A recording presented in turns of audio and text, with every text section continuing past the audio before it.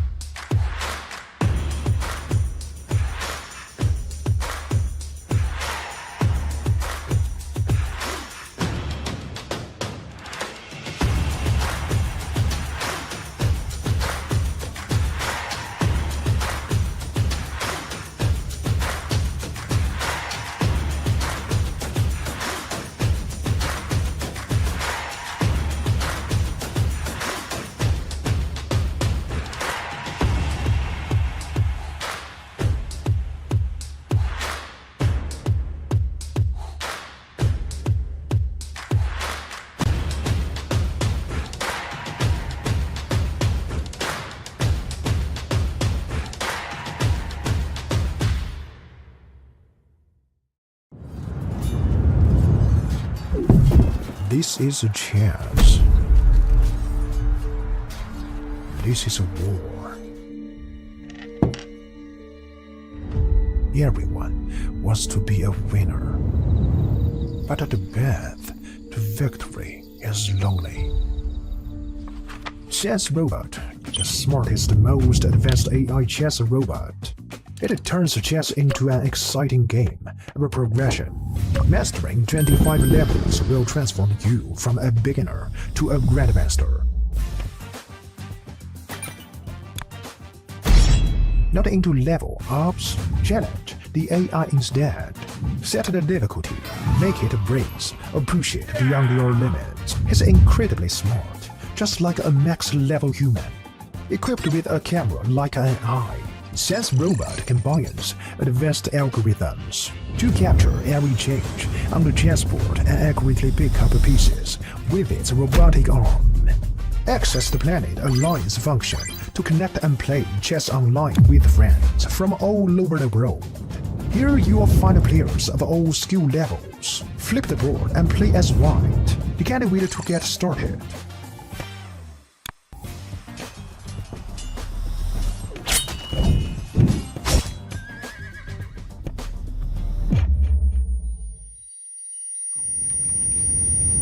New to chess? We've got a better way.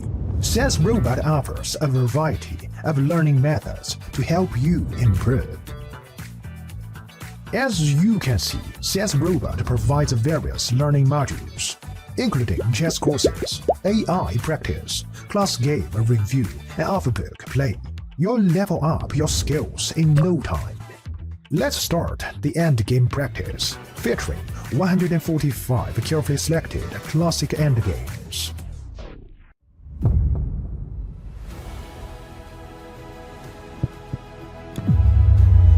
Now you have a greater chance to become a winner.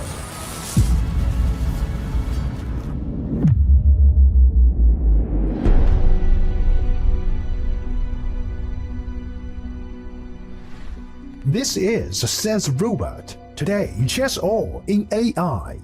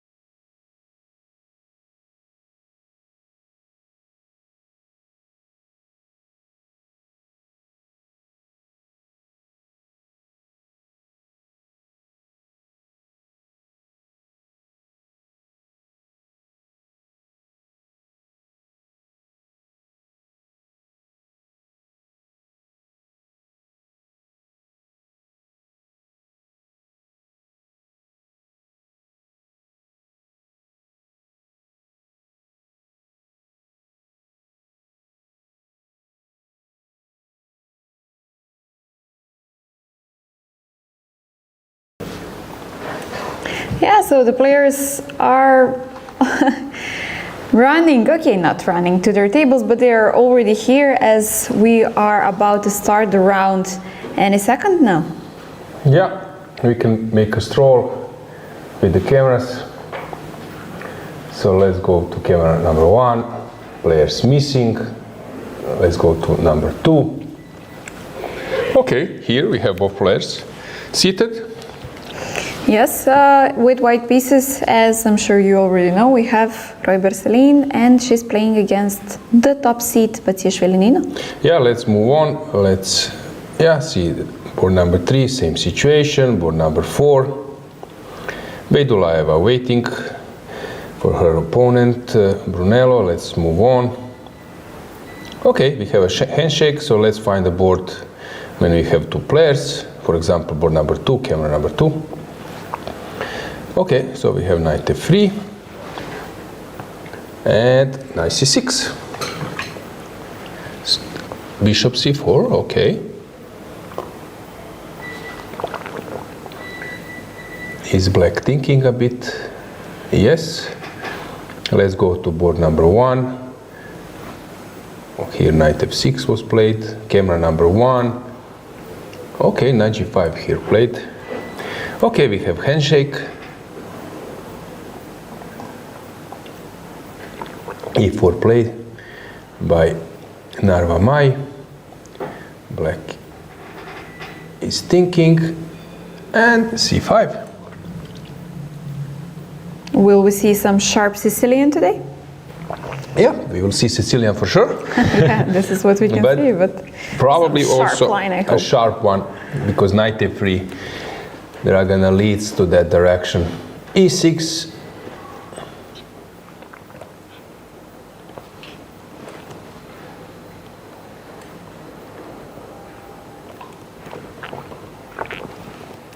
I think that was Pavel Dvorkovic's mobile phone. d4 played.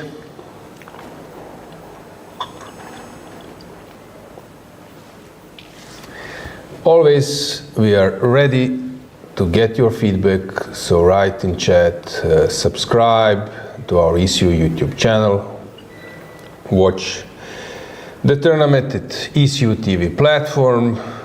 You can find many useful things there, and vote in our poll. Today we will have another question.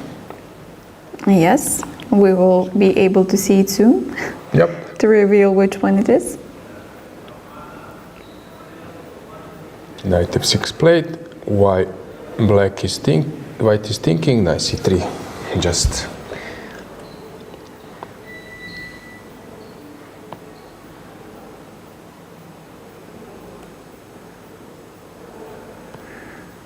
Well, I believe that Anastasia is definitely the biggest surprise of the tournament so far, since she has 3 out of 3, one of the 3 players that have 100% after 3 rounds, which is actually quite strange that we have so few players with 100% only after 3 rounds. But I believe that nobody expected Anastasia to be one of them. We witnessed that she had a very interesting way till this round 4. In the first round she played with Teodora Injac, where she could have been mated. Teodora missed mate in 2 in... Forced mate, yeah. Forced mate in 2, yeah, in a huge time scramble, thinking that she would win either way, and she managed to survive this, and afterwards the end game was completely lost for Teodora, so Anastasia managed to prevail. Round number 2, Anastasia was playing with Zawadzka, and she won on time on move number 40. So somebody might say that this was huge luck. Somebody might say that it was supposed to happen, who knows. Yesterday she also won, which is a very important win for her, and she won against Javakhishvili Lela, which is, of course, to be respected. So yeah, she is with 3 out of 3. I heard that she had some nice achievements in the youth categories. So she's here ready to, she's ready to fight on, I would say, like big scene in limelights. So today we will check, since Meri Narva is, I would say, a really tough opponent, Anastasia being black, and to Bishop E2 was played. Maybe it's a moment that we take a stroll to another board. There Knight G5 was played, and they are already very far advanced in the theory. Maybe just to give you a board above them, that you could see the situation, this situation on the board, because they are blitzing. Yep. Bishop D3. Move repetition. Oh. So this could there be is a chance for a draw. Okay, so Eileen is not unhappy with the draw versus 2473, our first seed. And they are repeating the moves. I think that will actually happen. We will have a draw.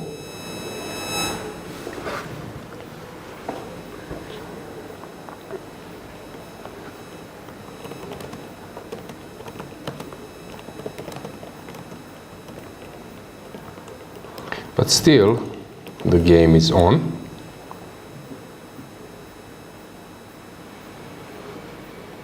B3 played, so no draw. Ah, no draw. Okay. Okay. Cool. So that was just a test. So Knight e4, Knight G5, Knight e4, and to show that she's ready there to play for a win. Very nice approach. Kudos to Eileen. Like a boss in the game once you repeat the position twice, and the third time you say, it's also my word, I say, I it's decide. important that later people can say, but she didn't want to make a draw. So it's important to like reveal that fact to the audience. So that's why, of course, she could have played b3 immediately, but to show guys, because someone after b3 would say, okay, they're just playing a normal game. But here things are clear. Black wanted to make a draw. White is ready to fight for a win. She declined the silent draw offer, basically. Kudos to Eileen.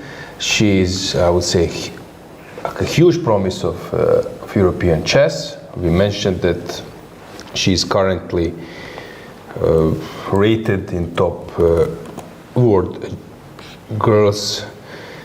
So under 20, she's something like top 10, maybe 5th or 6th. 6th, yes. On the April list, the latest April list.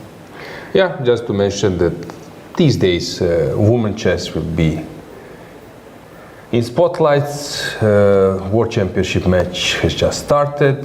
Today, if I'm not mistaken, the game was drawn. I was following till some moment, but maybe you can check the result. Yesterday it was the opening ceremony.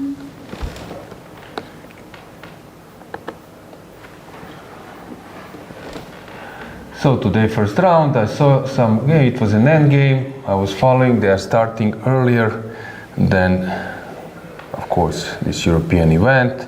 So yeah, the game was drawn, first round. Tomorrow, new game. White, June was reigning champion, was white, Tan Zhongji. I was following Tan closely at the Grand Prix in Monaco, FIDE Grand Prix, third leg. And she's a fighter, she's investing a lot of energy in playing like complicated lines. For example, she was playing Greenfeld with the black pieces. And maybe we could mention that it's his birthday today. Yeah. Ernst Greenfeld, the inventor, that, or how, sometimes inventor is maybe not the right word because... Can we say the father of the line? Yeah. The one who either played or maybe contributed the most.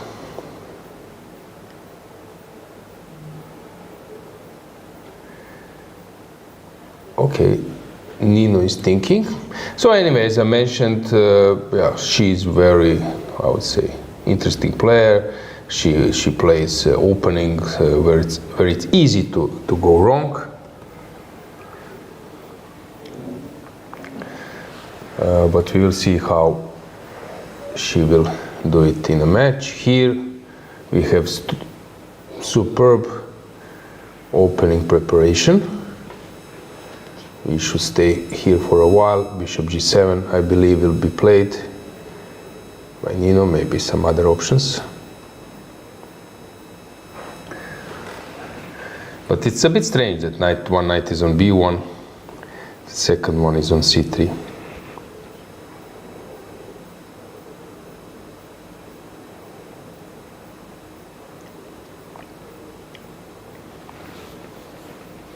By the way, I can mention that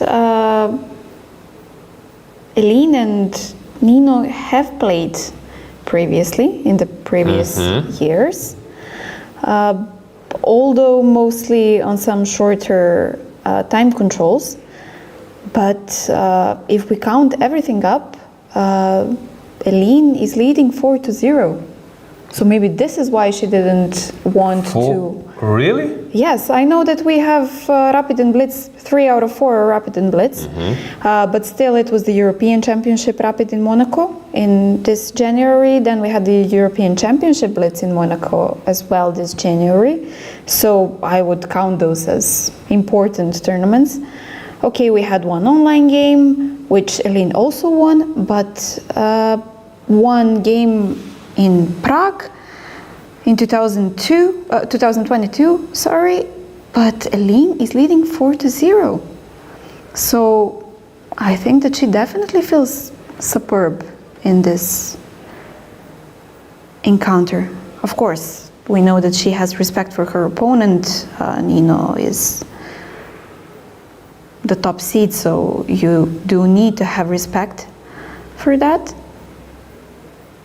But having in mind this history, I would feel very confident going into this match.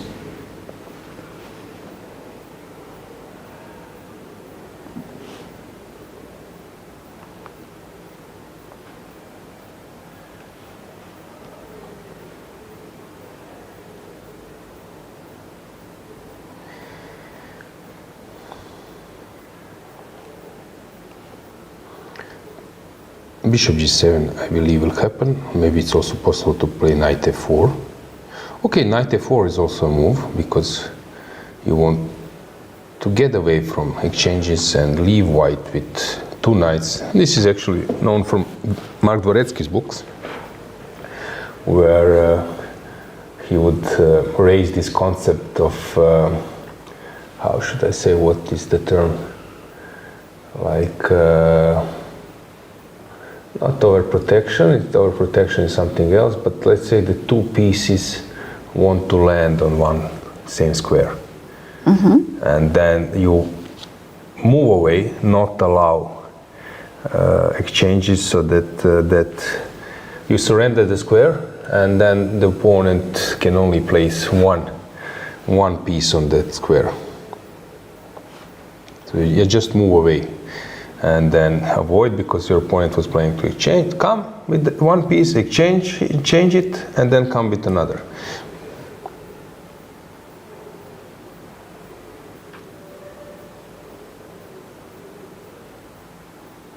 Eline taking a walk, being sure of her lines.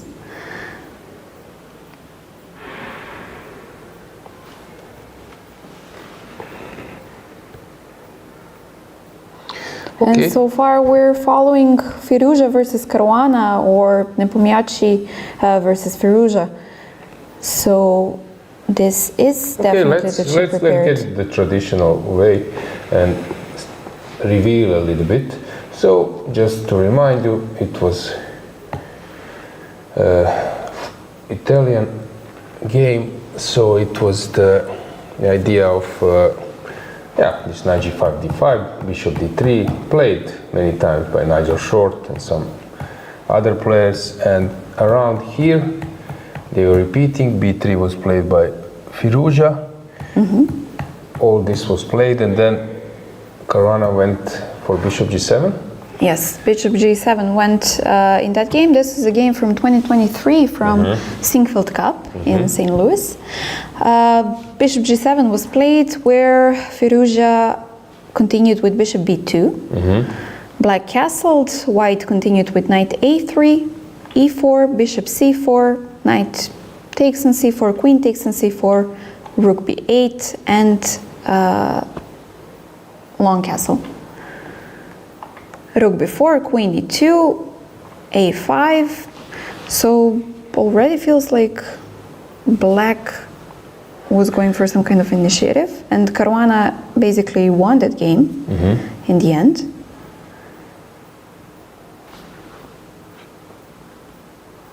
So yeah, will we continue with this one? Some other games? And let me check, just go a few moves back. After b3, so we have, or this position, knight c3, yeah? Yeah, I mentioned this Nepomniachtchi versus Firouzja as well, but it was rapid.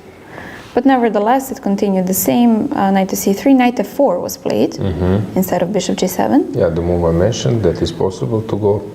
Queen f1, e4, bishop to e2, bishop g7, bishop b2, knight d3 was played. Very interesting move. C takes d3, e takes d3, king d1.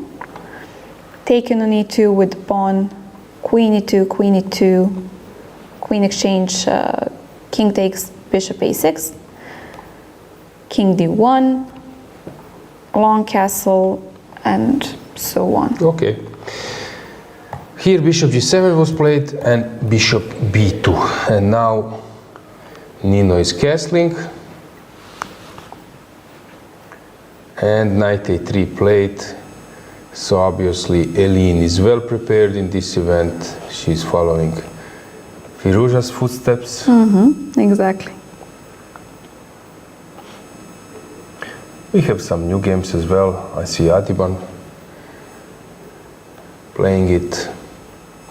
But in this position only Firouzja's. Okay, so just to remind you, e4, bishop c4 was played. In St. Louis? Yeah, we can stay here for a second to see will she go for it. And Eline already has 1 hour and 37 minutes. So basically she was blitzing out all of the moves. I mean, we saw it on camera as well, but once you take a look at the clock situation, it becomes even more evident how well prepared she is for this game.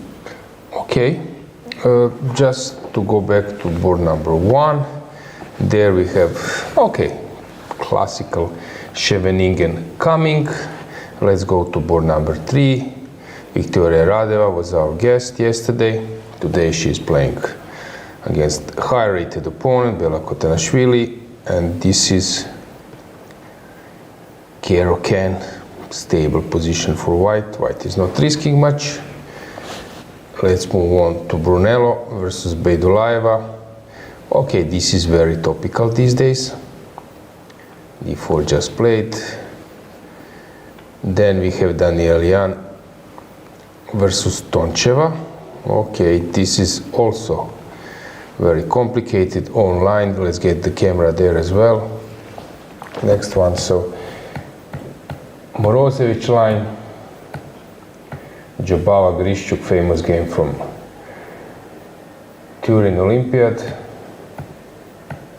Yeah, where Jobava played this and then a5, blitzing all the moves. At that time he was one of the best prepared players. Okay, so Nadia is maybe out of the book in this situation. Then we have Lilith Murchan, next one, Julia Antolak, very solid game, not much is happening. Let's get the camera there as well. Okay, still they are thinking. And next one, Mateskaya versus Unuk. Unuk playing Tarash defense, which is not so common. That opening got into top level chess first with Spassky. He was playing it versus Petrosyan in their World Championship match. Then Garry Kasparov took that same system and played versus Karpov, but of course that actually it's not something which is Garry's cup of tea. So yeah, he abandoned it later. But the opening is still quite viable. Also, although these days people are mostly avoiding it. Yeah, but the point is that okay, Vishy Anand was in our studio in Romania, European individual. He was mentioning that these days people somehow are ready to live with this isolated pawn. Engines say 0.40 maximum or 25 for white, which is something black can live with. Let's check some other games. We can move with the camera. This one is complicated, normal, very sharp. Teodora is trying to get back. Let's see how Stavroula is playing.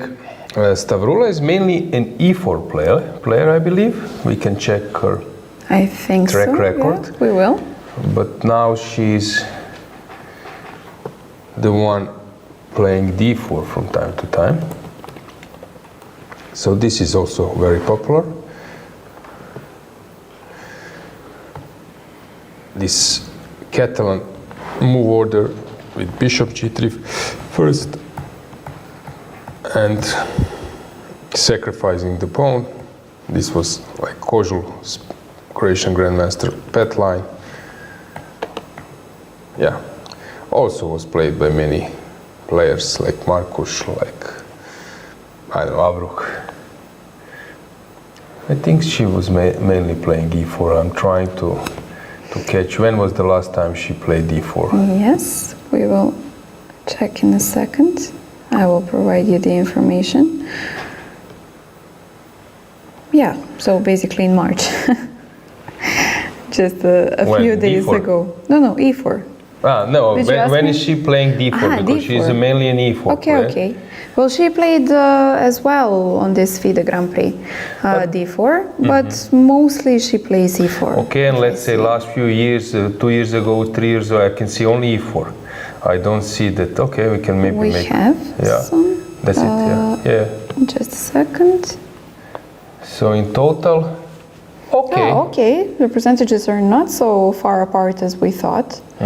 So she's switching before e4, d4, sometimes knight f3 and c4. But these are all of her games, so. Okay, let's check the next one. German encounter, Zieber versus Wagner, Sicilian. Will be complicated.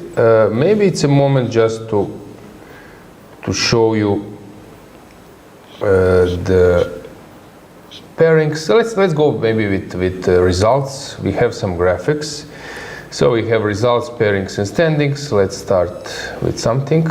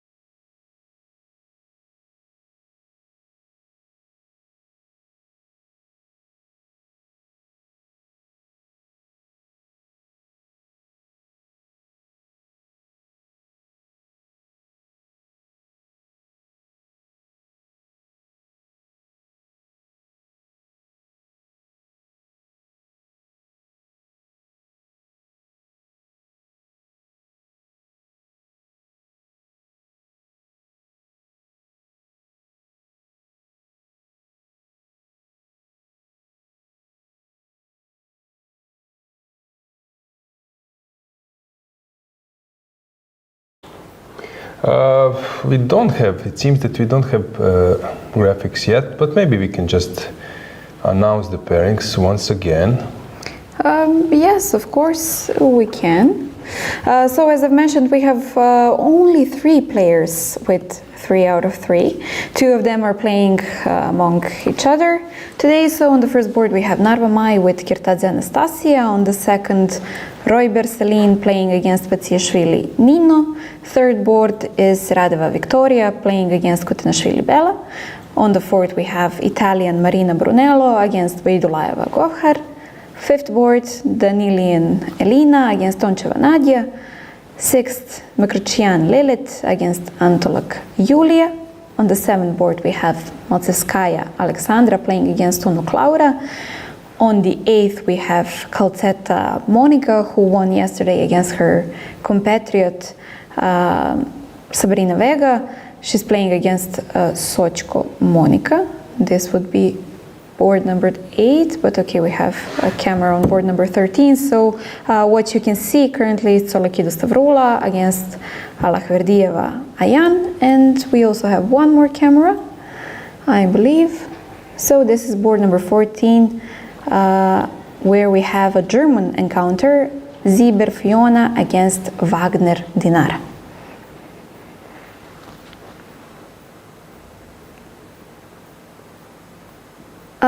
Regarding Stavroula, as we were mentioning her usual opening choices, I checked her last 2 games. So basically she is mostly E4 player in recent times, which would suit her style. Basically she is playing, we know that she loves to play aggressive chess, and this is feast for our eyes over here in the studio. So yeah, this is something we like. Okay, so maybe to find some interesting game besides our top boards, I can also mention the standings while you're searching for the games. So currently both players, Narva Mai and Delin, are sharing the first place, but of course this is far to have any crucial meaning, I mean the tie breaks. And after them we have a huge group of players with 2.5, sharing from 4th to 21st place. And after them, of course, a huge group with 2 points. And just to mention a few who are having 2.5, for example, we need to mention Urzala, who is having a great tournament so far. Zhereptsova Alexandra as well, Veidulajeva, Bulmaga, Unuk, Khotenashvili, Antolak, and so on, all of the girls, all of the ladies that you saw on camera, basically, while we were going around the playing hall. And in the meantime, I see that we have a new poll on our chat on ECU YouTube channel. So the question is, what is your favorite aspect of ECU TV broadcast?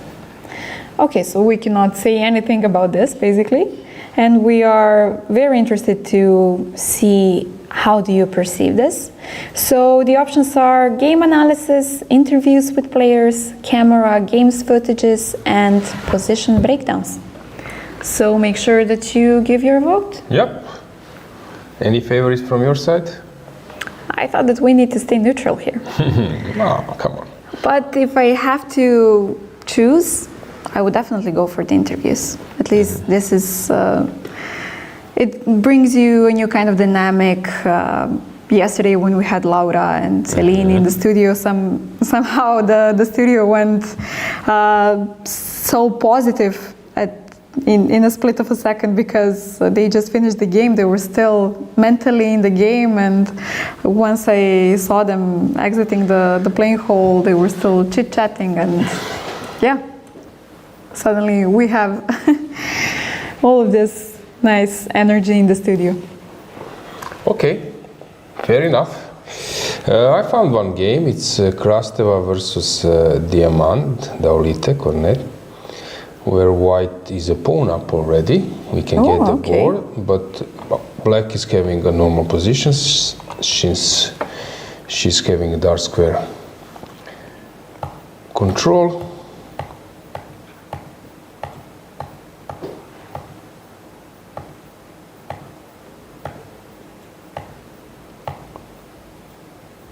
Okay, so that was actually concept to sack a pawn and to go for this position. Long term there is compensation, but also black needs to find a way how to build something, because long term it's a pawn, and then white has some ideas of even sacrificing the exchange in future because you're already a pawn up. But it's quite playable. Maybe we can check situation in that particular position. But it will be for sure interesting game. Pawn up for white, but quite good control for black. Yes, I will give you an update once I have some information.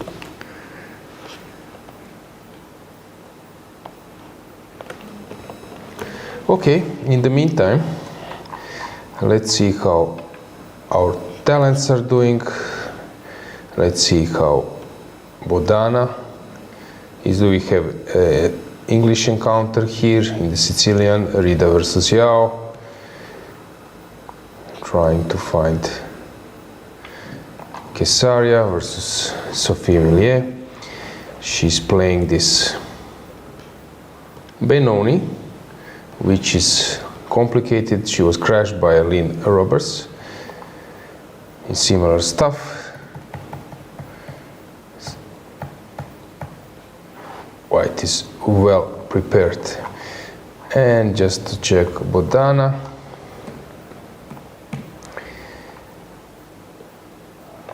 Today she's playing versus Susan Gaboyan.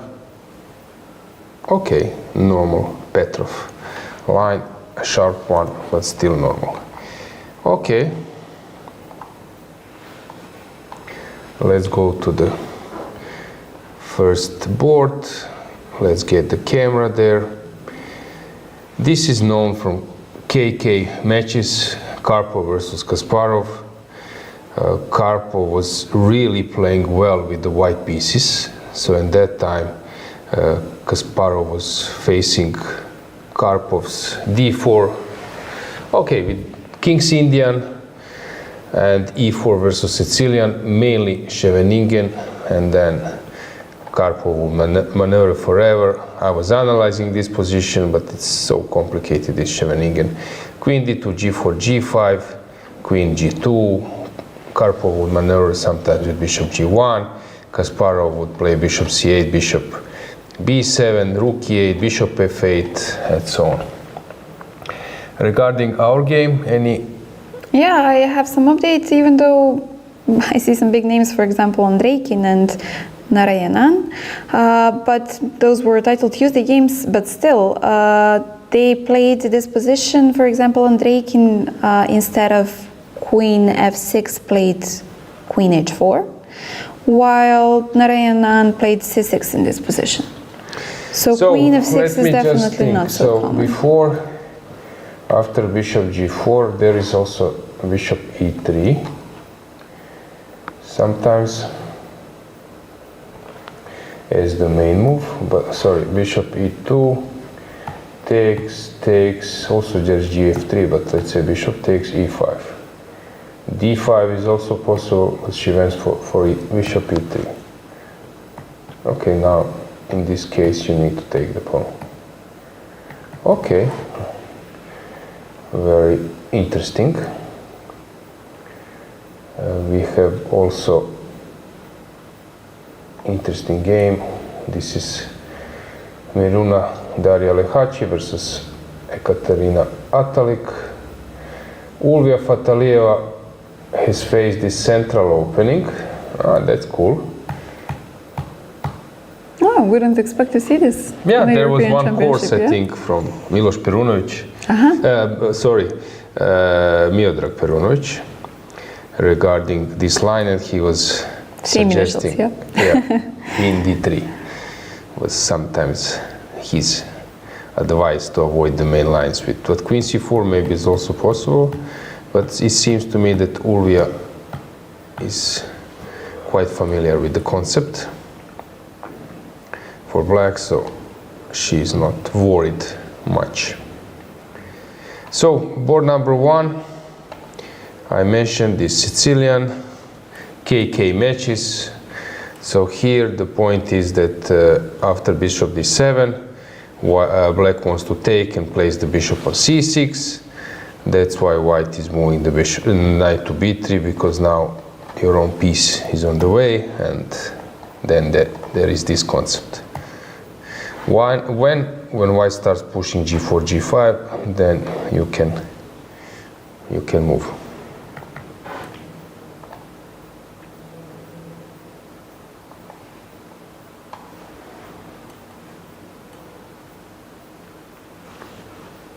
Okay, so we have a few moves in this game.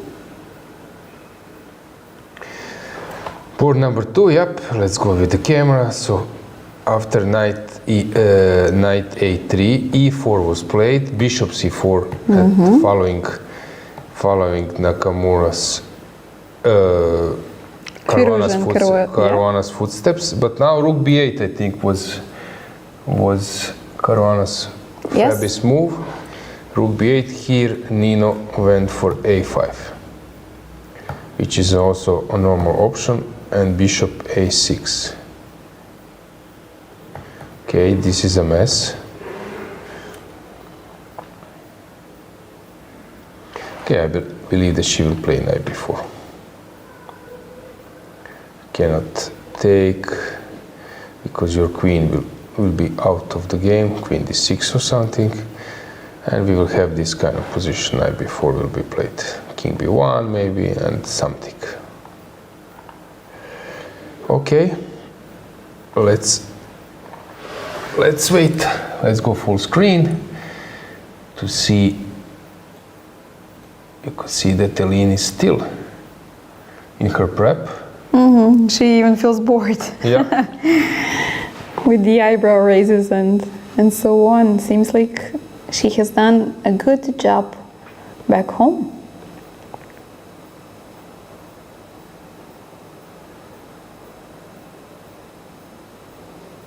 I feel like Nino is trying to recall some variations, or okay, we saw that this is not a variation anymore since we don't have it in the database, but still, she must have had some kind of analysis.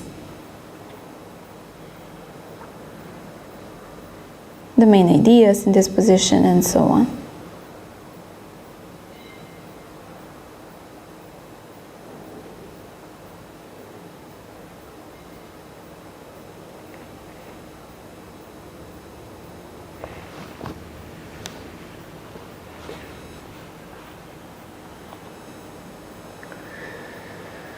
I'm so curious what will happen in this game, because it can be also like a turning point. If Eline wins this one, yeah, she will, I would say, like, show that she's ready to clinch the title. Maybe we can go a bit to the history and check our women European champions. If I'm not mistaken, not many young players, like junior players, were strong enough to clinch the title. Let's see what we have from the previous years. Of course, the most recent is the win of Olivia last year, which we know. 27 or I don't know how old is Olivia. Then we had Meri Arabidze, Monica Sochko the previous year, Elina Danielian in Yashi in 2021, Alina Kashlinskaya was in 2019 the European champion. Valentina Gunina a year before that. Nana Dzhaknidze 2017. Anna Ushenina, Zhukova. I don't see any young players, like super young, which is of course understandable. Okay, let's go back to the history. So first championship was 2000, and it's cool. So that was Zhukova's first title. Yeah, and she is playing here, so we are having quite a few champions here. And it was not easy. Maciej Burdanidze, world champion, was third, sharing third that year. Ekaterina Kovalevska, I played against her. She was 24-50, very strong one. Tatiana Stepovaya, I don't remember that player, but it's interesting that it was chaos system, 32 players. Then 2001, we had 157 players in Poland, where Almira Skripchenko became the European champion. Another silver for Ekaterina. Arahamia Grant, she was playing very well, but these days I don't see that. I think she's completely inactive. Maybe we can check when was her last tournament, but I recall that. I don't remember seeing her name in the recent. Yeah, she was very strong player before.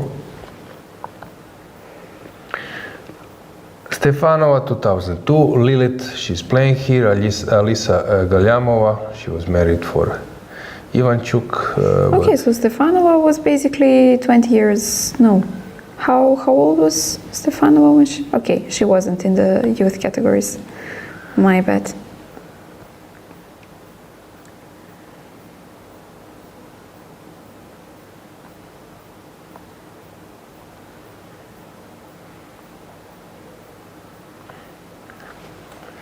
Okay, let's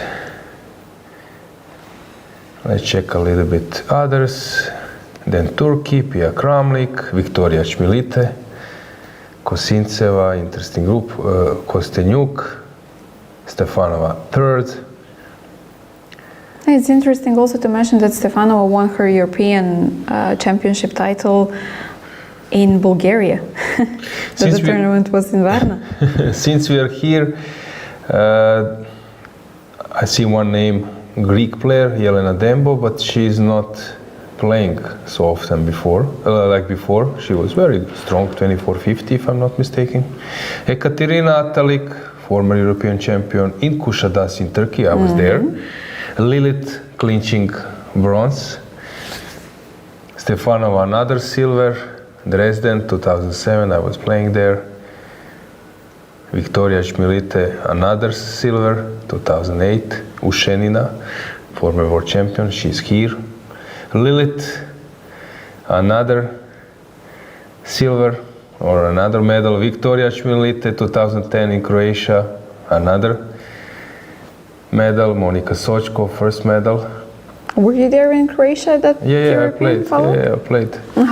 So 2010. It was the same. open and then Tbilisi, Stefanova Chmilite, European champion. Elina Danielyan, she's here.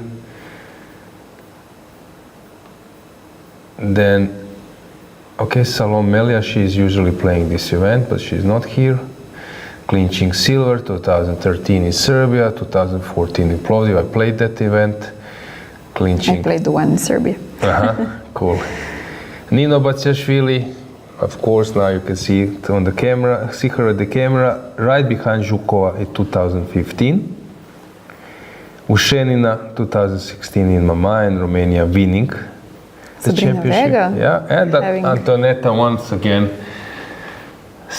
bronze medal or medal.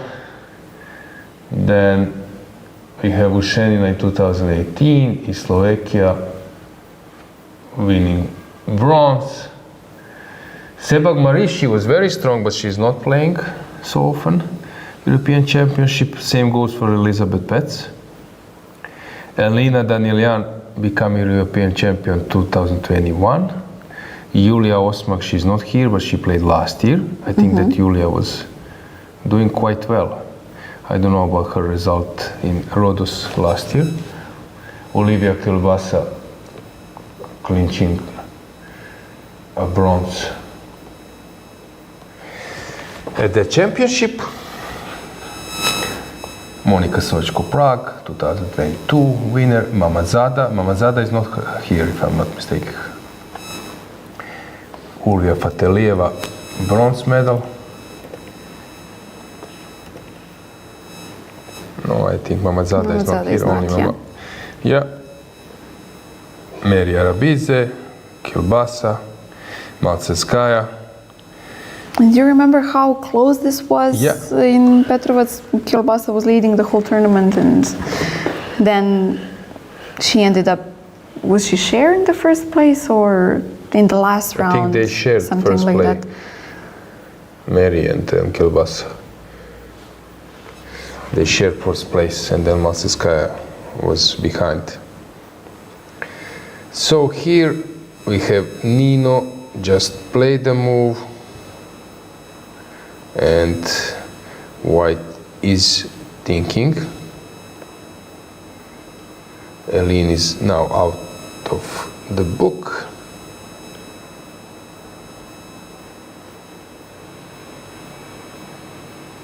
Did we reach that moment that Helene is finally out of the book?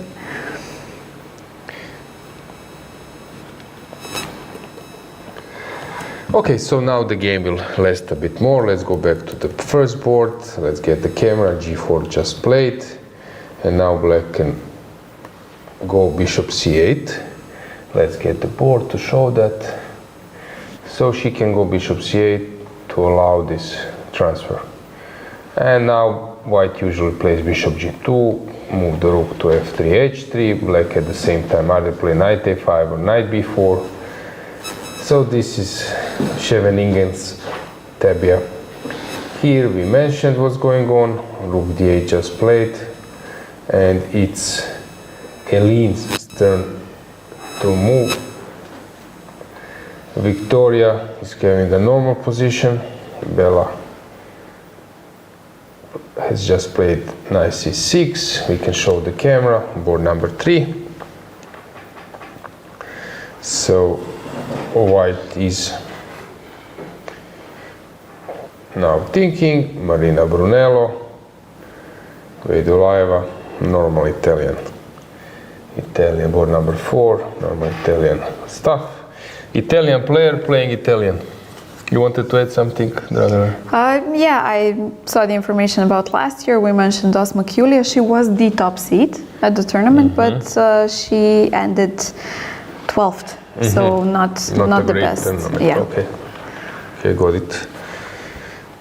Even though she scored like 5 wins in a row in the last 7 rounds, but since she lost in the 9th round from Mamadzada, also last year we had only 10 rounds instead of 11. Yeah. So she didn't have time to come back, and she basically lost in 3rd and 4th round from Claudia and Terbe Juliana, so this is why she didn't manage to go back to the top. Let's check the next camera. We have Daniel Jan versus Toncheva. Elena was our guest yesterday, together with Laura Unuk. She is now thinking. Long castle played. Yeah, this position is quite complicated because in one stage White pushes a5, but Black reacts with a6, and it's hard to make a breakthrough. And usually if White manages to do so, then White is crushingly winning.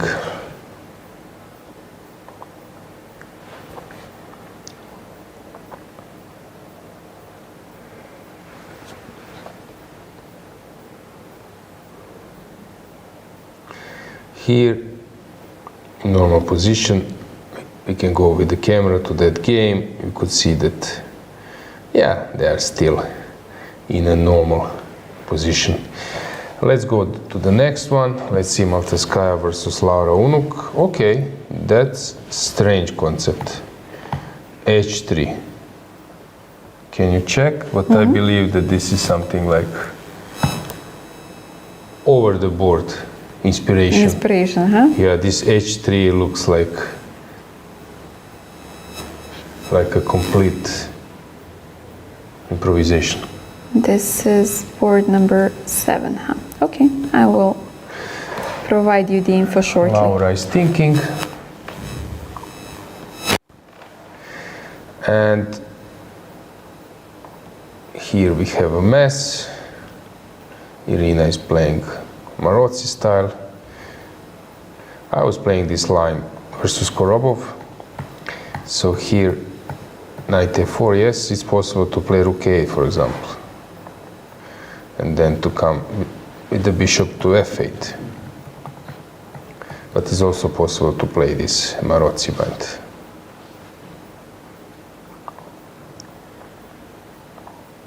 Yeah, h3 is definitely not so common. But it has been played, even though, for example, I see Nakamura in the top names, Caruana as well. Some blitz. Yeah, Title Tuesday. Okay, still, but... Title Tuesday, weapon for Title Tuesday and others.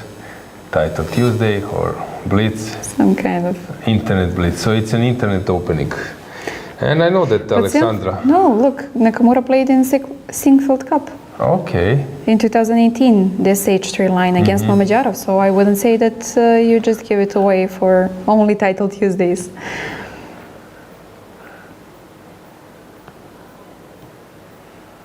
Albana Open, something like that, okay. But it seems that only that game was Nakamura-Mamedyarov.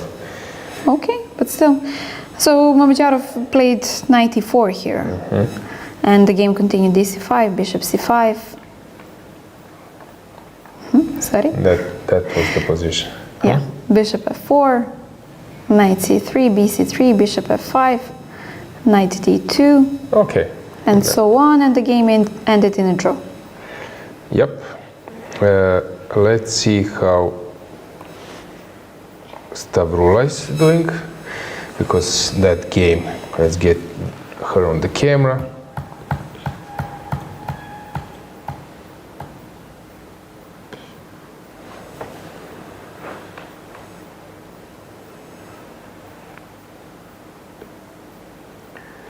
b5.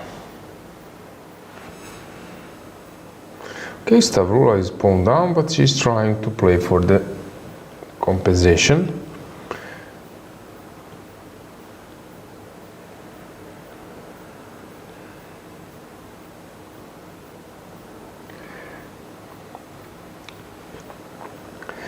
b5 played, and this knight on d3 looks quite annoying. It's possible to play b3, I believe. That's something which might happen. Let's see full screen how Stavroula is determined. She's still in her prep, I believe.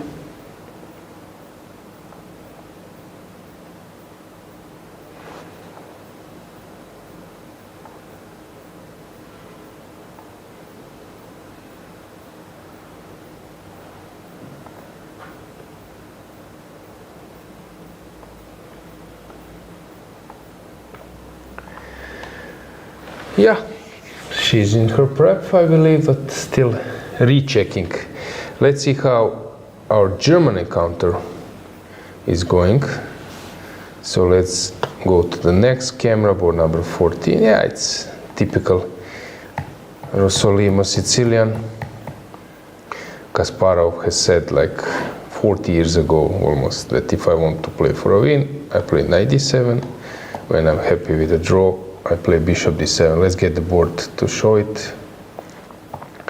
So in Rossolimo, knight d7 after check, and if he wants to be solid, he plays bishop d7. At some point, all top players were playing only queen d7. Famous game was Delchev-Ivanchuk, I believe, when Ivanchuk launched this d5. How it goes? Let me try to think. I think like this.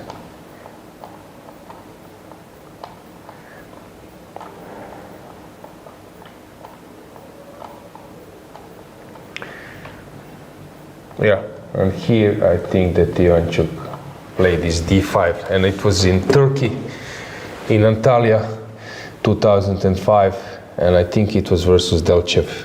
And there was one photo in a chess magazine, I don't know which one, I think it was Spanish. Ivanchuk plays d5 and like waiting and enjoying his position and his move. And then actually that line killed the game. Maybe it was, hang on, maybe it was after bishop e3, now I'm trying to recall. Is this position? No, I think it's just this one, yeah, d5. Yeah. You want to check? Yeah, I'm forgetting all those lines, but it was, you can check, it was Ivanchuk. I believe that bishop d7, Bishop d7, takes, okay. take, queen d7, c4, knight f6, knight f6, knight c3, g6, d4, takes, takes, bishop g7, castles, castles, f3, and I believe rook c8 and d5. You can put rook c8. Okay. And with the black, Ivanchuk with black. Maybe we can do it like this. Would be a bit easier. Ivanchuk, yeah, 2003. 2000, what did I say? I You said 5, yeah. 2003, b3. Quite close, yeah? Yeah, b3 and then d5. Yeah. And that was actually super known equalization, so you just play this d5 and then after knight, how it went? Yeah, it was E e5 and then Knight d5, knight d5, e6. Brilliant concept by Vasily. Brilliant. And this is just a known equalizer. Bishop e3. takes on d5, cd5, knight a6, rook c1, queen c1, knight b4, queen d2, knight takes on d5, knight e2, queen e7, and the game ended in a draw. Yep. Here we have something else. We have queen d4, also quite popular one. But I believe that the C file always brings enough counterplay to black. So, what do we have in chat? Any Let's check. comments, any remarks? I see that we have greetings from Indonesia. I believe that this one was following us every single day, so greetings back. Yeah, let's see. Board number 10. Somebody wants to see board number 10. Maybe we can take a look. Yep. d4, d6. Sideline. e5, d5, e4. f5 is the main move. And now white can even go e4. Or, I don't know, after f5 it's possible to play something else. Also it's possible to go knight f6. Here, knight f3 is the main move, like this. If you go knight c3, then ed, queen d is also fine for black. But here, d5, e4 was played, which I'm not so familiar. Okay, they sort of transpose to something. For example, they transpose to, I don't know, let's say this kind of position. But usually I think that here white is a tempo up, because sometimes white goes from g5 to h3, and here she got it in one go. So I believe that this was misplayed by black. Okay, so Savina is thinking.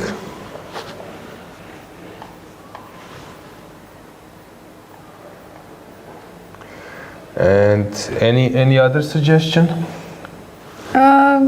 Your friend Matthias actually mentioned that Suzik versus Bodana is a nice matchup. Yeah, I mentioned this. It was. Yeah, maybe the comment was while we were. We have one draw at- already. It's Eric versus Dolhanova. I saw them Okay. today, so they are probably friends. You mentioned that game. Okay, it's a complicated one.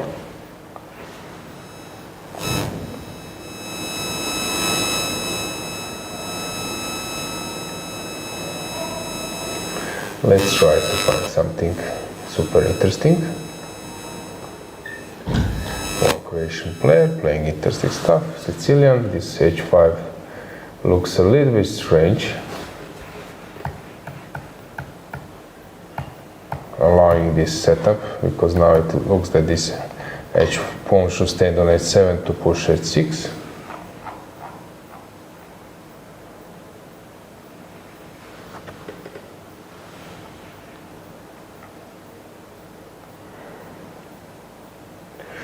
Let's try to find something super sharp. Okay, this one is interesting, but white seems to be dominating. Sicilian, typical stuff. This is theory. Algi is well prepared. Ines Prado, now she needs to play bishop c4, I believe, but she might think of taking on b3. Rudzinska is having a really bad tournament. She will try to fight back.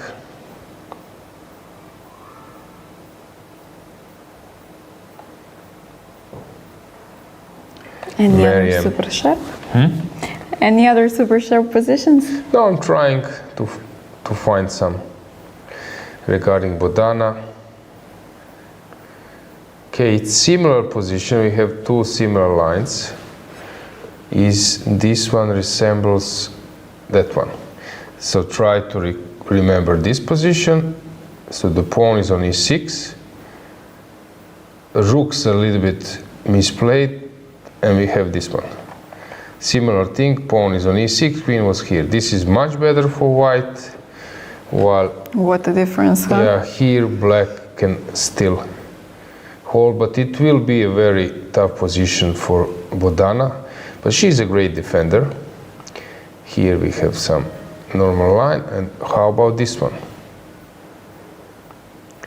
Oh, what happened here? Yeah, Angelica... How did we reach this? It seems to be very well prepared. Okay, if I go king d8, what is the point? Maybe just to come out with the knight. Okay, I don't believe that black is suffering. Board number 27 I wanted to check as well. Okay. Since we have Madara Golsta there and she has 2 out of 3.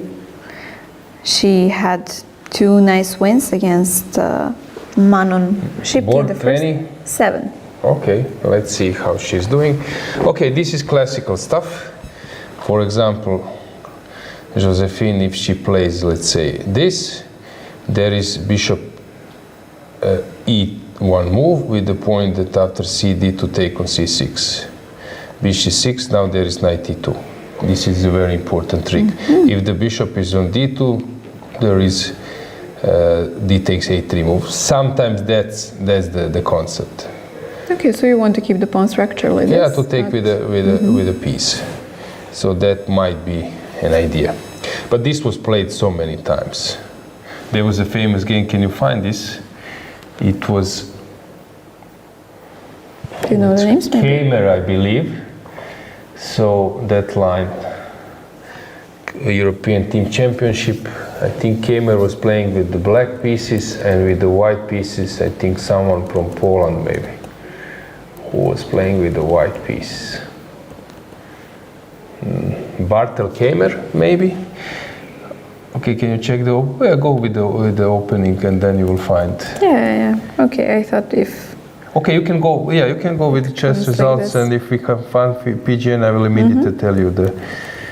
So it was 2021. Not 23. 21. Okay. It's odd years today. This year we have it in Georgia in October. So. Yep. You have it. Yeah. Team. Okay. Let's check. Kamer was playing, Germany. I think, board number 2. All right. Or 3. 3. Okay. Board number 3 today, of course, he's the best. Maybe versus. Hang on.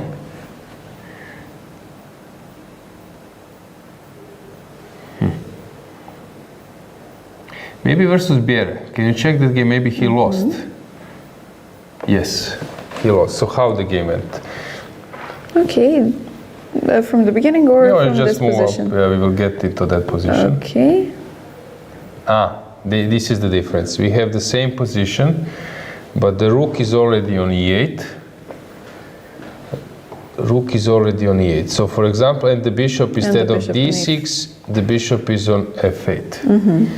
So it is similar, quite yeah, similar. so let's say that I lose some tempo somehow. Who will be on the move? Okay, like this. Okay, like this. I don't know. Let's lose some. White should be a move. So this is the position. And then Piorun, who was playing with white? But Kemer Viere was with black. So 92, it was fabulous game. 92, yep. Rook c8, okay. Bishop e1, knight e4, exchange on e4, knight f7 came. Okay, a nice tactical blow. King f7, queen b3 check, c4, queen c4. C4 important move, you will see later. Queen c4, king g6. King to g6, f5, king to h6, bishop g3, knight e5. And just queen. that you will imagine that this king will be this king will be the key attacking piece. You will see what happens. So knight e4, f5, queen g8. Queen g8, bishop e7, rook exchanged on c8, black took with the bishop.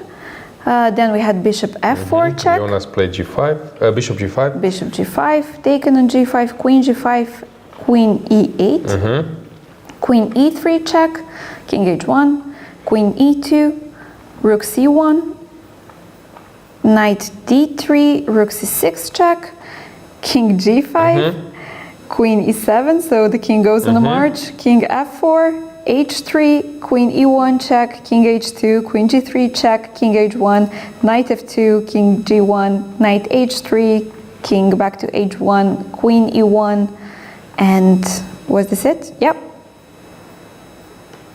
This is it. Yeah, it wins, but it's important here that there is one idea when there is a checkmate. Hang on. King g3, that king goes to g3. I'm trying to recall. There was one line. King f1. I think the point is king f1. This is a checkmate, sorry. My bad. How was it? There was one idea, one important move.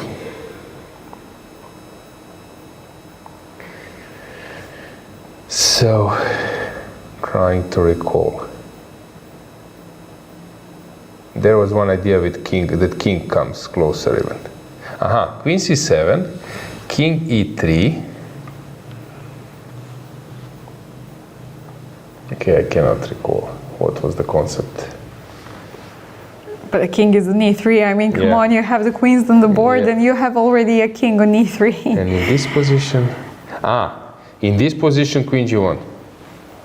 And if there is no king on f4, there is no checkmate. Wow, yeah, but that was fabulous game. Kemer Viere last round. And how was the match? Germany. It was the first round, I think, not the last. First one? Sorry, my bad. 2021 in Slovenia, but first round, yes. First round. Exactly. Sorry. And the match ended. Germany won 3-1. Yeah, first round for Kemer. Yeah, second round. And it was a win for Germany. But the minimal win. Yeah. But even so, nice memory.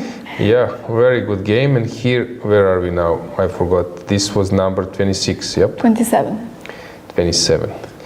So, similar motives. CD, knight c6, but now bishop c6, knight e2 doesn't work because you have d takes e3. If that won't be the case, let's say that I play bishop d7, here white can count on some advantage. Okay. Anything else in chat? We saw board 10. I believe this is it so far.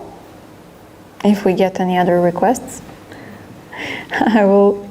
There is one Rouser player. I play Rouser, so Matthias was mentioning. So who is that Rouser player? Matthias was mentioning before. Let's search. Yeah, you have it.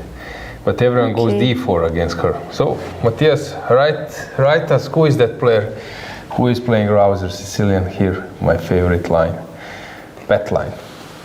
To take a look at that. Yeah. We never actually, did we see some isolated pawn position? Not much. On this tournament, because I know that you like those as well. But somehow I don't recall having some kind of attacking position with IQP. Yeah, what I see that in this position, Zhukova is really creating a mess. Last year she ran a marathon here in Rhodes. Actually, it will be on a free day. Will you run? But I don't know. Today I run like 5 kilometers, half an hour, just to test that I can. No, okay, rest days for rest day, maybe to go somewhere for a tour. Old city, old town is very nice. So knight e5. To see the remains of the wonder. Call us from Rhodes. Okay, so very interesting position. So she played versus Dutch defense. I'm always mixing, was it Dutch defense or was it King's Indian, when Petrosian said that opening has bought him a holiday house. Yeah, so that he was happy to face it. And famous Spassky's quote when he was asked about, when he was heading to Netherlands to participate, I think maybe it was Hochoven or something like that, Tilburg, and then he was asked by Soviet Secret Service, or I don't know who was there at that time, preparing their top players for a mission abroad. So what do you know about Dutch political system? He said, not much. I thought that it's enough to know something about Dutch opening. Yeah. So, yeah, Spassky had this witty humor. I liked him a lot. So, here, knight d2, bishop b7, h4, and knight e5, and it seems that Natalia is doing very, very well. She can even push h5, I believe. So she has a good position. So, where to go? How is Ina doing? Burning some time? Okay, not much. Change She's a bit. up on time, yeah. Olivia is playing this messy line. Okay, this is an interesting game, and it's typical. Neither Sicilian, h3, g4, all in. So people are asking what is the difference between f3 and then go g4 like in English attack. The point is that if you play h3, which looks a little bit useless since you're playing h3 and then you might play h4, but the point is you're not allowing after g5, you're not allowing knight to go to h5, and also you are preparing your queen to come to f3. So this is something which you cannot do it when you're playing f3. Knight d7, actually it's a new treatment, not new, like modern treatment, because the point of g4 is to kick the knight, and you are moving away, not being Before kicked. it happens, Yeah, but it's a concept. If I need to do something later, I will do it immediately, and then I will readjust my other stuff. Sacking a pawn, but probably knight e6 is the answer. Queen h5, double attack. So it's temporary sack.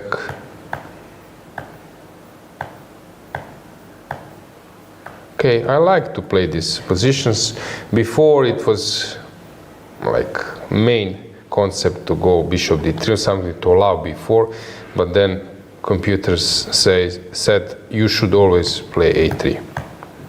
Rook h3, Olivia is I would say, well-educated chess player, so she knows how to handle those positions. Let's move on. Let's see how Sophie is doing. Okay, this is a mess, and it seems very dubious for black to be without a piece. Now, for example, if we move away all the pieces, probably white will win, because knight is better than this rook. But of course, that's easier said than done. But I like the position of white, although being a pawn down. So what she needs to open the position. I don't know, moves like, okay, black is on the move, but let's say moves like queen c1, and then trying to somehow to open some doors somewhere. Bishop f4, try to touch this weakness. It looks very dubious to black. This one, you want to add something? You mentioned Kasparov previously, and I recalled, I don't know if you know, there is a new TV series on HBO or Max, how it is called now, called Rematch. Have you seen it? No. And actually, I saw it. It's a very cool one. It's not a long TV series. It's, I believe, 6 or 7 episodes with 30 minutes each episode. And it's about the match Deep Blue versus Kasparov. And actually, it's very interesting because, guys, as you know, 1997, Deep Blue managed to beat the world champion at that time, Garry Kasparov, which was huge news. IBM stocks went up and down and so on. And I don't want to spoil it too much. But if you have some free time and if you don't know what to watch, I warm-heartedly suggest this one. Cool, I will do it. It's a very new one, and I saw it completely by accident because I don't know why wasn't it promoted a bit more, let's say, because we know that when the Queen's Gambit came out, everybody was screaming about Queen's Gambit. But this series I saw by accident on HBO, and I never saw any kind of media talk about it or something, so it's very new. Now, when you said, I think that I have it somewhere in my mind, that someone was actually telling me about it. But anyway, I like it. Yeah, it's a good one. And if you have some free time, I suggest this. Cool, good. So let's move on. Thanks for the info, Dragana. Let's move on. How this game is developing. White seems to be dominating. Miruna is doing very well in this event. Ulvia left the piece hanging. I like this style. So she's not afraid of losing this piece because that will open the doors for her rook. So she's just ignoring. Hang on, why this position is already much better.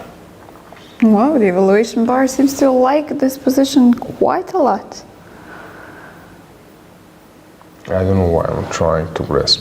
Sacrifice, it's not an option. Bishop c4, not an option. Maybe knight c4, an idea, not an option. d5, I believe, prematurely. Yep. Yeah, it's really hard to understand. Sometimes, so knight d7 was played, looks, okay, bishop c5 can be a move.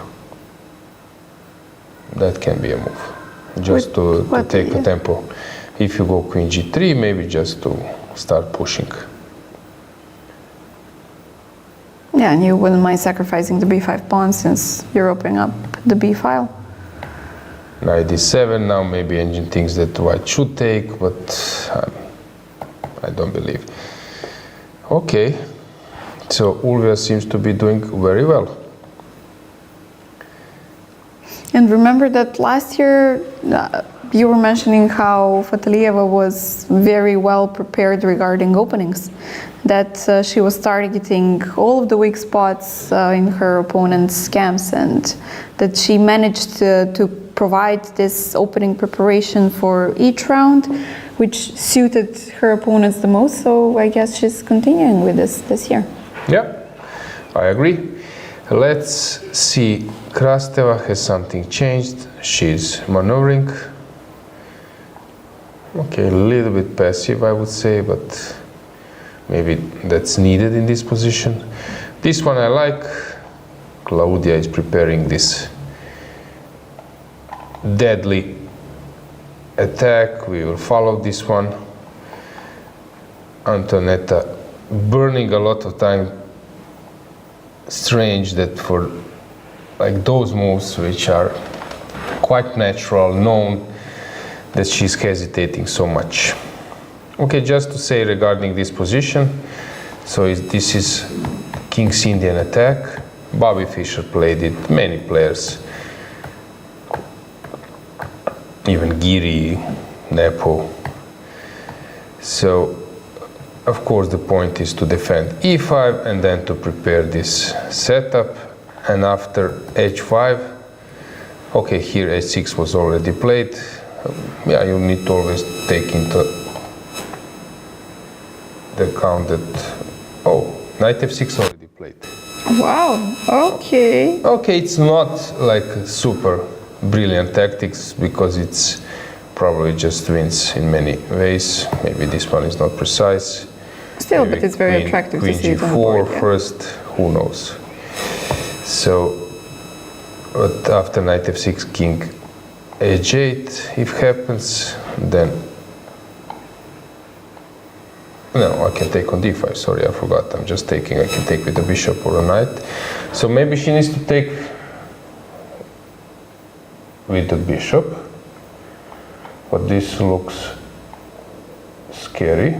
A bishop on f4 is hanging, hang on. So that's why first I need to take here, and this is better.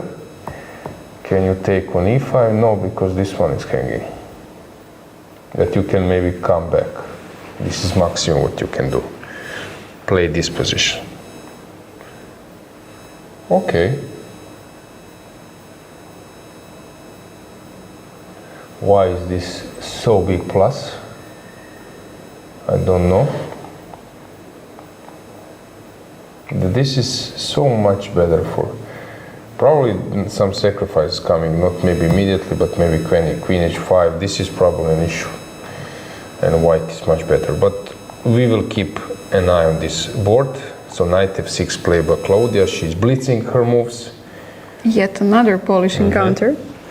Stefanova is thinking. Ushenina, we have a normal position. Ziber, yeah, stable position for black, but quite drawish. Stavroula played in the position we can have get her on the camera as well. So board number, which board she's? I think it was camera. 16, yeah. We have it. d5 played. ed, knight a5. Okay, it's tricky because black actually, she didn't do anything wrong. b5 is fine, knight is here, this one is okay, rook can defend sometimes over this. There is nothing what white can attack on the king side. So I think that black is doing very well here, but she can go wrong, of course. This one, okay. Black is fine, two bishops. Jereptsova, Savina is burning a lot of time. I think that she realized that it will be tough to cover this square. Urzala, okay, we are having this hedgehog position. Calzetta, complicating. Let's get the camera on Maltsevskaya versus Unuk, because here white is preparing to launch the attack. Board number 7.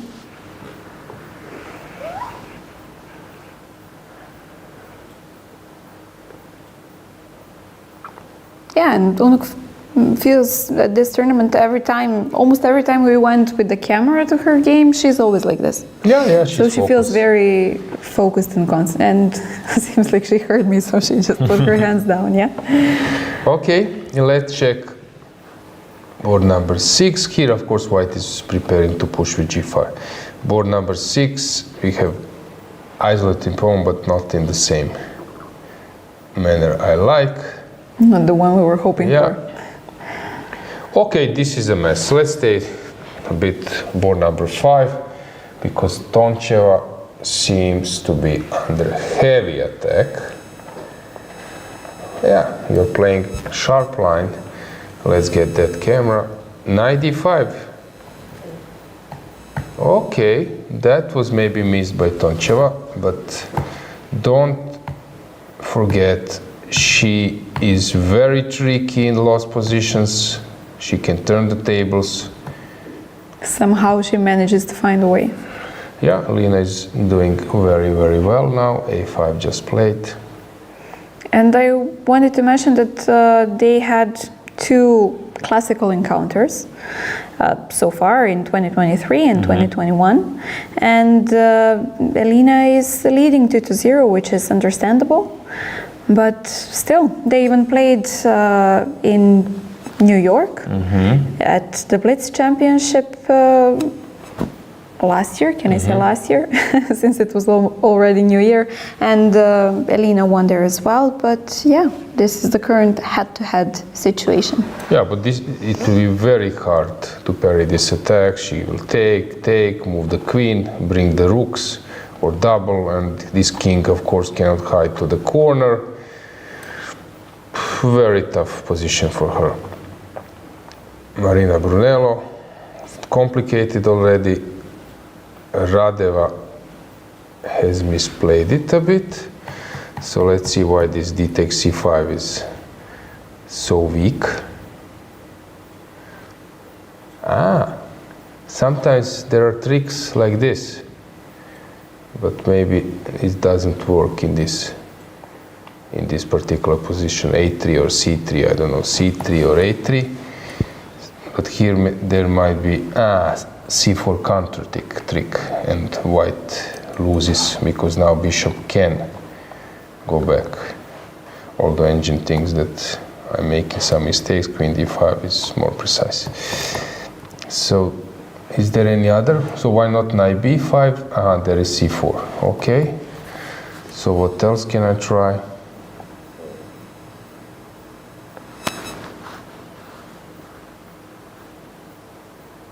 Okay, which move is the best? I don't know, is queen b5 a move? Zeros, not the best. So which move should white play? I don't know, is this a move? Okay, probably that was the move.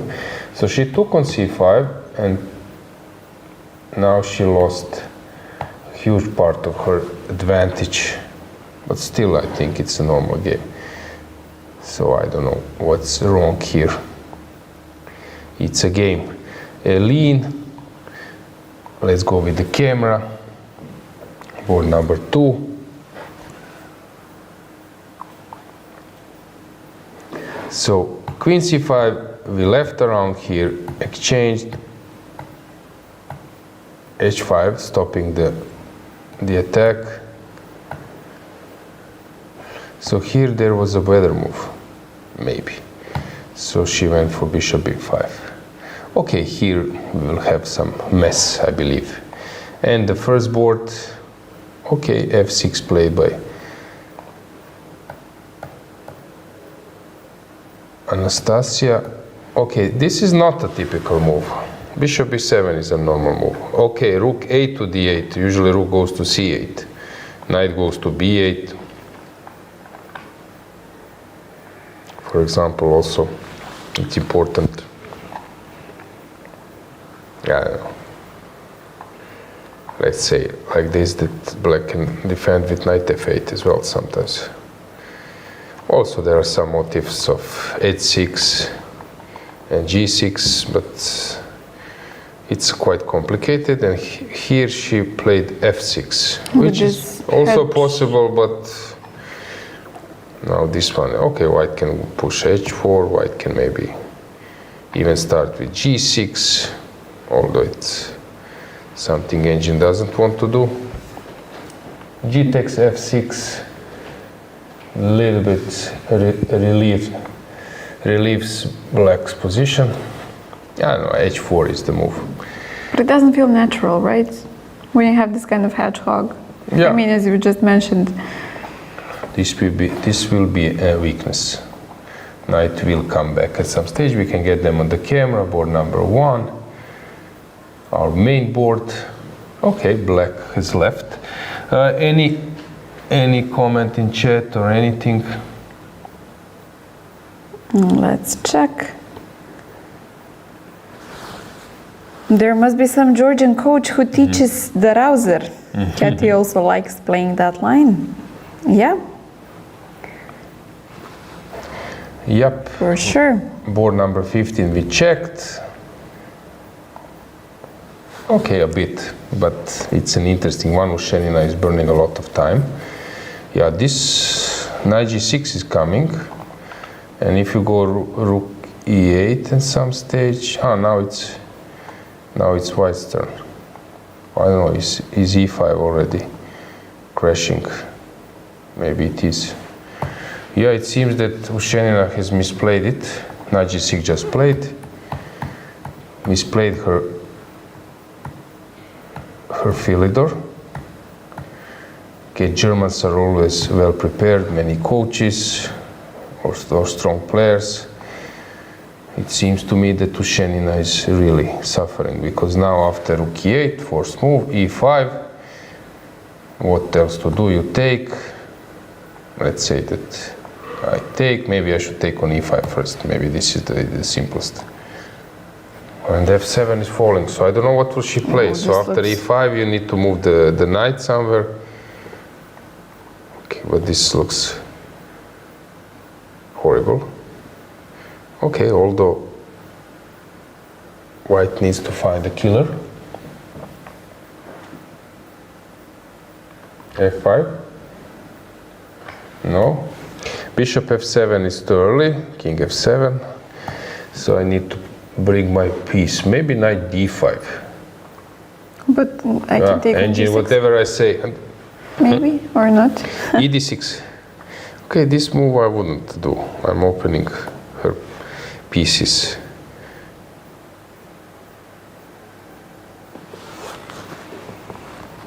So she wants to take on e5, I believe. Okay, it's possible to take on e7, of course. Simplest chess. Yeah, but we want to have more. So why is +3? Is knight b5 a move? Maybe. Let me see.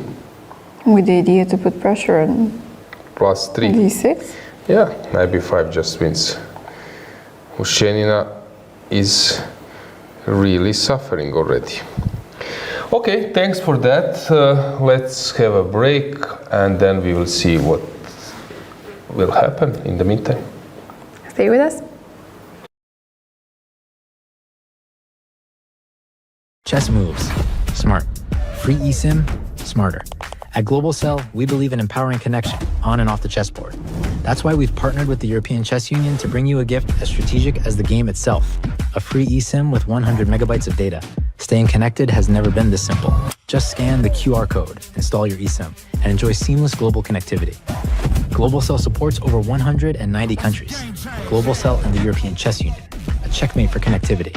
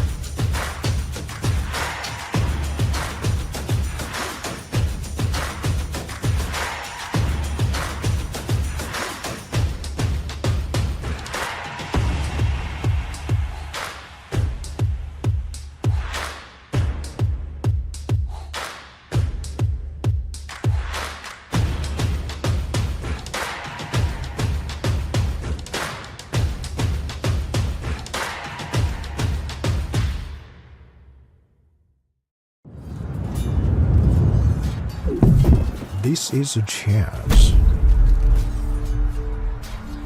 This is a war.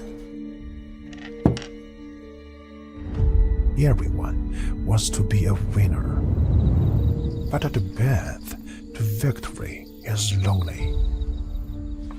Chess Robot, the smartest, most advanced AI chess robot.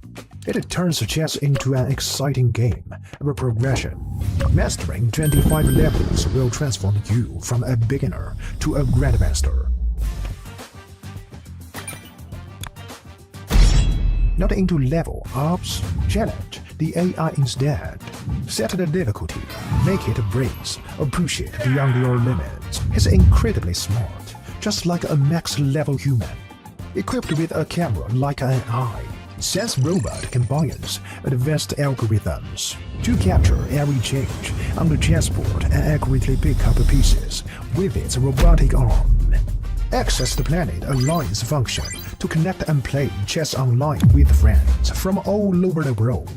Here you will find players of all skill levels. Flip the board and play as white. You can't wait to get started.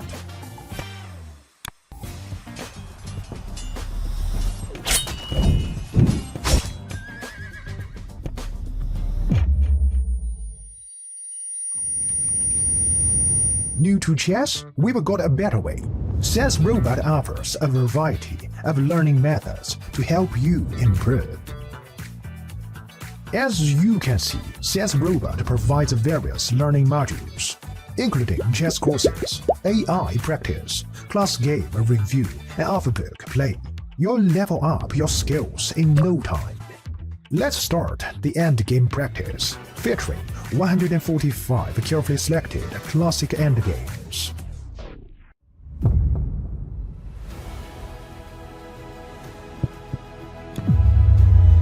Now you have a greater chance to become a winner.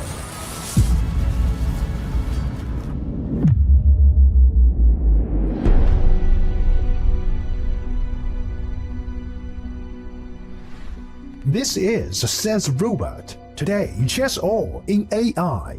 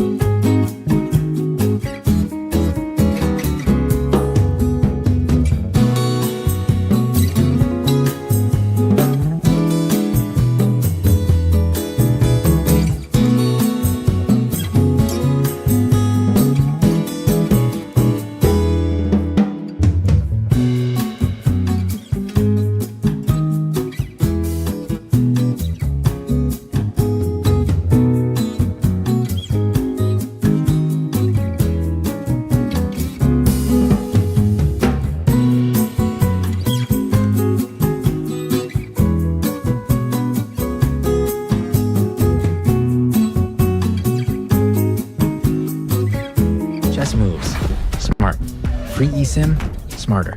At Global Cell, we believe in empowering connection on and off the chessboard. That's why we've partnered with the European Chess Union to bring you a gift as strategic as the game itself, a free eSIM with 100 megabytes of data. Staying connected has never been this simple. Just scan the QR code, install your eSIM, and enjoy seamless global connectivity. Global Cell supports over 190 countries. Global Cell and the European Chess Union, a checkmate for connectivity.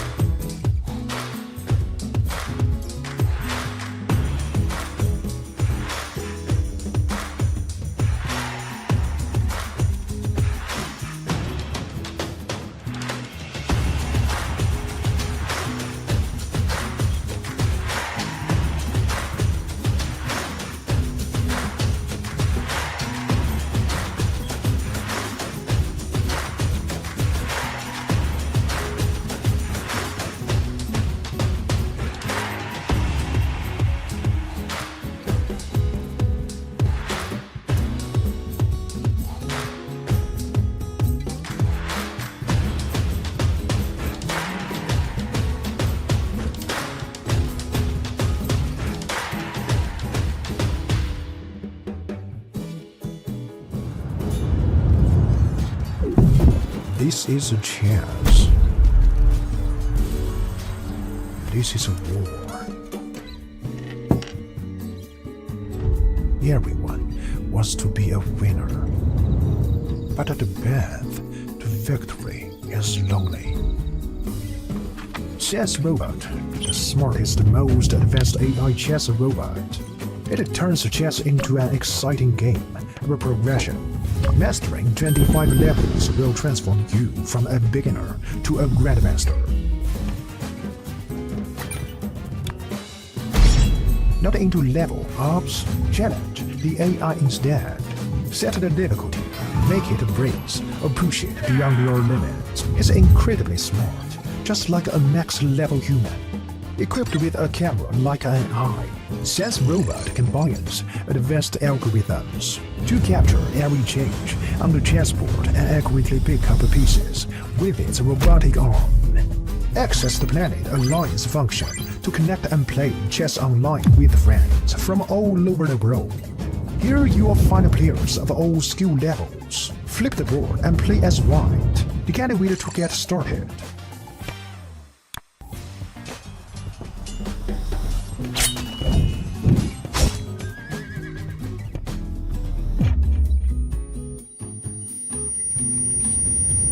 New to chess? We've got a better way.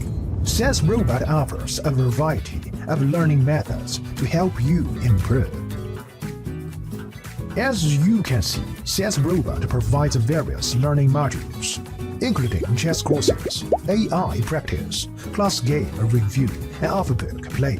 You'll level up your skills in no time.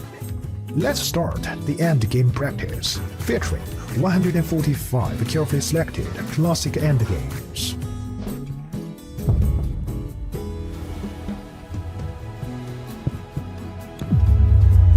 Now you have a greater chance to become a winner.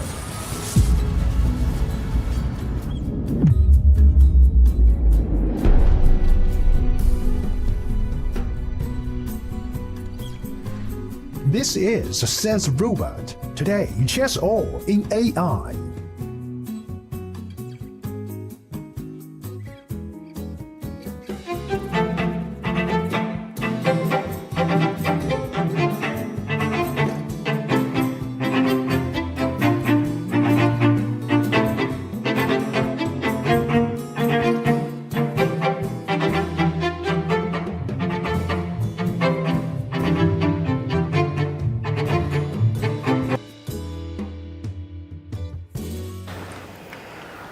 And we are back. I hope you got your refills.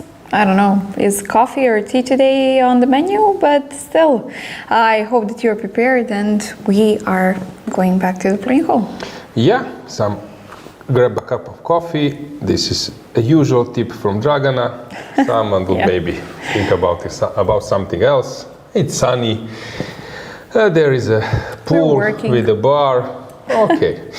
So let's go to the playing call. Let's get the board, because in Jana Schneider versus Anna Ushenina, we end up in that position, and knight b5, the move I mentioned. Let's get the board. The move knight b5 has just been played, and I really don't know what will Anna do. It seems to me that she's under really, really heavy pressure, and this looks like just a winning position. To praise Jana, that after c5, normally people will go to d1 or something, but she went to d2, which is a very interesting concept. Putting the queen in front of the bishop. So she played it relatively instantly, but the point is that after taking and taking, queen is protected by the bishop, and in case of taking, bishop develops. While if you place your queen on d1, push e5, d takes, or knight g6 first, sorry, knight g6, rook e8, you push, and then after queen d1 you need to either move the rook or the knight. So that was maybe the concept, and now Anna is thinking maybe we should just briefly go in full screen, one by one camera, to grasp the situation, what's going on. This is our beauty view. Let's get the board number one. Yeah, at board number one, you could see that Anastasia Kitadze, that she is thinking. Let's go to board number two. Okay, that's a really sharp game from the beginning. Situation on the clock is okay, still normal, 40 minutes. Very tense situation, you could feel it? Yeah, it seems like that. I also wanted to mention, guys, if you maybe opened up the FIDE website, you could see that my Narva is person of the day today. Mm-hmm. And basically, some of you might mistake that it's because it's her birthday, but actually it is not. She was put under the spotlight because she is sharing the lead at this European Championship. Very tense situation. She's thinking. Eileen, this is a real test of her future ambitions.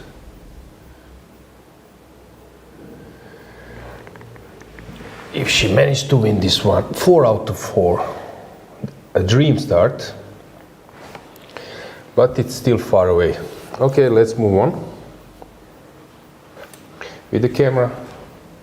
Board number 3, here Radeva is thinking versus Bella Khotenashvili. She's under some pressure, also on the clock. I think I haven't mentioned that they did play twice before. Mm-hmm. So the head-to-head result is Khotenashvili Bella is leading 1.5 to half. Basically, they played once in 2023 in a local league in Ohrid, and they played once in the European Women's Championship in Iași in Romania 4 years ago. So Vicky was white in that game in Iași, and it was some kind of Berg defense. So yeah, this is their third encounter, where Vicky gets a chance to level the score. Yeah, it won't be easy. It won't be easy at all. It's a really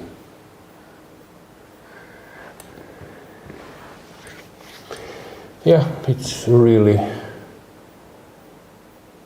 a tough challenge to win versus Bella Khotenashvili. Let's let's move on. I see that somebody in the chat is already rooting for Anastasia, claiming that she might be the champion. Okay, interesting. If you had to choose one of the ladies from this point of view, No. I know that it's too early. Yeah, too early. I But don't know. Depends of the some tips? today's result. Let's say after fourth round, we might have a clearer picture. For example, if Elin manages to win with the white pieces, or if Bella does the same, then I think it's a completely different story. So this is Brunello versus Bejdulaeva. Bejdulaeva is playing quite well. She's well prepared. Marina is thinking. Tense, level game, level on the clock. With this camera angle, we are covering many boards, huh? It's a nice one for sure. Yeah, you could see many players walking around. Okay, let's move on. One other plus side from the main tables being in the center of the playing hall, because when you put up cameras, suddenly you can see so many boards in the behind, and there is no walls, let's say, next to them. So, yeah. Elina Danielian is totally winning. So it's +4. So she just needs to open the doors. I think she's aware Nadia Toncheva is dead lost. Yeah, someone wrote that he likes the carpet. Yeah, seems like a nice one. And most importantly, does its job, that you hear no extra sounds, right? When you walk, so no squeaking, no heel sounds, knocking on the floor, so the purpose is fulfilled. Yeah, let's go with the camera to the next board. Julia Antolak just played this F5. And she's trying to be active, to extra protect her knight on e4. Okay, complicated position. Lilith still is enjoying a stable advantage due to good control of the square, d4, in front of the isolated pawn. So I believe that she's still quite comfortable with her position. She can play knight e2, move the knight. Even later, maybe she will exchange bishop on e4. Let's go to the next camera. Number 7, we have Maltevskaya versus Unuk. Alexandra pushed, and she's playing super active. Laura is trying to defend.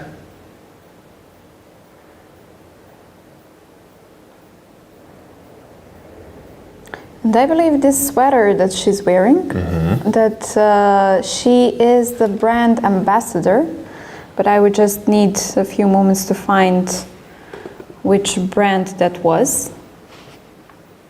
But I've seen quite a few photos.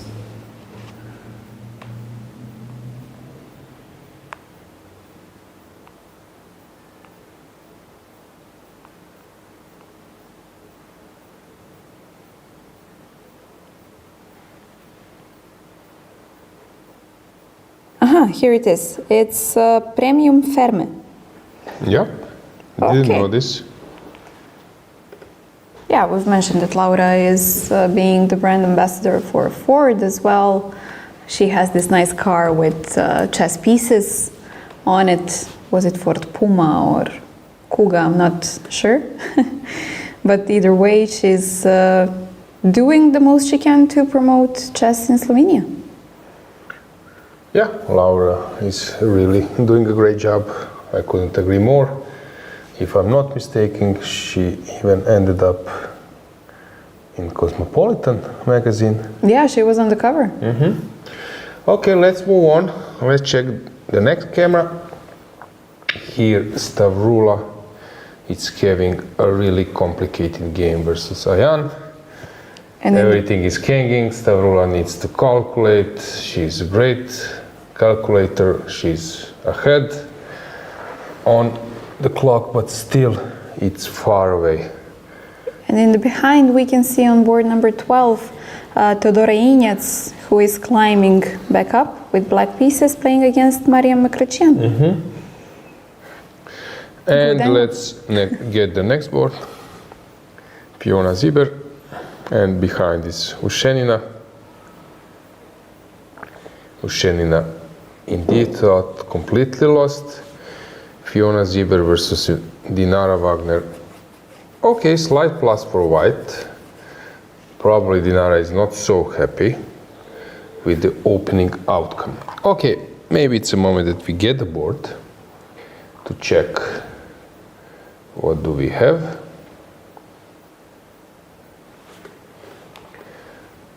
I'm trying to climb a bit, so we will start with this game. Lela Javakhishvili is having a good position with the black pieces. We mentioned Ramona. She's playing versus Irina Chelushkina. Okay, normal position, but white is better a bit. And Ramona and Madara are sisters, I think.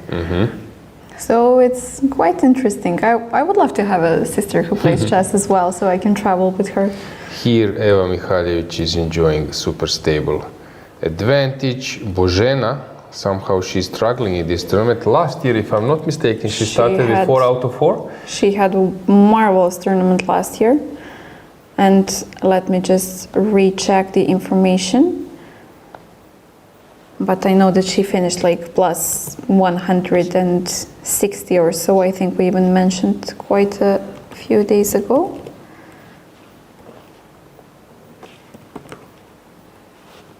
Yeah. She started with 4.5 out of 5. So in the first round it was a draw against Melia Salon. And then she won against Movsesian Yulia, Josephine Heinemann or Safarli, I'm not sure, Yaolan, and Vega Gutierrez Sabrina. And only in the 6th round did she get a loss on the first board against Fatalieva. Okay, today she's having probably a good position. She's ready to push g4. This knight is well placed. This one we were commentating that it's unpleasant for black. Ines Prado. Ooh, that's a mess. So Sicilian, we mentioned this bishop. I mentioned this bishop c4. Okay, this was already played before. This is a real mess. Ines needs to think. Algi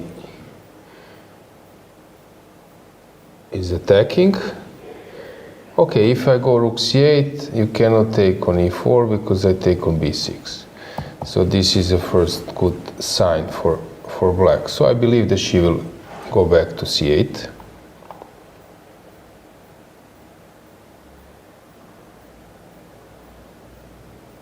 Yeah. And the king on e8, I guess we want to make a short castle, but I'm having some doubts where it would be safer, whether in center on... Okay, she will play for a while without her other rook, but then of course castling is a target. So rook c8 is something I expect to happen. She's still thinking. What else she can do? Not clear. Aha. Some tactics? No. I was thinking, is there any tactics? Maybe it is. That's why she's thinking. Interesting way. That's why she's thinking next move I take either this one or that one. So It's that's so easy why. to miss this rook c5. That's why she's thinking knight c3 or Yeah, knight c3 is the move. So will she go for it, rook c8 or knight c3? Okay, knight c3 you play if you have spotted rook c5, so... Yeah, but arrangement of the pieces is... Yeah, it just gives you hints. Yeah, that you should go for it. So... Exactly, and if you don't have to go back, you usually don't. You want to keep up the initiative, so knight c3 looks like a killer move. Okay, maybe it's not a killer, but it might be unpleasant at for least white. very attractive, no? Yeah, attractive is the right word. Okay, so keep an eye on that game. It's board number...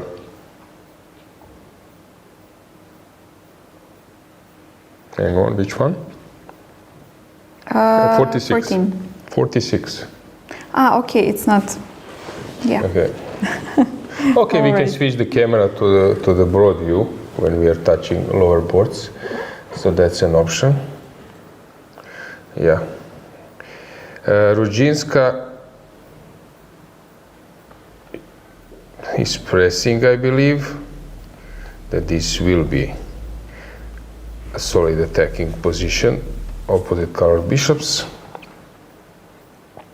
Martina Vikar is struggling in this position in this tournament, but here maybe it's fine. Slivichka even worse. Today she seems to be outplaying. There, Pauline Guichard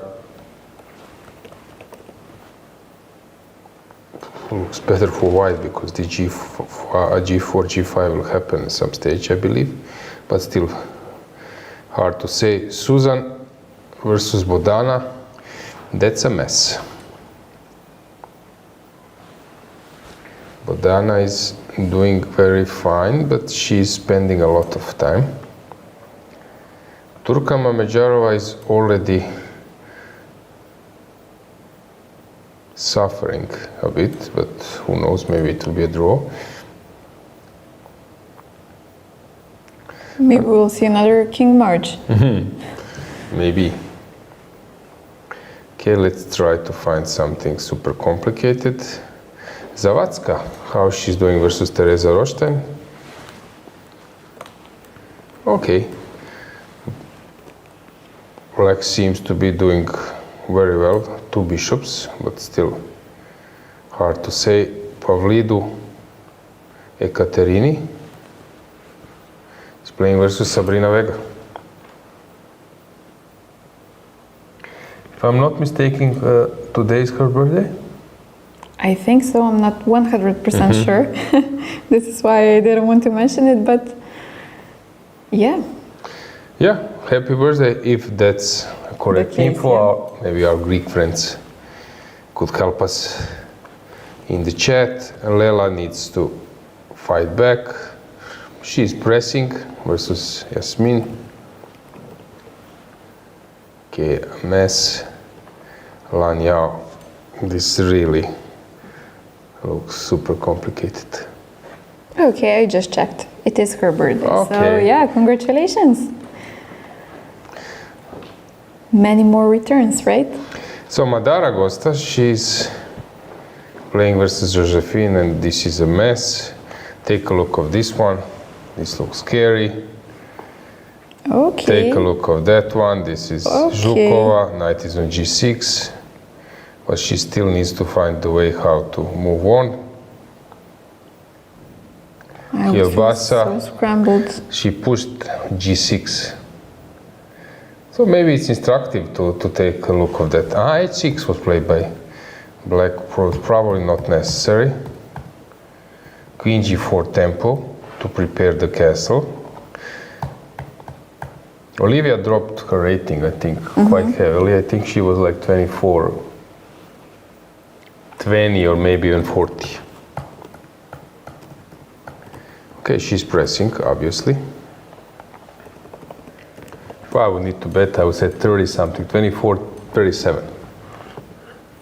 Her peak That's rating. quite a precise guess. So 24-29. Okay. Almost there. And I believe that all of you remember her beautiful streak in India, the Olympiad. How much did she have? Like 8 out of 8 or Maybe 9 9 out of 9, I would say. I think so. 9 out of 9, yes. She was the player to follow next to Gukesh, who also had a wonderful Olympiad in Chennai in 2022. Sophie Millier still playing with her knight, but now Black managed to prepare the exchange. So is maybe a moment to get back. If I take, so how do I can take a piece. No. Can I? Yes. So this is an interesting moment. Will she take, so we need to follow this game, 21, and which game I said 50? 40 something, I think. 40. 49 maybe? No, it wasn't 49. Bozena, we were following Bozena? No. This was this Algi. Okay, nice c3 played. Ines Sebo just played that move, and after bc3, rook c5. So 46. 46, okay. I'm then writing we have it down. Sophie, 21. Lehachi is pushing. Fatalieva has changed the evaluation. What was going on? So f4 played. That's why knight d7 is a mistake, because f5 is coming.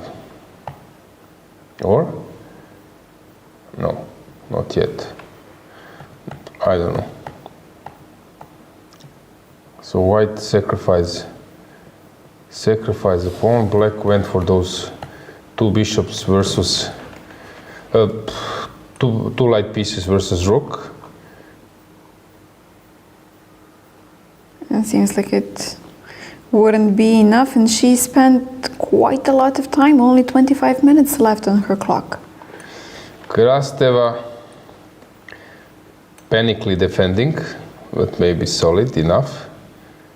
Claudia Coulon, we were following that one. Knight f6. Yup, bishop d5. Yes. Queen g4.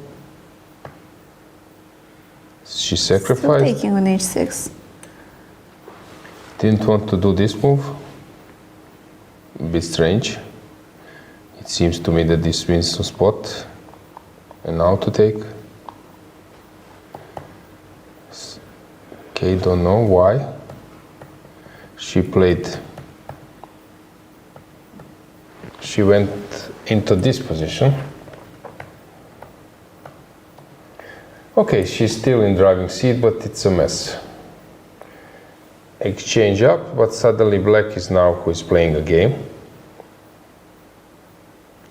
Stefanova thinking a lot. Okay, her opponent even more.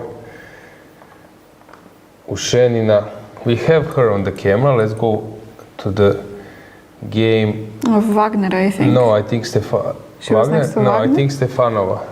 Or Wagner. I think it was Wagner.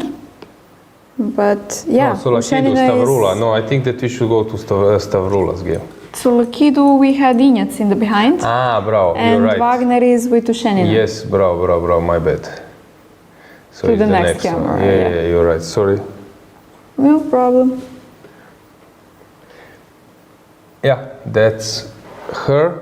So knight b5 was played, knight d4, and then knight e7, rook e7. Knight d4. Why she doesn't want to take this guy? Strange. Okay, she went for Seems the this. simplest, Okay, maybe it's the same, maybe it's not. But now Queen d4? No? Queen d4, yes. Bishop will be developed. Maybe bishop f5. And the game goes on. Maybe the worst is over, because here I really don't see what can go wrong. Two bishop c3 coming. It looks like a dead lost position. And plus you have the pawn still on e5 instead of d6, right? Maybe It c3 looks better now. then. Okay. Queen d4. She wants to be super safe. And sometimes you're just playing with this mindset that you are satisfied with the draw.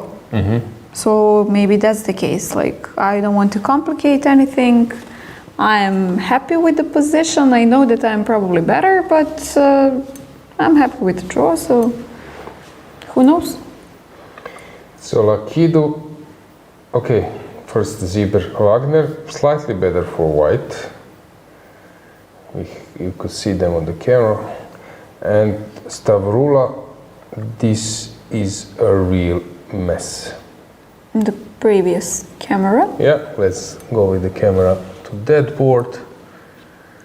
Stavroula just contemplates. You mentioned Injac. She's right behind them. Okay, she's having a stable plus bishop pair. It means something. Arabidze. Okay, she's pushing. Jerebtsova, we left around here. Knight f6, okay. Ooh, king e7, a tough move. Ooh, you have to make this one.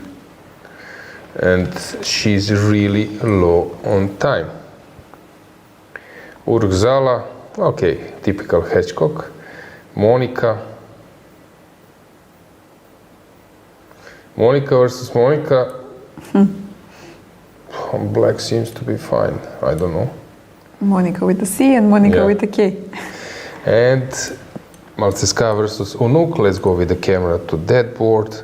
These rooks now very unpleasant. I think it was board number 3? Yeah.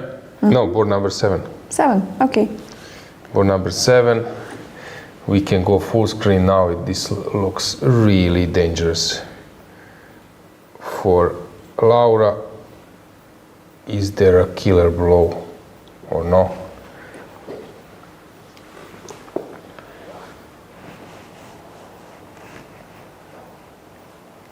So basically at some point I want to take on, maybe I would like to take on h6. You have to calculate some g5 motives.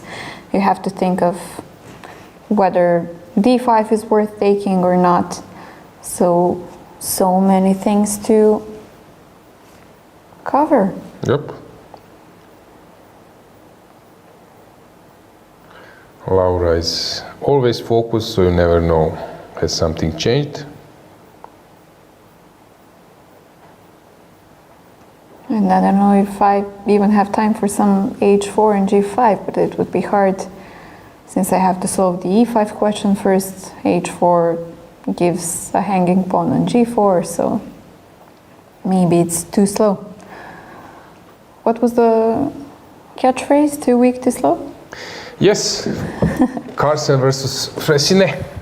Greetings to Fres. Too weak, too slow. So here, let's get the board back. What is the main concept now for white? If I sacrifice, it's obvious. Is it obvious? Move. Yeah, it's obvious move. But so what is Laura up to? Takes. Maybe I should take on c6 first. I can take on c6. You take with the b, queen a6, and we are in this position. I will for sure return the piece. This will come. Seems like the quickest and maybe even the only way, right? I don't know. Okay, let's just check the next one here with the camera as well. This is normal. Elena, this is something we wanted to show you. Players with the white pieces are pushing. So Danielia, next camera. She's totally winning versus Nadieva, but still she needs to be precise till the end. It looks that this game might finish super quickly. So I'm seeing in the comment section that Ramona and Madara are twins. Okay, Wow, okay. thanks for that. Queen a4, and now this king is so weak with heavy pieces. I think that Elina is aware that she's about to win, and at the same time Brunello is under heavy fire. Those pieces are so well coordinated. Radova went for an endgame, which probably is much better. And let's go with the camera to board number 2, because in the meantime Elin has completely outplayed Nino. How this happened?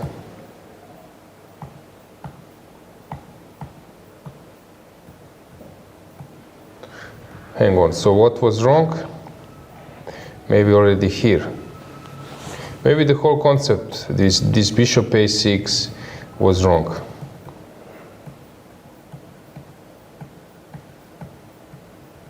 Okay, now she is just 2 pawns down. Totally lost position. Totally lost position. And first board. We can see even in the camera Elin being so relaxed, just Yeah, let's go full not screen. bother at all. Okay, she's back with the focus, but still. Feels like she doesn't feel pressured.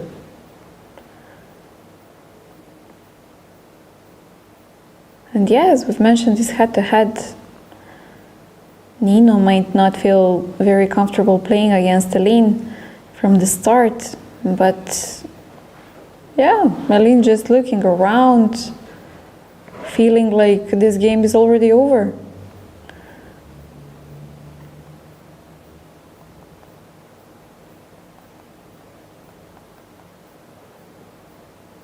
And blitzing moves without even looking at the board. I guess 2 she's pawns up. trying to show her dominance on and off the board.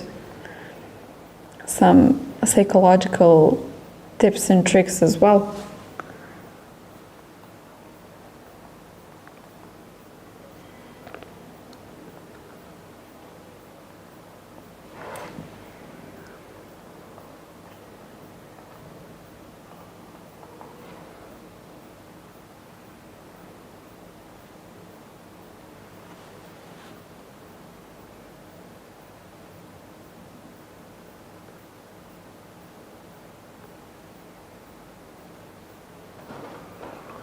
Nino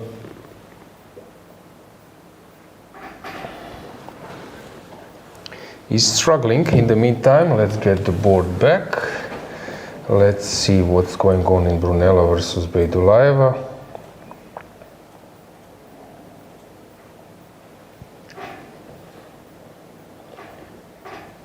Okay, she could have taken on f2 as well, but she took on e5.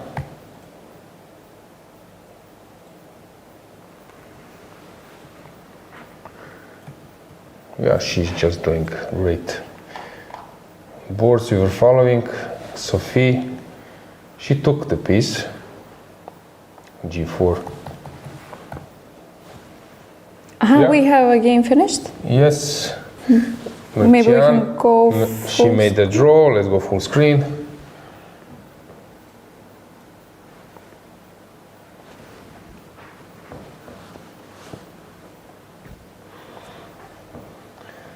Yeah, a draw. One of the first games in in this round to finish. Of course, we mentioned Jovana Eric with Evgenia. This finished quite quickly. And on board 39, I also see a result.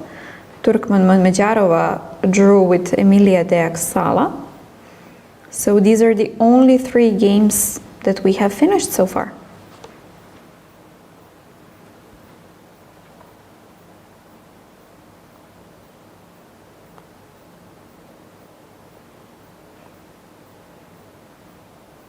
So you were mentioning board 21 and 46.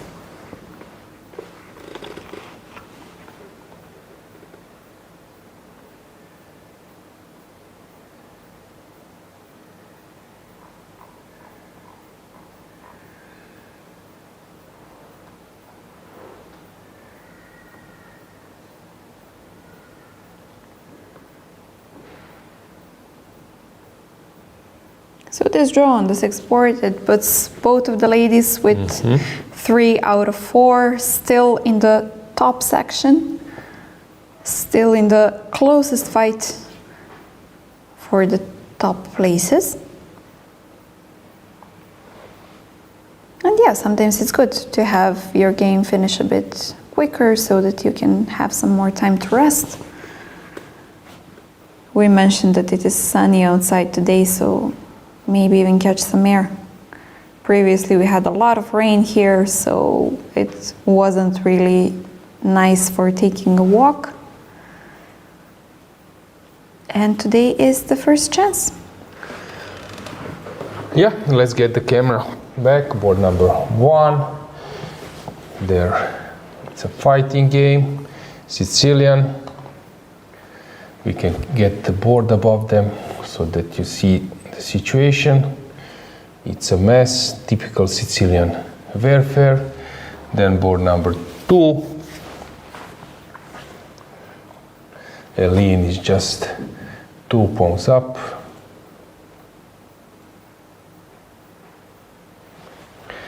No fun for her. +5 according to the engine. That's a done deal. That's huge, yep. She will play by inertia, but it's a bit late. Tough loss for Nino, but Lynn, what would be the score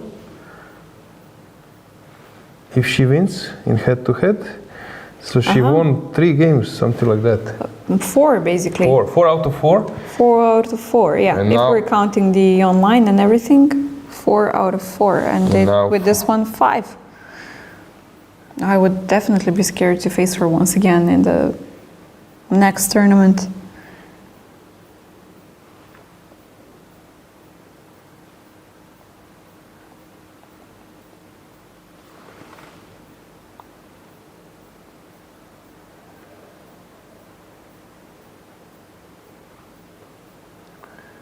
okay, She's playing very fast. And Nino knows what's the time, let's say. She's also playing fast as well. Sometimes you have those opponents who are trying to punish you when they're lost and trying to wait for their time to go by. But of course, these are professionals, so we don't have such kind of low blows over here.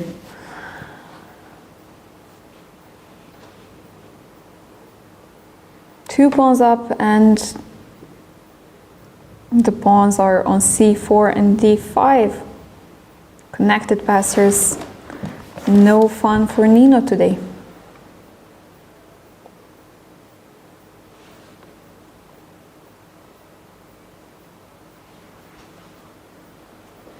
Okay, this game will take some time.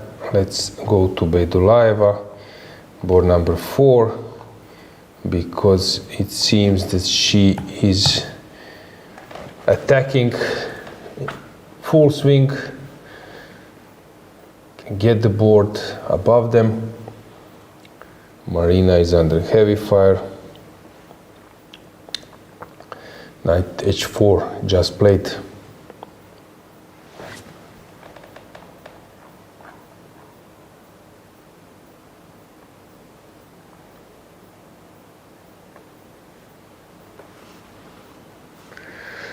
It looks really unpleasant. 2 bishops, queen is there. Very scary, I would say, to play it with white. At the same time, black's king. It's quite fine.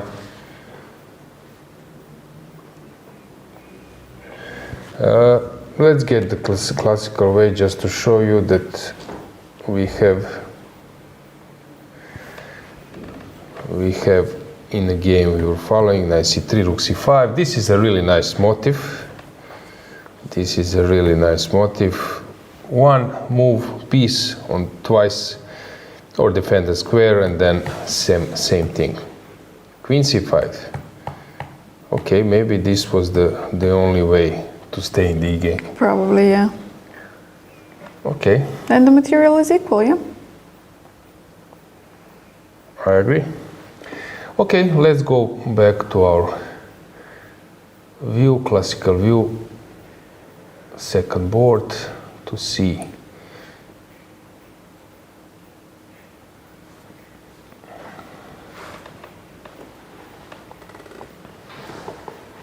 Okay, the game is still in progress.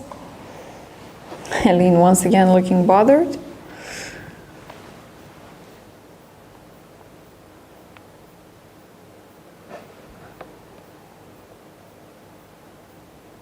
And yeah, in the behind we have yet another almost decided game. Helene against Helene and Elina, right? Elina playing against Toncheva Nadia, and she is also on the verge of win. You can see them from the front view now, and we have them at the same angle over here. So it's a nice way to follow if any one of them would finish soon.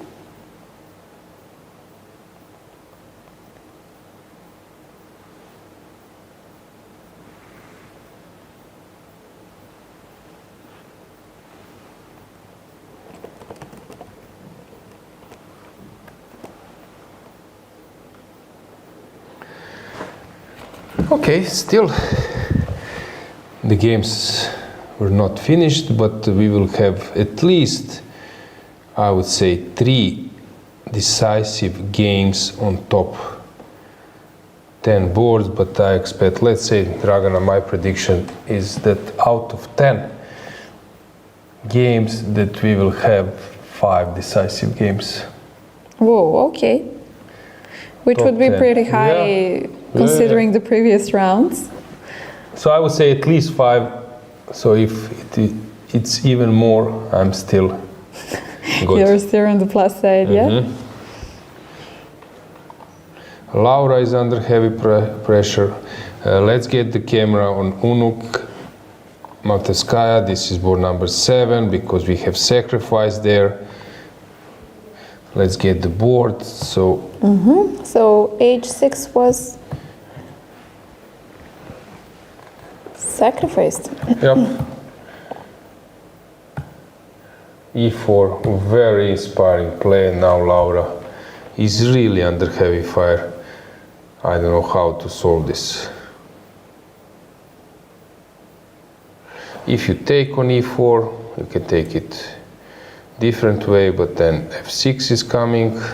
So if you take it with a pawn, I can maybe even push G5, maybe even knight e4 works. So many winning moves. Alexandra seems to be completely dominating. Just to update you that we have one camera now at board number 21. Let's show you the position and the camera. This is Sophie versus Kesaria. As you can see, piece down, knight is dominating. Kesaria is really struggling.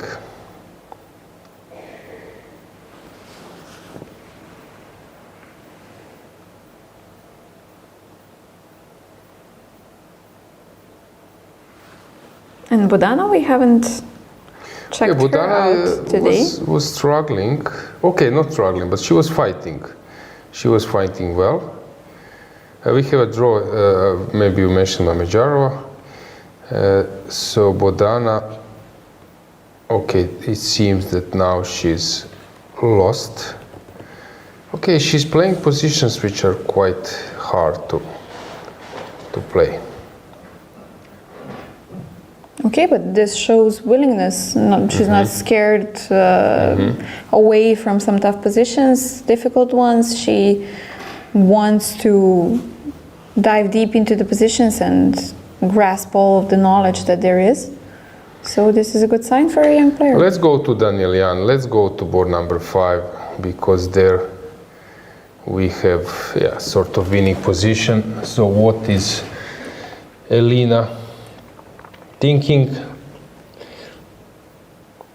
Okay, you don't want to allow. If you play queen a6, then there is maybe king d7. Okay, I can take on f6 then. So this is a move, because this just loses, and same goes for this move. So I think queen a6 can be a good start. Rook c5 and those stuff doesn't work yet. Maybe you can play something like queen b5. Also, I think it's winning.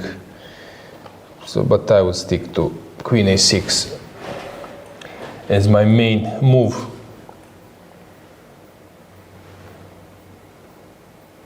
Simple chess, sometimes it's the best, right? Elina seems to be doing very well. How was her last year tournament? I don't think she was doing particularly great. Yeah, let's check.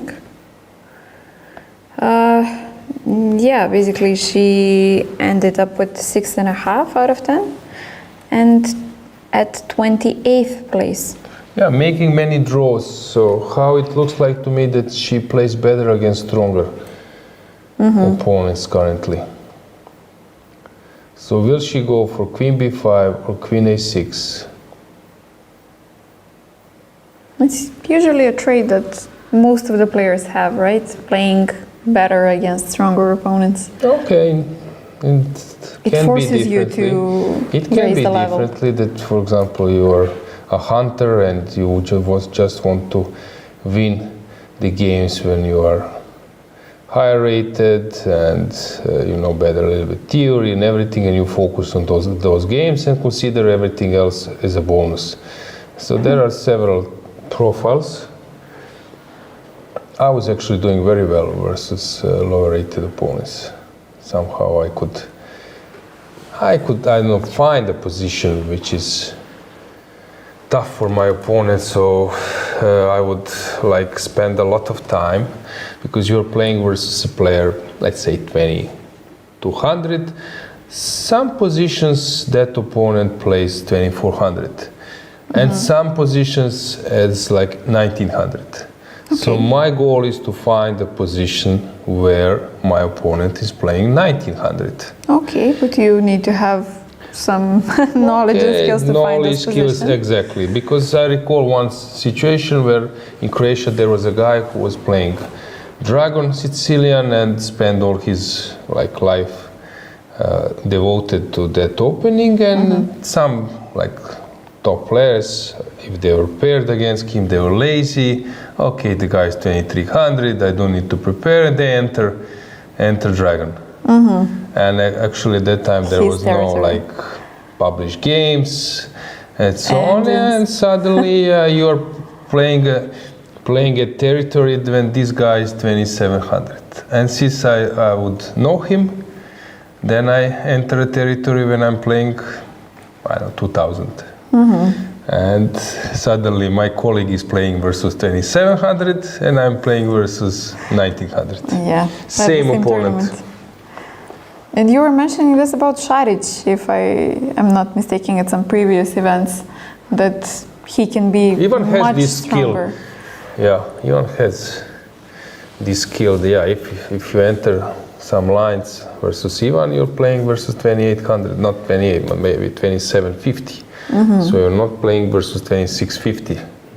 Or for example, some players who are like endgame specialists, and suddenly you're playing versus endgame virtuoso, and he's exchanging the queens, ordering a coffee. Yeah, and you know that the guy knows theoretical endgames, following everything connected with endgames. So why to fight in that territory? It's like quiz. You have quiz championship, and suddenly the guy is like following. Run, queen, run. Yeah. So you don't do this. Yeah, and Alina is still considering queen a6. Still hasn't made a move. This is interesting. Dinara played her queen to c4. This is sometimes very annoying. So if I would be black, so first of all, a5 might not be the right move. Victoria Radevan clear, Brunello still it's a mess. Now Beidulaeva, of course, she can take on g2, she can try to do something else. Laura Unuk has played rook to d8, but this looks okay, maybe just d5. Simple a5, yeah. Yeah. This position will be won by white, but still there might be some obstacles. This is an interesting game. We will follow this Jerepsova-Savina, and I like this approach, that you're ready to make a move on 3 times control square. You have the king on e6. Like the queens are still on the board and your king is on e6. Wow. Okay. Here we have some kind of mess. Injac is better. Stavroula, a mess.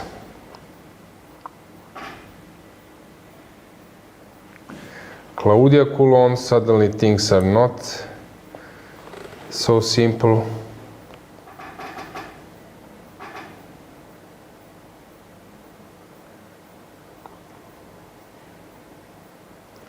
Zhukova is sort of winning.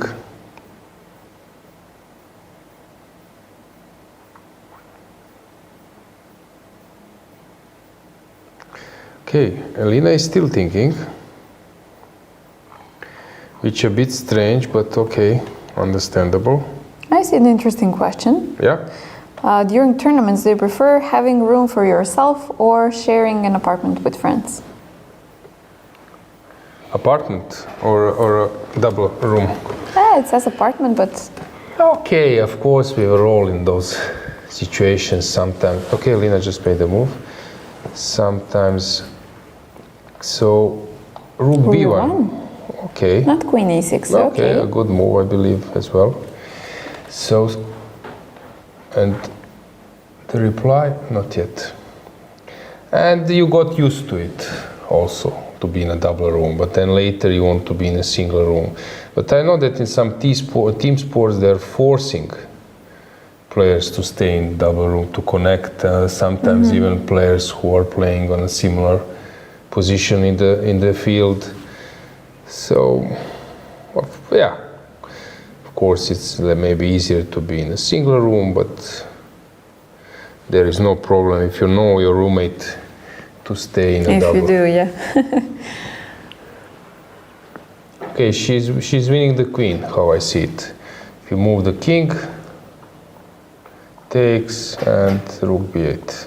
And this should just be game over.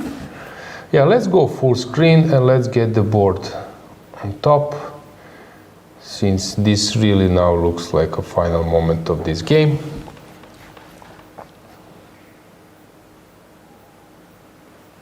Rook d6 played. Yeah. Then a simple capture on Sorry, e4. I forgot about rook d6. Rook d6 was possible as well, but won't change the course of the game. Elena slowly regaining her material, pawn by pawn. But this king is definitely not safe at all, so either way it looks like it can be exploited in so many options. Rook b7 I want to play, for example.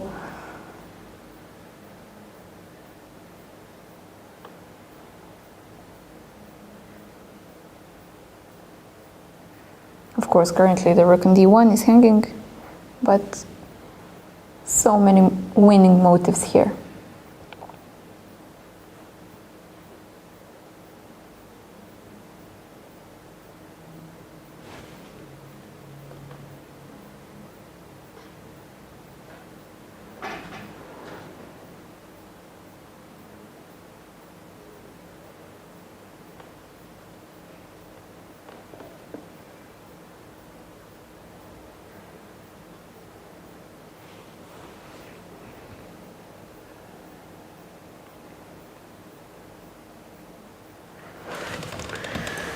Final moments, but still Nadia is trying to find some cure.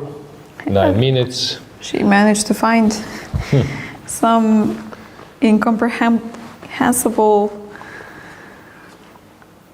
saves for herself previously, so this definitely wouldn't be a first time. And as we've mentioned, the European Championships are Nadia's territory. Seems she's having very good results in Petrovac 2 years ago, last year as well, winning some norms, qualifying for the World Cup. So she's definitely a tough nut to crack.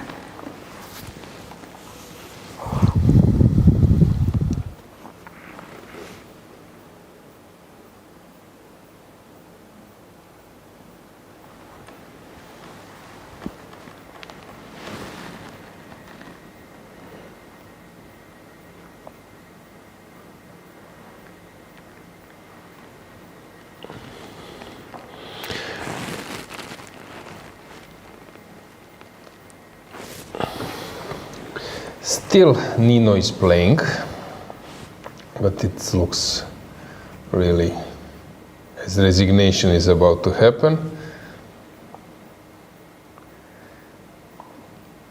Radeva versus Bella Khotenashvili, it seems that Radeva has managed to save herself a bit. Beidulayeva still searching for a killer. Maltsevskaya played this e5, now Laura is really struggling. We can go with the camera to get the feeling, board number 7, how tough is that position for Laura. She's aware that a loss is close now.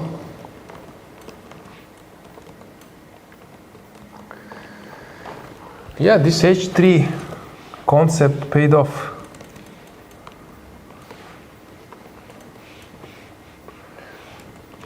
Alexandra is a really tough opponent when she gets this attacking, chancing possibilities. Since now players will think for a while, I suggest that we go for a short break and then we will catch the time trouble and everything. So we will return very quickly. Stay tuned.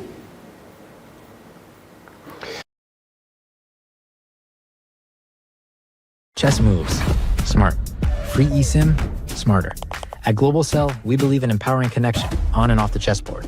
That's why we've partnered with the European Chess Union to bring you a gift as strategic as the game itself. A free eSIM with 100 megabytes of data.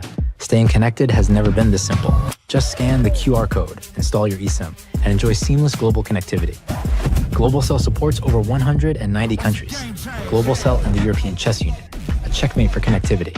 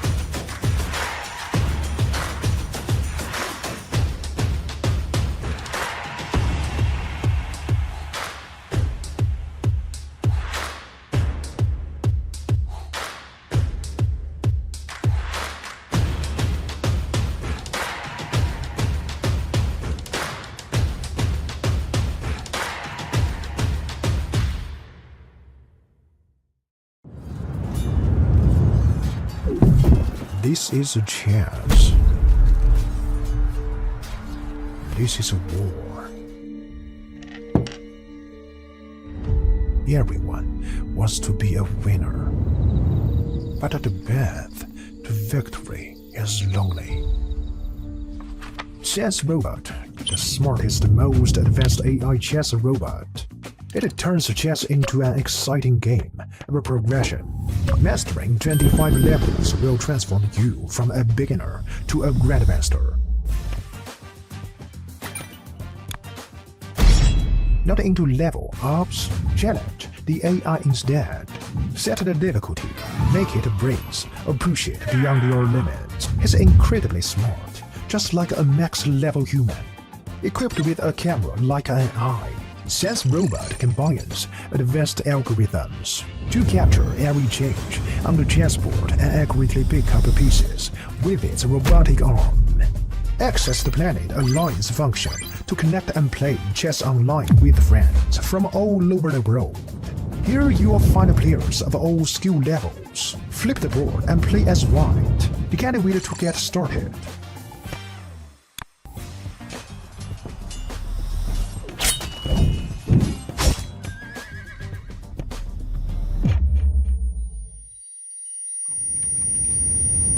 New to chess? We've got a better way. Sense Robot offers a variety of learning methods to help you improve. As you can see, Sense Robot provides various learning modules, including chess courses, AI practice, class game review, and off-book play. You'll level up your skills in no time. Let's start the endgame practice, featuring 145 carefully selected classic endgames.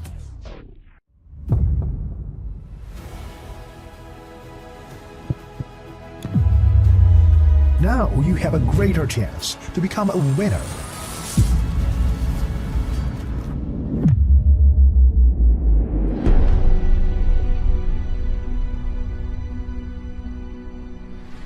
This is Sense Robot. Today, chess all in AI.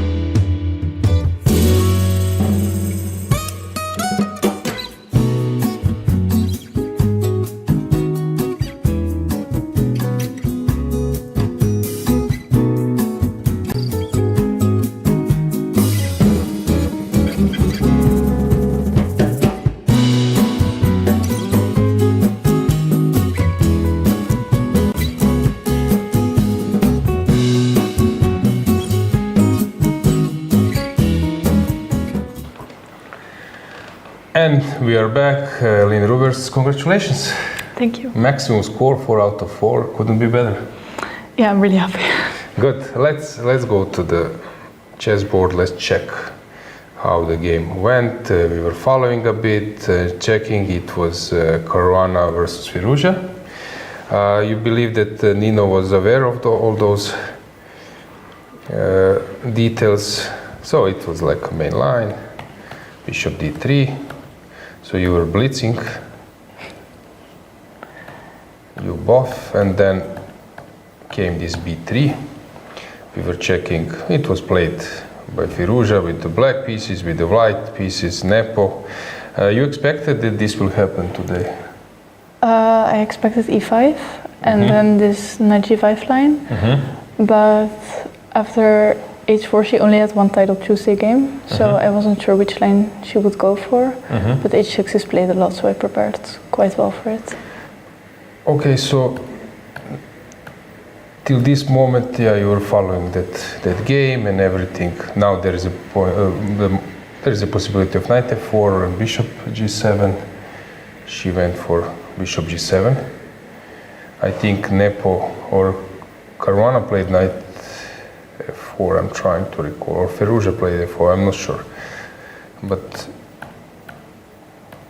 okay, everything was played and Caruana played rook b8. Were you aware of that? Yes, and that's not such a good move because of queen c5, and you cannot play this rook before what was planned, basically.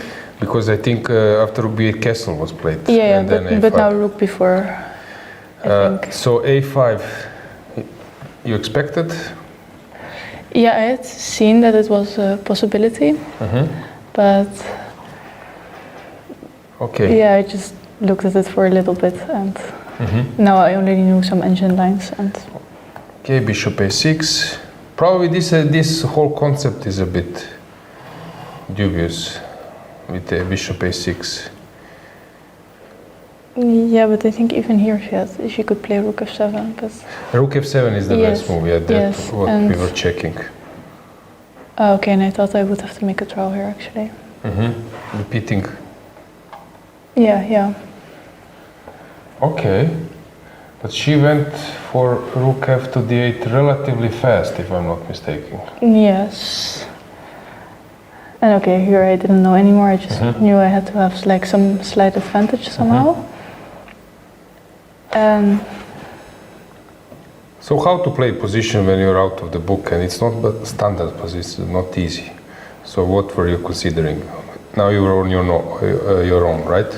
yes, and actually here I thought I didn't have that many options, and I was only thinking, why wouldn't I go knight a4? Because I want to exchange these bishops, knight goes to c5 maybe, and there's not really another good move, it seemed to me. What is the difference between rook f7 and rook d8? Well, now you can repeat with bishop f8, queen d4, and bishop g7. Yes, you can go back, sorry, I forgot. Yeah. This Yeah. is the main difference. Now she doesn't have this option. Yes. And bishop f8 is useless. Yes. So she took king b2. Yes. Okay, she played queen f6, probably a normal move to place the queen on this diagonal. I would say king b1, but this h5 looks like a tough decision. So she didn't find any useful move now, probably. Because this h5, it doesn't seem like super necessary at the moment. Yeah, okay, when she played h5, I thought, okay, she must also feel like I have really good position, because... Yeah, it's not the sign of some problems for you. So h5, you played rook e1, thinking about something else? Not much. I don't think so, no. Okay, normal move, Yeah. bringing the piece. Taking is not an option, I believe. Yeah, Some queen c6, yeah. It should be in white's favor. Yes. So she played bishop b5. Yeah, and... We changing condemns, but okay, probably she wanted to do something. Knight c3. Yeah, I was also thinking maybe knight b5, c takes, queen takes, and I'm 2 pawns up. Yeah, it's quite a lot, but Probably, and quite safe. yeah. But still, I thought, okay, maybe the knight on a4 will have some difficulty getting back into the game. So I thought knight c3 makes some more sense. So knight c3, queen e5. Yes, it looks to me that she didn't have some clear plan. You mentioned a few things. I want to exchange the bishops, place my knight on the dark square, bring, and I think that she lost the plan, basically.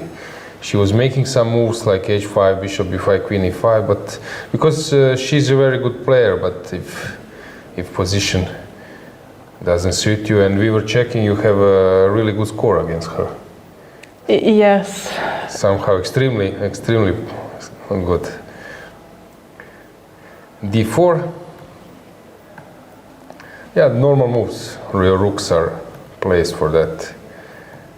And after this, queen rook d5, rook e3. Yes. Basically, it was all over. Yes. And okay, she played on for a little bit. But Yeah, okay, played by inertia, but it was an easy game for you. Have you expected that you will win in this manner? Practically, it was like not effortless, of course, but it was quite smooth. yes, well, okay, I was of course happy with my pairing. I won to her 4 times already, I think, but this especially puts her in a tough spot because, okay, she still needs to make something against me with black. Regarding your previous rounds, so first round you won versus Croatian player, it was smoothly. Yes, I would say so, yeah. Then versus Kesaria, she can be a tricky opponent, but it also went quite well in this Benoni.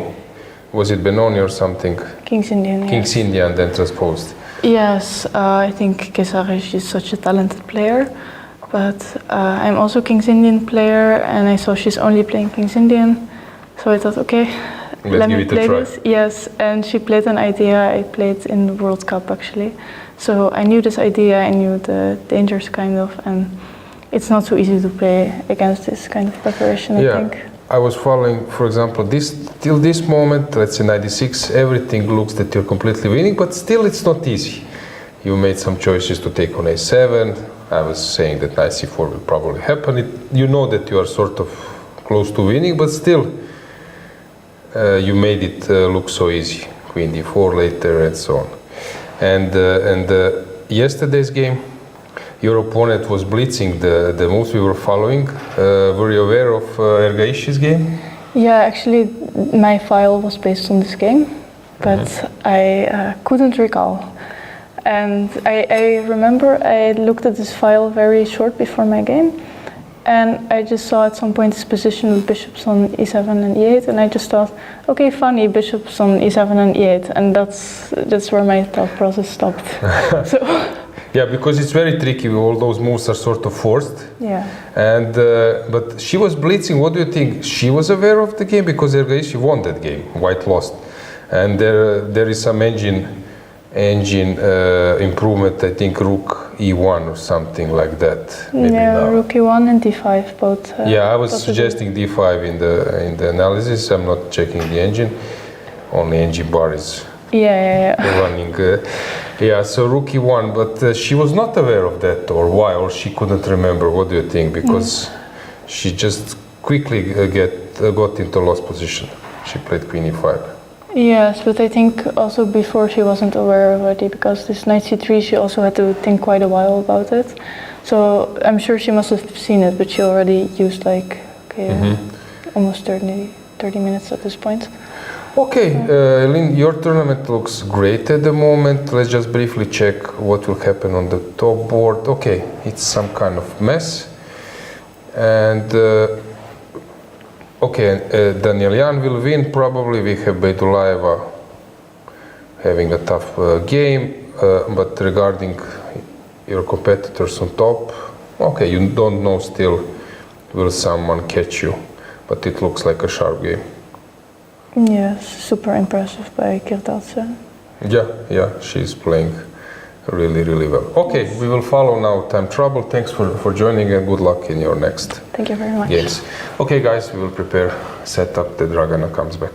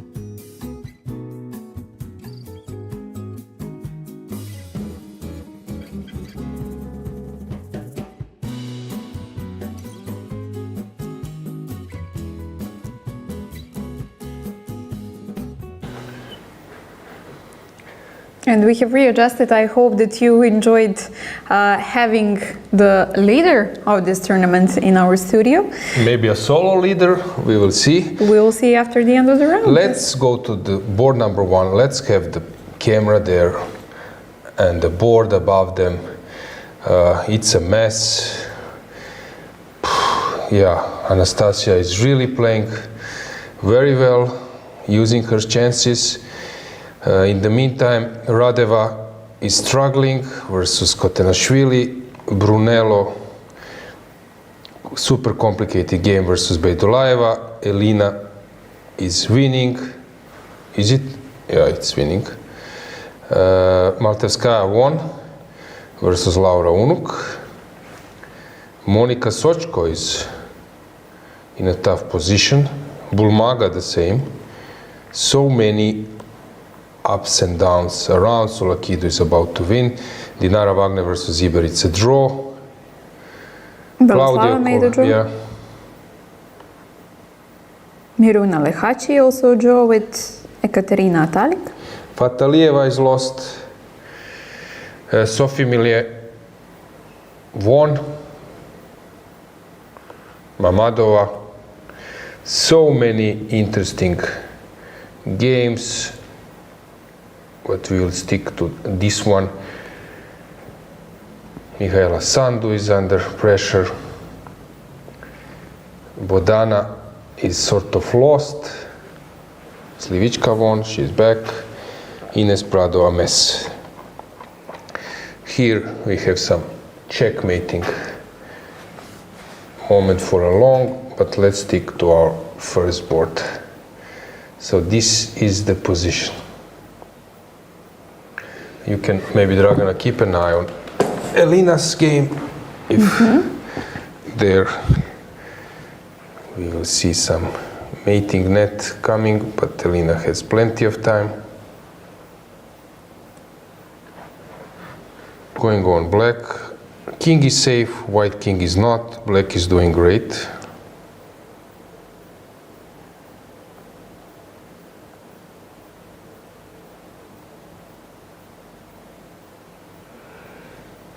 Narva is quite skillful, I would say, when there is a messy position, but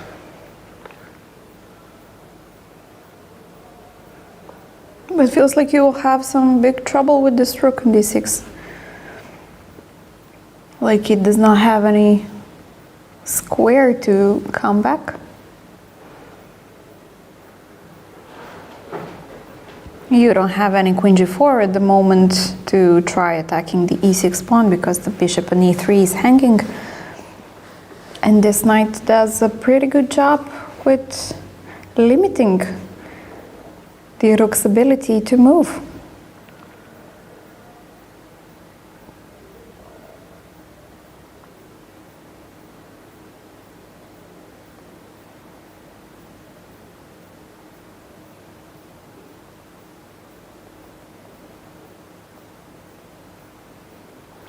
okay, white is thinking.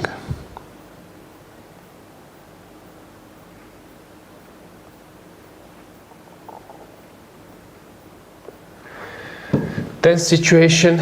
I believe that there are small chances that this game ends up in a draw.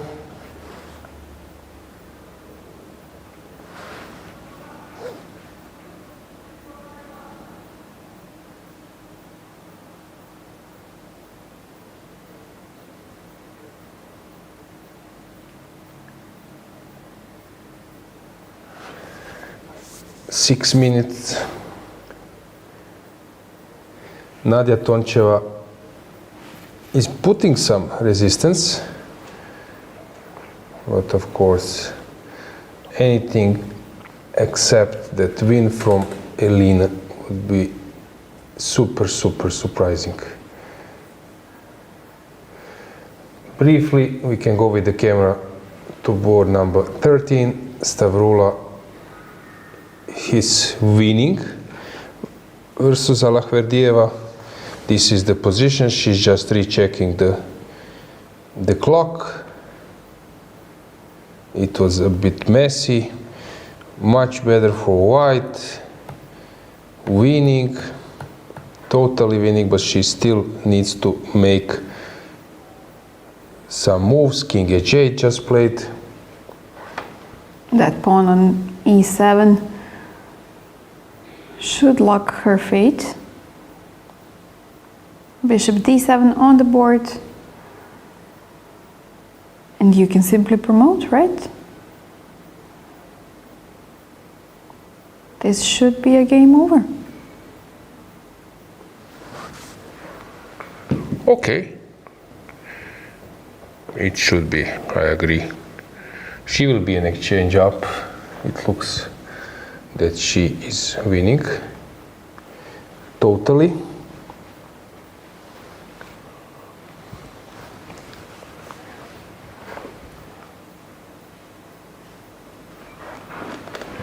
Okay. So many things to follow. Mai is thinking. Radeva is under pressure, probably lost, but she's trying. Marina Brunello is losing. So Beidulaeva managed to find a position. Let's go just to board number 5, Danielyan Toncheva, just to check, is Danielyan a little bit worried, or she has found? She started spending some time, but I guess she's just rechecking. Nadia is only having a minute. So I believe that Elina is finding the final blows.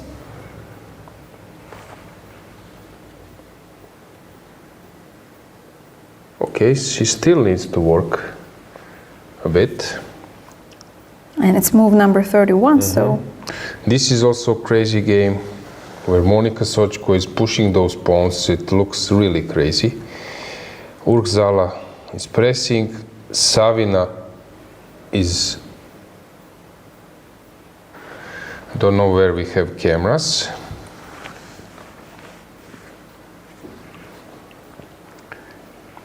We can have a stroll just to see where we have cameras. Do we have any camera on board number 10?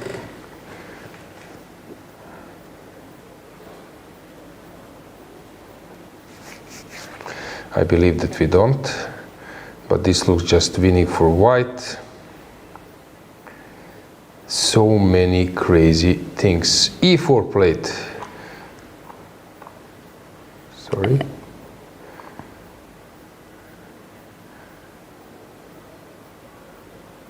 Okay, still a good move. First board. Threatening queen f5. Yeah.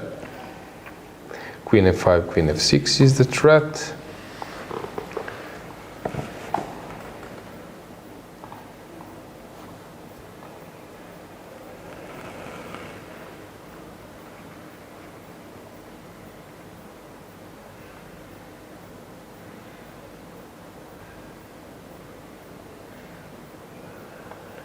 Toncheva, 30 seconds.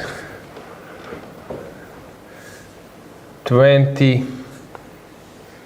Not much time to decide where to go, and the king marches to the center of the board. King e5. Interesting move. She wants to go to d4, playing with fire. Oh, I was thinking that queen h5 can be a cool move, because you should take queen h1. An ambush. If you go here. Okay, still I need to work. Okay, so Elina will think for a while.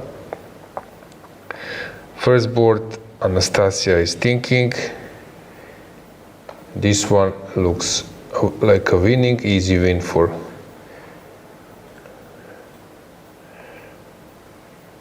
Bella.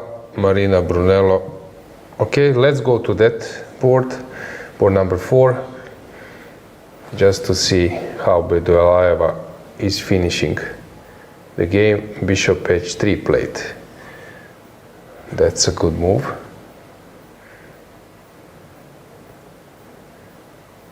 Tsolakidou, is the game still in progress? Board number 13.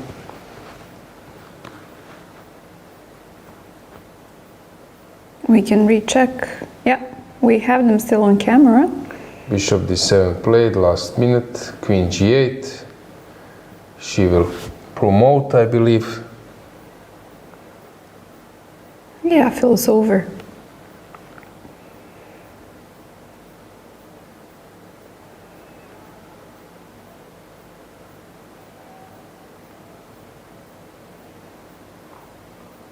Stavroula having 1 minute and 40 seconds, but I believe that this is no problem for her to finalize. Elina has made the move. Let's go back with the camera. Board number 5, rook d7, the best move. Stopping king d4, threatening king, queen f5 checkmate. 15 seconds. Queen e4. And queen h5 will be played. Elina spotted this. That wins on spot. Queen h5. Last move. She's rechecking. She's spotted this. And she is about to play that move. Now she will do it. She realizes that the rook is hanging. Nadia is waiting for that move. Elina rechecking. Queen h5. Oh! Okay, this is even better. Sorry. Because this one wins the queen. So she spotted to take the rook. But she decided that she has a better option. Queen f7. And queen e4. Resignation. Queen e4. Ah, no. I'm not sure what was better. Probably, to take the rook or to take... I probably would have taken the rook, but okay. Okay, we have also one game finished, I think, next to us. So let's go with the camera, board number 1.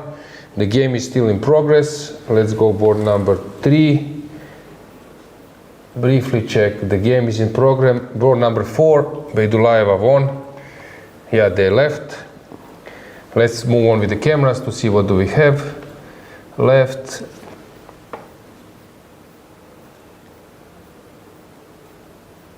This is Bulmaga versus Urzala. Let me show you the position. It's a mess, so we will keep an eye on that. Monica Sochko. This is a crazy fight where Monica Sochko is pushing, but still it's very hard. They are out of time trouble. Let's move on. We have Arabidze. She's in a complicated position, and the last game, I think, Stavroula. So let's go to board number 1. 2 minutes. Okay, they still need to make 10 more moves, which is huge.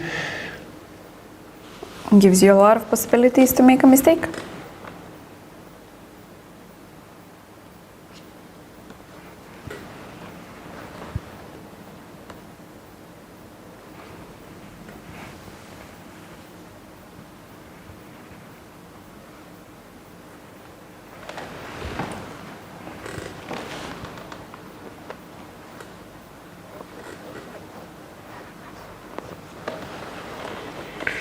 Two minutes.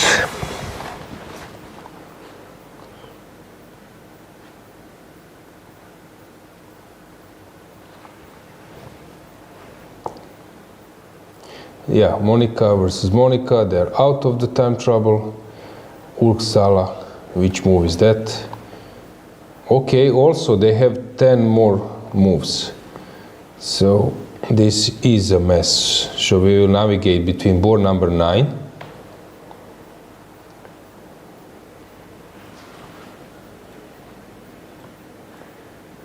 and this one. Camera number 7 and camera number 1. Yeah, let's just briefly. Okay, so this is Urzala. 1 minute. It's a real mess.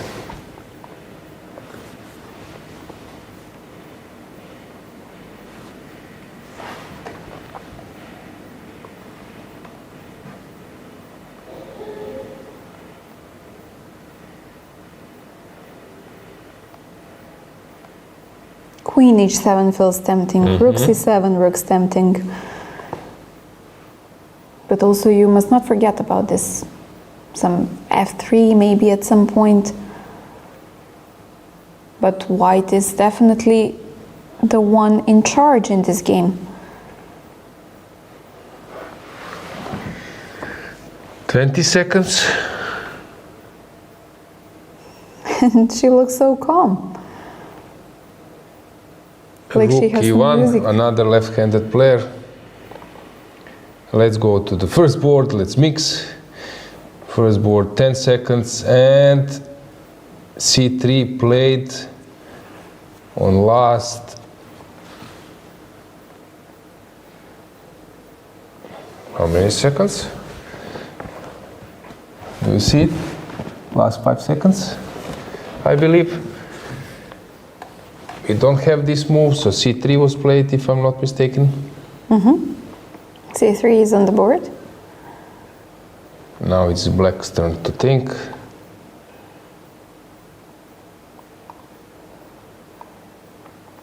On last 5 seconds exactly.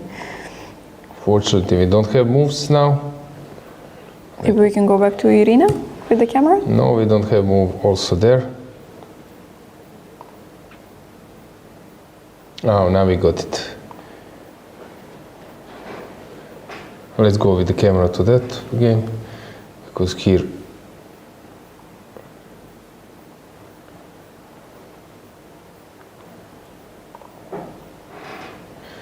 six more moves.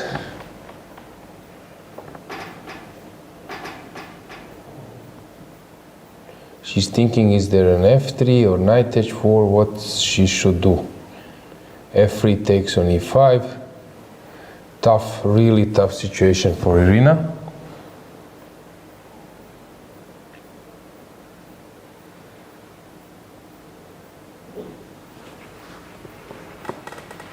Well, white can create a passer on the queen side so that it matters for the endgame.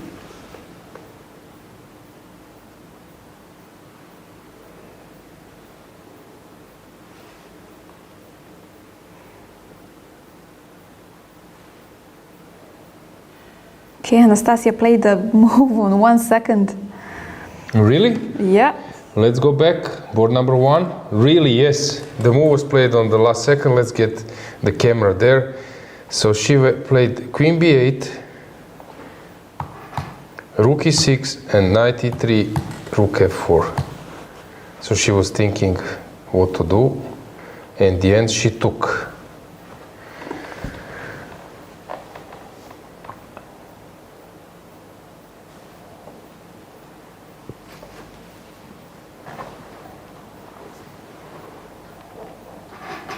I was thinking about rook e8, for example, if you take queen e8, queen f4, but rook e8, rook f8 is a move that ends the game immediately.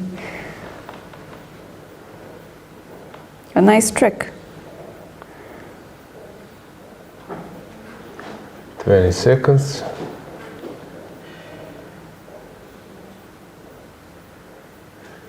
She's thinking to play rook e8 or not. Queen g3. Rook f2 wins on spot. Rook f2, rook f3. Really? Maybe king h1. Rook f2. King h1. Not h1, h3 probably. This is the point. So maybe this is not winning. But queen b2, queen b2, queen b2 she can take. But then king h3. Hang on. Okay, she's panicking. Rook h4. Rook h4 wins. Rook h4, queen b2. So she missed rook h4. I think rook h4 wins. Or no. So which moves wins? Once again, this. Okay, I don't trust engine. Rook h4 on the board. And the move was played at how many seconds? 5. No, 15. 15. Okay, but she. You see? Ooh. Okay, okay. She's really nervous. Yes. Panic comes into the house.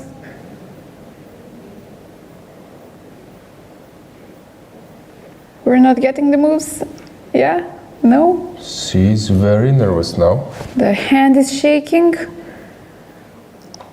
She has a minute.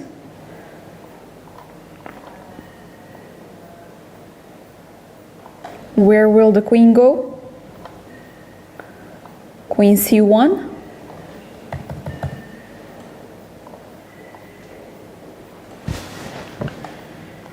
Queen c1 check. You also cannot forget about the back rank. So this will end up in a draw now? You believe? I don't think so. Three more many moves. more? Three Yeah, more three moves. more moves. In the same time. Irina Bulmaga. Okay, now they will repeat. Let's just check Irina. She have 3 seconds. Let's go with the camera there, because I believe here that they will repeat some moves. To reach 40, Board yeah. 7. Yep. Here Zala is nervous. you can follow the game. First one will it end up in a perpetual. Queen d2 was just played on the first board. Queen d2 was played also on the 7th board. Yeah. They're in sync.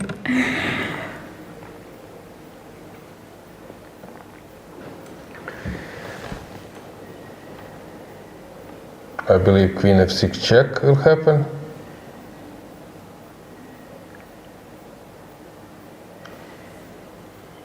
King g1 on the first board. I'm expecting once again Queen c1. At least once to repeat the position. Queen f6 check.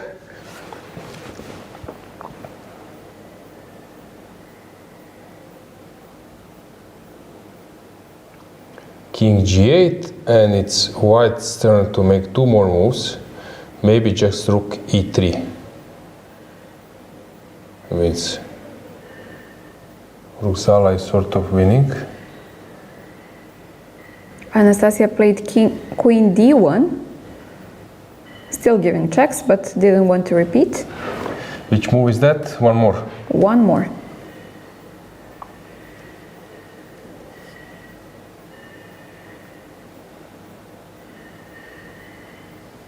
Rook e4. Interesting. So she didn't want to part with this b4 pawn, but rook e3, rook g3 looks to me is more dangerous. I would say that this is lost. Oh, rook is hanging. Sorry, I forgot even for that. So no need to protect the b pawn. Last moments. Minerva is also considering where to put the king back on the second rank. Жеребцова won versus Savina. Injac won, Tsolakidou won. Okay, congrats, you're coming back. And Zala just stood up, so they passed. Let's stay here for a second, because Irina needs to make the last move, and she just played rook d1. And King f2 was just played on board number 1. Okay, so let's get the camera back. Let's go to the board number 1. So here, is it the last move? No, okay. No, black still needs to make a move. Is she repeating? No, it was a check on c1, and the king was on g2 instead of f2. So it's not a Queen repetition. d2 is still not. Okay, they still didn't repeat the moves. So regarding position, so here black was better, not much, but it was better for black.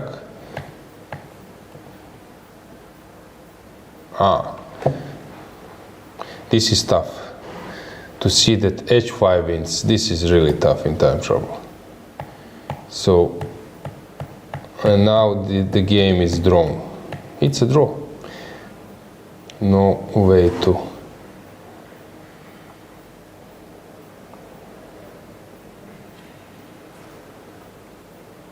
This is the position. It will be a draw, I believe. Then let's check the next camera, board number 3, Vicky Radojeva. Is dead lost for a long, yeah.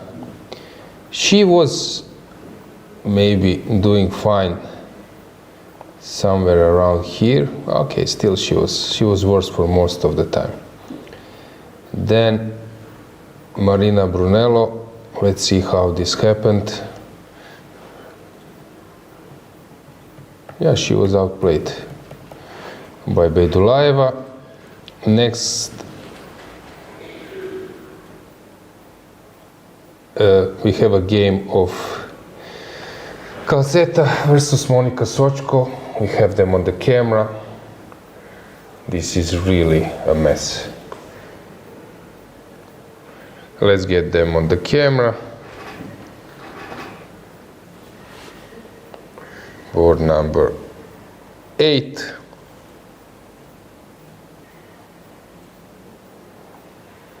It's a draw? They have finished, but we still don't get the result. Yeah, they were repeating the moves, so it's a draw. Okay, right. That was a messy game. Really, it was a big mess. Who was better, who knows? Probably a good game for both sides. Urgzala is... Yeah, rook e3 is needed. It's better, but the game will last. Let's get the camera on that board once again. So it's board number 9. So she's thinking. Zherevtsova won. And this was a really good game. Many surprising ideas. G4, knight, rook d4, rook d5. Nice. Yeah, so rook d5, rook d4, taking on f5, many interesting blows. It was a mess, but anyway, kudos to her. She managed to win versus high-rated opponent. I think that Alexandra is having a fabulous tournament. Winning first game, winning versus Tatalik, making a draw versus Bulmaga, winning versus Savina. Very, very good. Arabidze, we have her on the camera as well. Board number 11. She managed to get something. It was better for her most of the game, but she managed to outplay her opponent, so I believe that she will win. Still, it's complicated. Schneider versus Ushenina. Yep. Black is winning. You see, from totally won position, she went to a worse position. This, after the opening, looked like a really lost, totally lost. Then we have Stefanova. She's worse. Time trouble, and slowly tactics was missed, and now she needs to fight for a draw.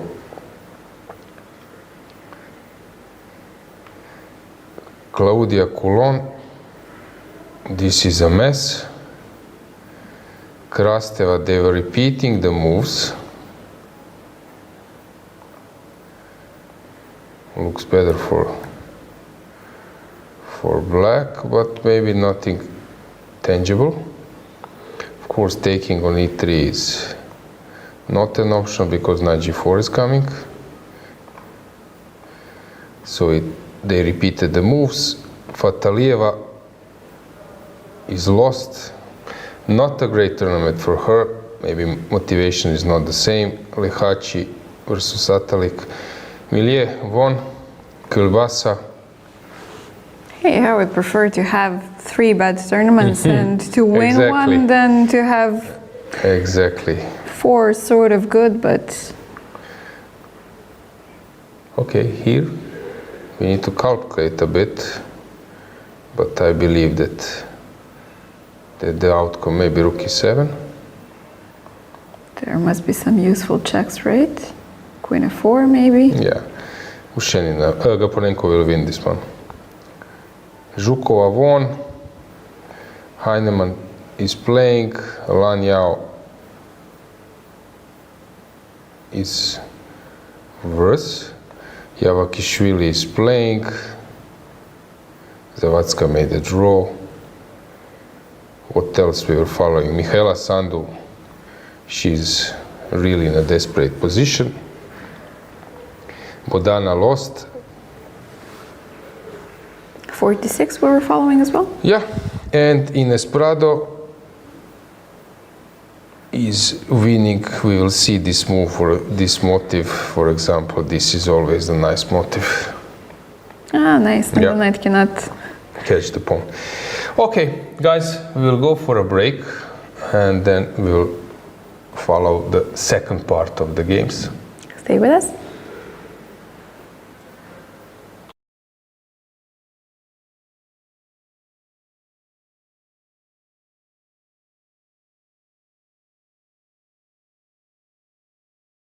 Chess moves. Smart. Free eSIM. Smarter.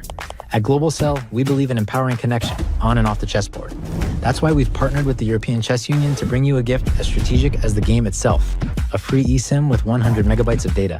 Staying connected has never been this simple. Just scan the QR code, install your eSIM, and enjoy seamless global connectivity. Global Cell supports over 190 countries. Global Cell and the European Chess Union.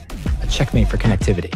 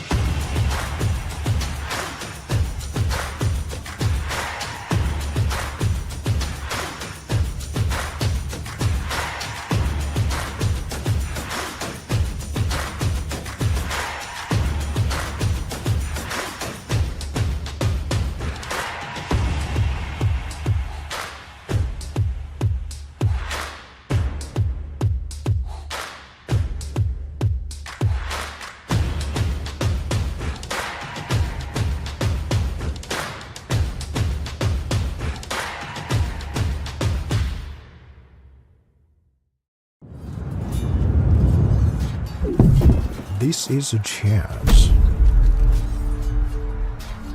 This is a war. Everyone wants to be a winner. But the path to victory is lonely. Chess Robot, the smartest, most advanced AI chess robot.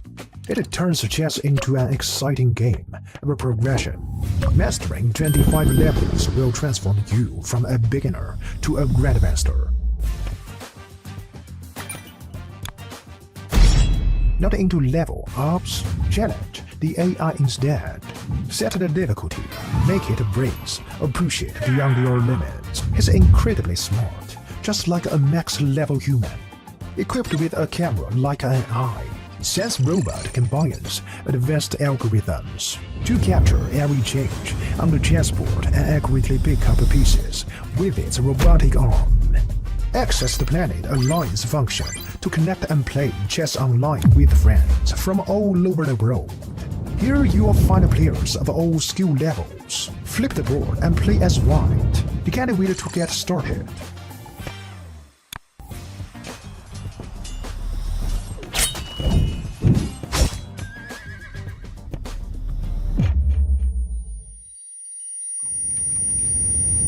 New to chess? We've got a better way.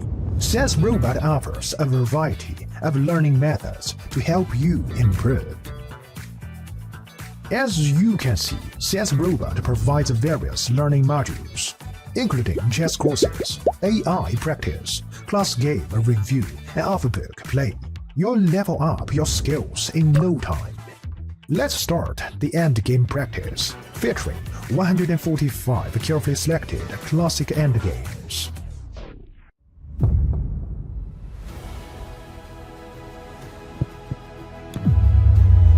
Now you have a greater chance to become a winner.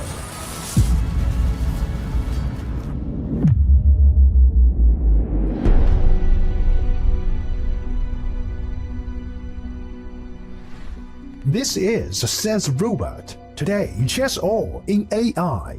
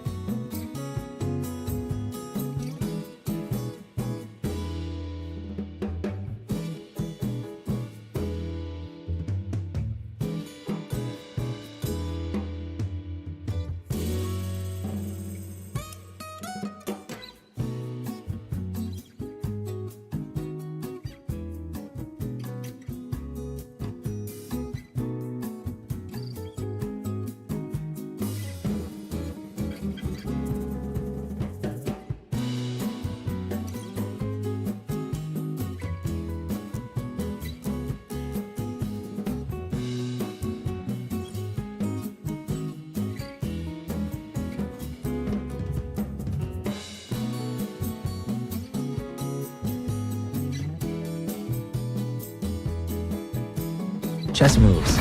Smart. Free eSIM, smarter. At Global Cell, we believe in empowering connection on and off the chessboard. That's why we've partnered with the European Chess Union to bring you a gift as strategic as the game itself. A free eSIM with 100 megabytes of data. Staying connected has never been this simple. Just scan the QR code, install your eSIM, and enjoy seamless global connectivity. Global Cell supports over 190 countries. Global Cell and the European Chess Union, a checkmate for connectivity.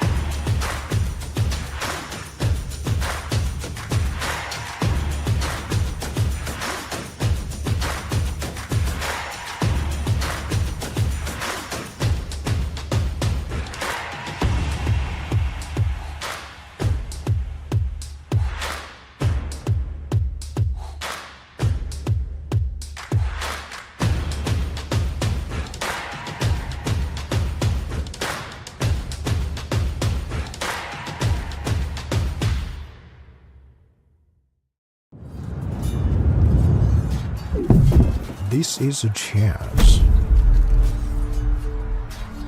This is a war.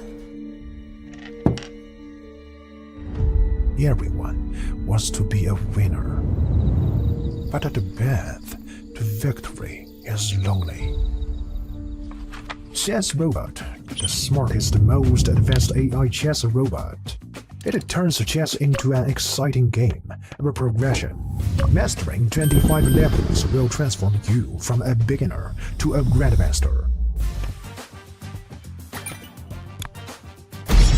Not into level ups, challenge the AI instead. Set the difficulty, make it breeze, or push it beyond your limits. It's incredibly smart, just like a max-level human. Equipped with a camera like an eye, Chess Robot combines advanced algorithms to capture every change on the chessboard and accurately pick up pieces with its robotic arm. Access the Planet Alliance function to connect and play chess online with friends from all over the world. Here you will find players of all skill levels. Flip the board and play as white. You can't wait to get started.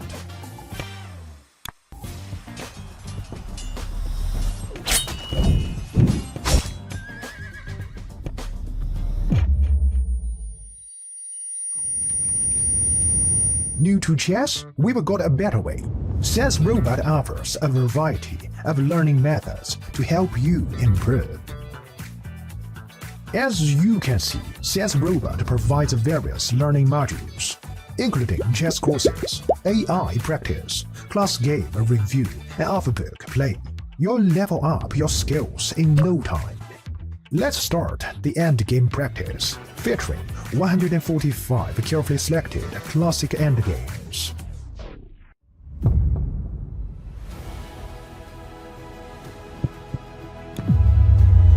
Now you have a greater chance to become a winner.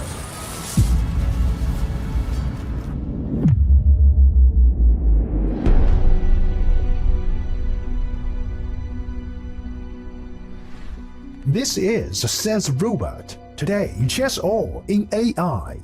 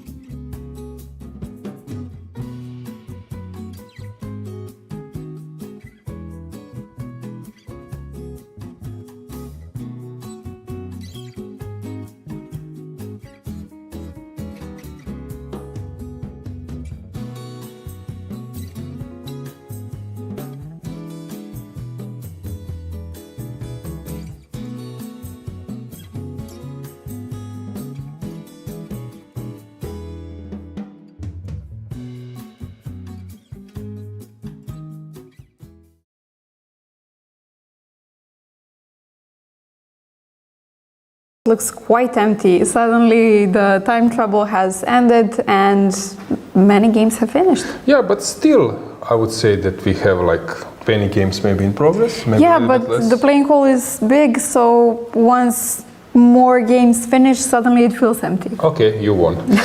Let's Okay. have the camera number 1 to check our main game.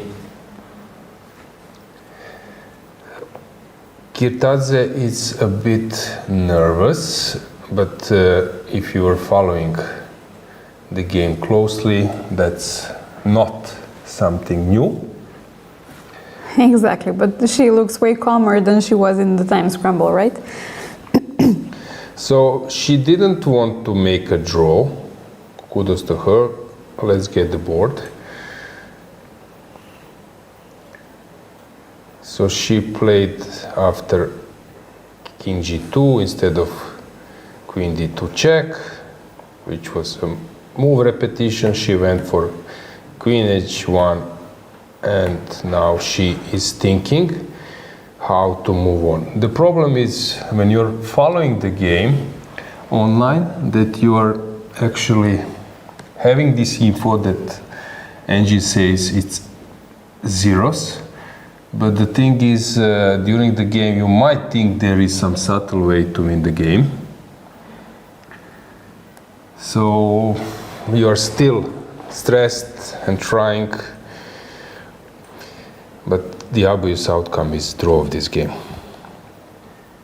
But still, I would be very happy if I drew this game with black pieces on board number 1 in round 4.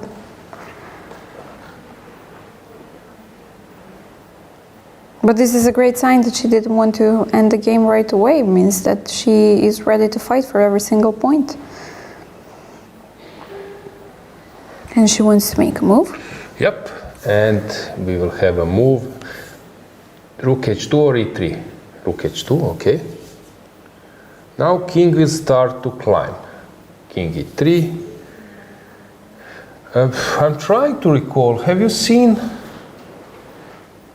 at any time my nervous and maybe like showing some emotions besides like, I would say like plus 10%, plus minus? Basically, I don't recall this. Yeah, she's very cool-headed. Having a good poker face. Yes, exactly. Okay, but this is basically what...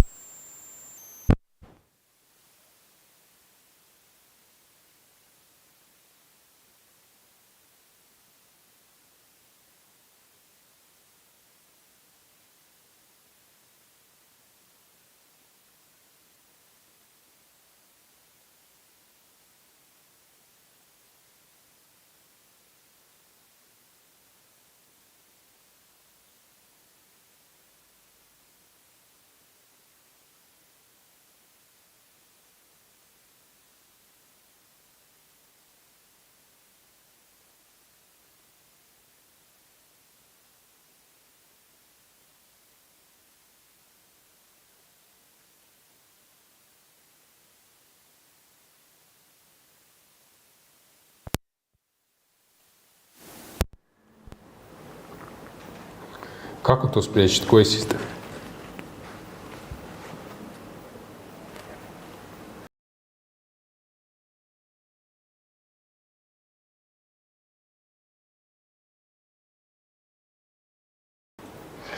Okay, so we are back. There was some small issue.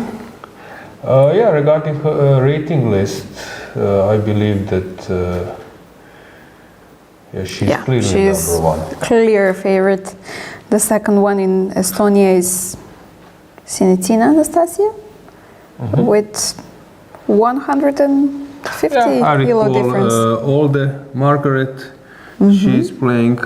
for the national team, Yeah. yeah? Yeah, but Narva career high. What did I say? Or didn't mention? So I will I go don't for remember. like 24-30. And drum rolls 24-21. Yep. Close enough.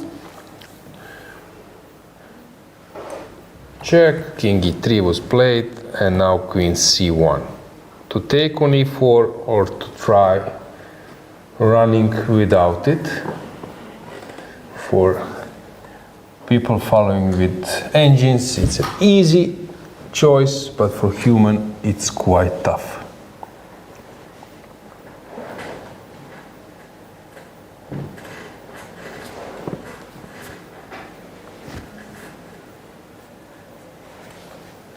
So what if I take? Okay, taking is normal, but king d4 is also normal to shut this e-file, to try to hide behind that pawn, so it's not an easy decision at all. And I believe that Maya will think for some time, but Anastasia is only 3 minutes on the clock, which is... Even though we have just passed the time scramble, she's once again in one. So I believe now that Maya will think, so maybe it's a moment that we run to other games. So Urkzala, king went up to g3. Okay, so many king runs. Let's get the camera of that board. Board number 7. Is it 7 or 9? 9, I believe it's board number 9. Yeah, so 7, she's thinking, it's a mess, she's long time. Then we have Arabidze. She's having things under control. We have her on the camera as well. Maybe you can help with the board numbers. Arabidze Meri is board number 11, which is camera 9. Yeah. Then we can check Ushenina. She is winning.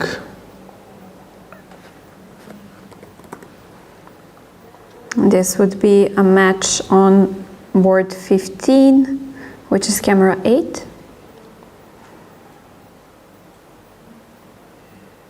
Then we have Stefanova.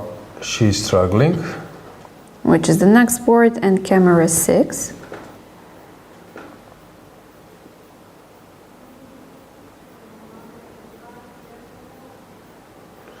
This will be a mess. And it still is. Then Claudia Coulon versus Livia Jarocka. Suddenly Claudia is lost.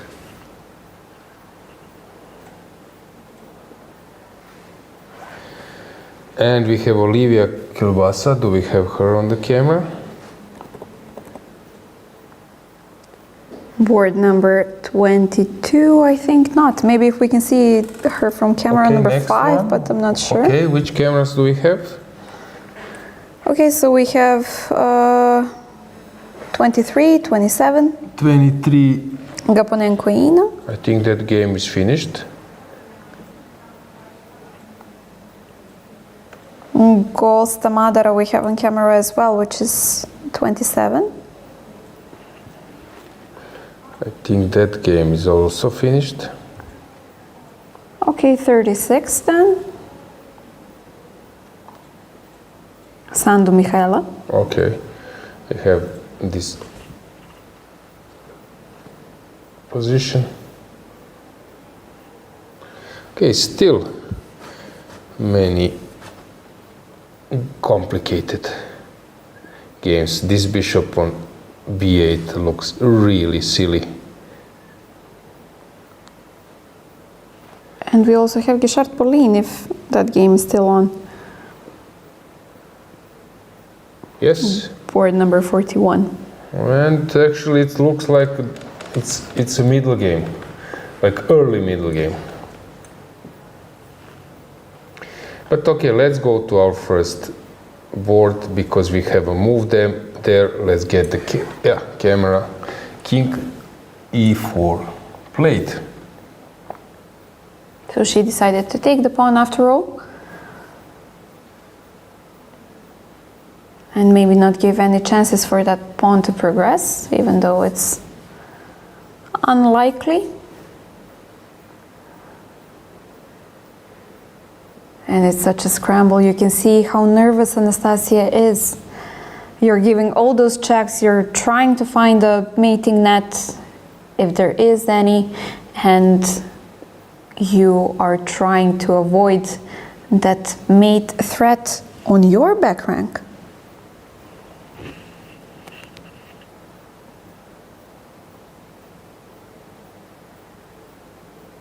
will queen e1 be played? Queen c2.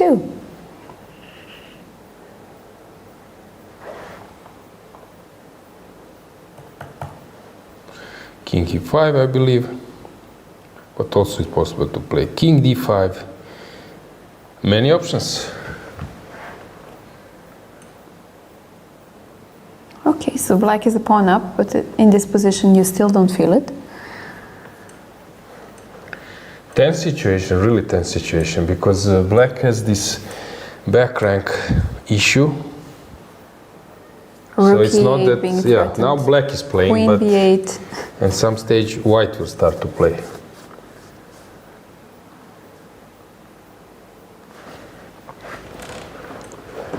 Regarding our poll, what's the situation there? So we have almost 300 votes, and basically we have a clear favorite. That the most important aspect and the favorite aspect of our viewers is the game analysis. This is what we are doing. I hope so. Interview with the players. It's interesting, we got many questions, Yeah. requests. Camera games footage. Yeah, this is a very nice concept, especially, for example, this one that we see now. We can comment, you can share your wisdom, and we can still see how nervous the players are. Who wouldn't be? As I said, the problem is engine bar. If players would know that we have some games finished, we can go maybe broad view. Who is that who just finished? Let's see who's exiting the playing hall.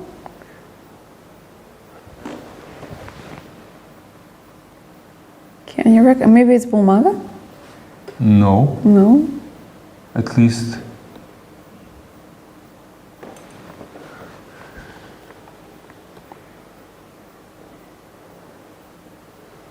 The game seems to be in progress, at least on the platform.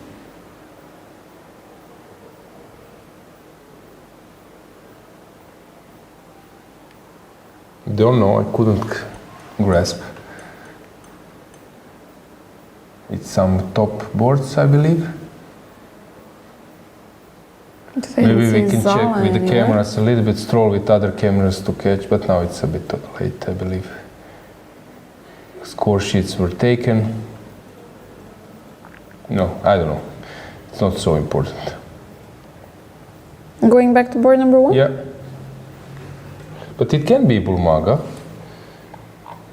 It can be Bulmaga. Yeah, Yes. I it's a think draw. it's a draw. Yeah. So that was Lina Bulmaga, and this game is still in progress. And now it's black's tough choice to move on.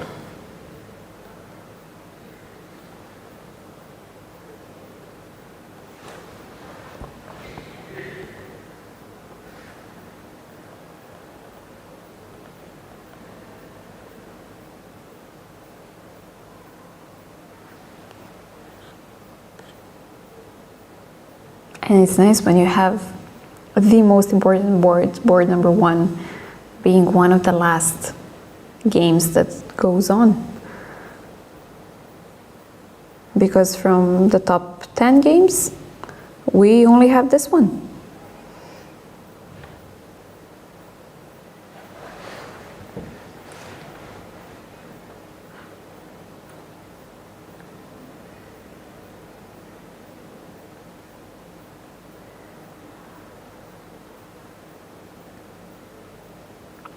Maybe we can also get the board. Let's get the board back. So king is on c5. Meri Arabidze seems to be stuck, which is a bit strange. Seems to me that she's just easily winning, but now I'm not so sure.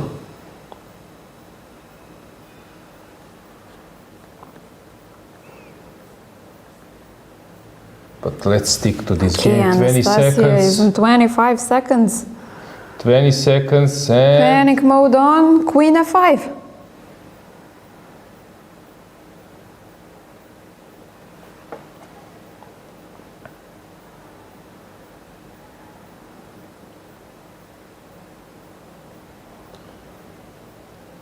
So Is which are there the some options? sort of- Queen e5, rook e5.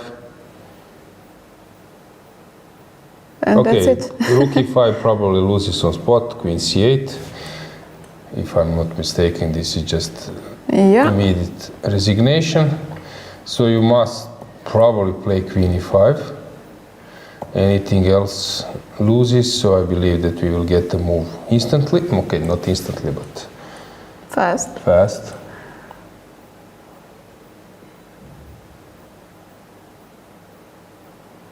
Queen e5. Okay, then queen f8, I guess, is the idea. Yep.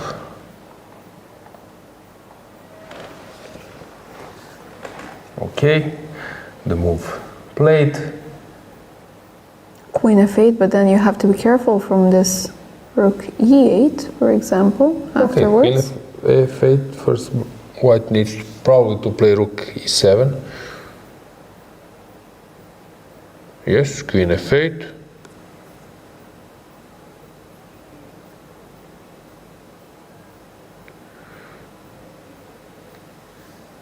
King c4, she can take the pawn, she can play rook e7. Do we have some rook d7 on rook e7? Yes, you're right. Rook e7 loses, rook d7. So king c4 is necessary.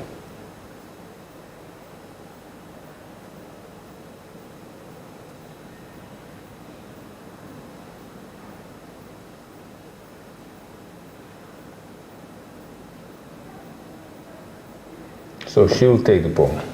That's at least something I believe. Or maybe she will go for the other one, on a5. But then rook b2 always comes. Yeah, and why not take the c4 pawn where you have more pieces to surround yourself with?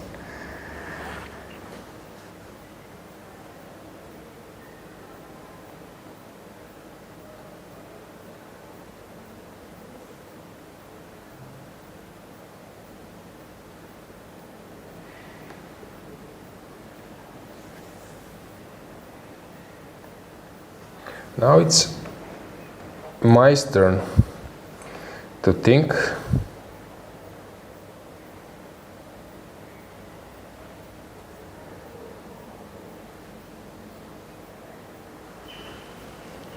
In the meantime, I'm checking some other games. There are some interesting stuff.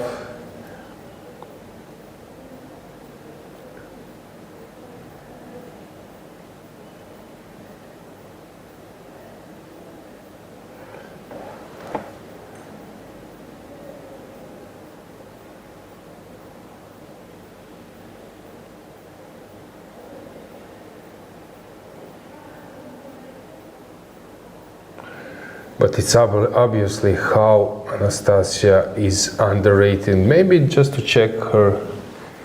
Career high? No, but the terms how many games she plays, rating, process. King c4 played.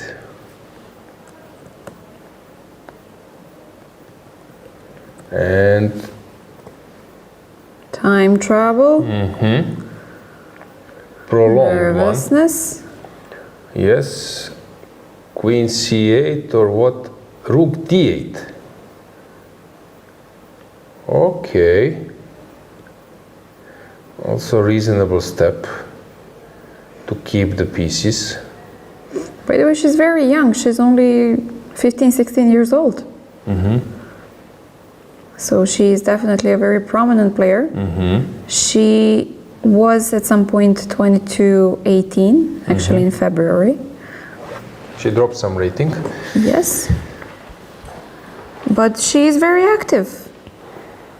April 20 how is this? In March she played 20 standard games. In February 9, January 18, December 10. So she is playing quite a lot. She is very active.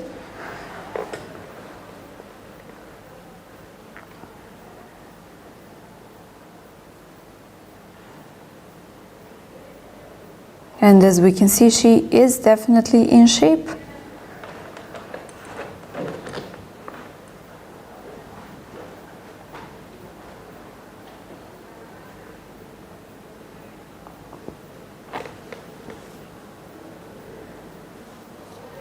Okay, so this is the first move after many that white is not in check. So can we actually make something out of this? How do you basically make your position better? Now white has this free C pawn.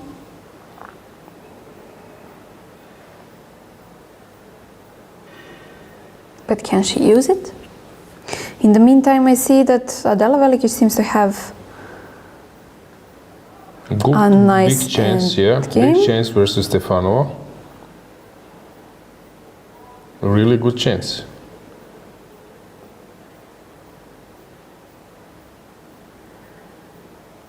And I would be so happy for her if she manages to win. Really? Yeah, well, Adela is my friend since we were kids. We went to the same high school as well. And basically she started playing chess very late. I was already playing for 5 years, maybe 6, when she started. But she progressed very quickly and she showed that she's talented. And yeah, now she's for long in the national team of Serbia. And she used to have a much better rating. She dropped some points, but I hope that she will manage to come back.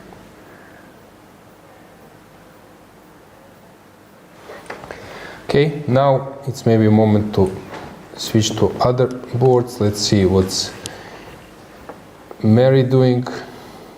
Arabidze. So after b3, b6 was played. Camera 9. And b4. Okay, so here it's obviously some kind of mess. They're really long time. So what's the point? Let's try to figure it out. Why not rook f2, probably king g1. And she doesn't want to allow king to be moved. If rook g1. Okay, let's see. Okay, she can play this. So these are some nuances. But b4 was played. Then we mentioned Stefanova. Camera 6.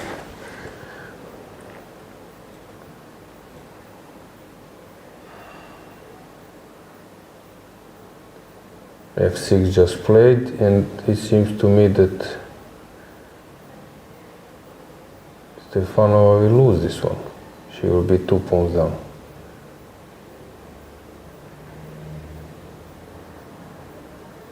Knight goes to a8, c7, and collects the pawn. Good job for Adela. And not a happy start for... Yeah, but Antoaneta is a great player. She can fight back. Of course. She has done it many times, so no reason not to do it once again.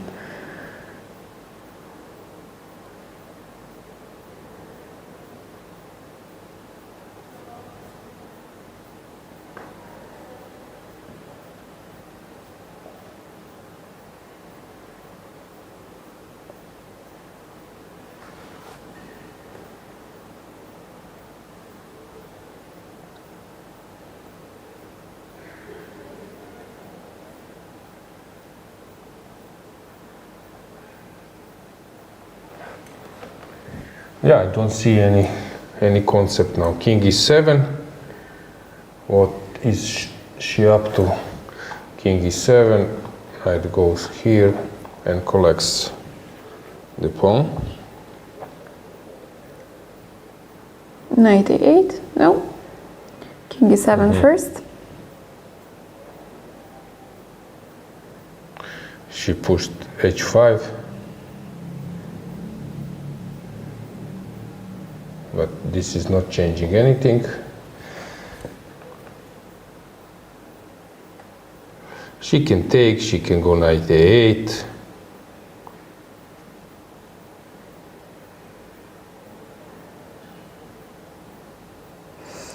By the way, board 28. I don't know if we have been mentioning this, but Arida, if you remember, we mentioned yesterday or the day ago that she's very young, 12 or 13, and she seems to be winning against Wan Yao. In the English encounter. Do we have this game? On camera, no. Okay, we might arrange it a bit later.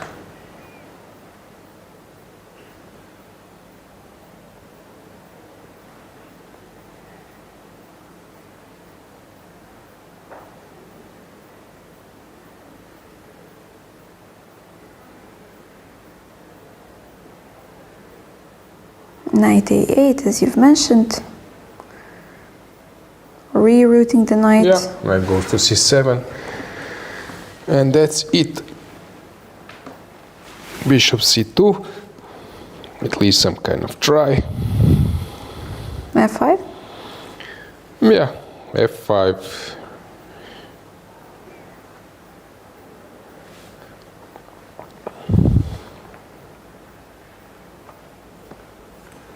f5 is good enough.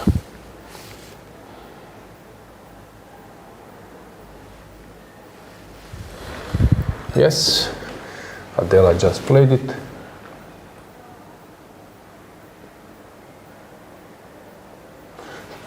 So Adela started with a win, then lost versus Mai Narva. Yesterday win versus Algi Azerbay from Turkey, and today she's about to win versus Antoaneta. The former world champion? Yeah, former world champion. We mentioned her so many times regarding her Results? European medals. European Silver there, world, there, yeah. gold, silver, bronze, silver. Honestly, I'm not sure if she remembers all of the medals that she won. Okay, king e6, and that's it.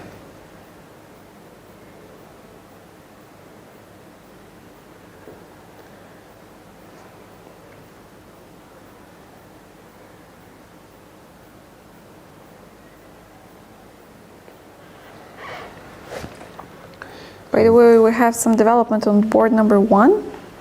Yes. The king reached King went a3. Yeah. Let's go back with the camera. See, it's now again his black's turn, but I think that now she will just settle for the perpetual. Especially considering that she's on 20 seconds. Oh no. She's really fighting like a lion. Okay, I have 20 seconds, but this doesn't bother me at all. I want to try to exploit the position. Played it on last 11 seconds.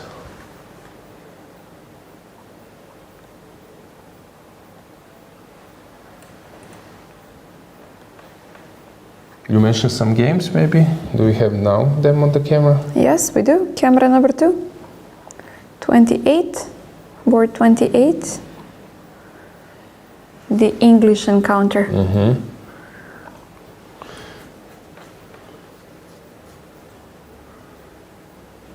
Yeah. White is winning. Let's get the camera. White is winning. Lan Yao seems to be in desperate situation.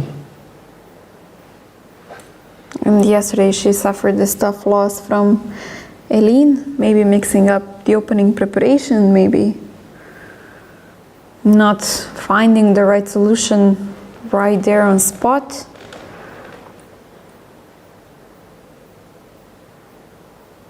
But seems like it did shake her a little bit, so that she's not performing the best today. King went to g8. So will she go for knight e6?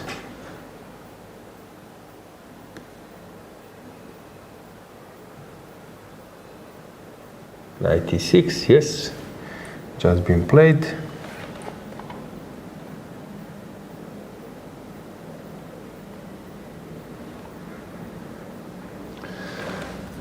She can, of course, take the pawn on c6. Oh, if you take on c6, I can give you a check. Ah, but this doesn't change much. No point for that. You just push. That's it. So after rook c6, she can just push.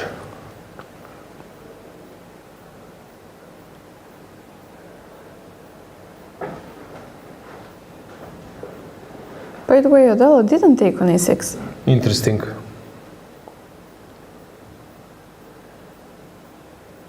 Probably same thing. Okay, but she took now on e7, so.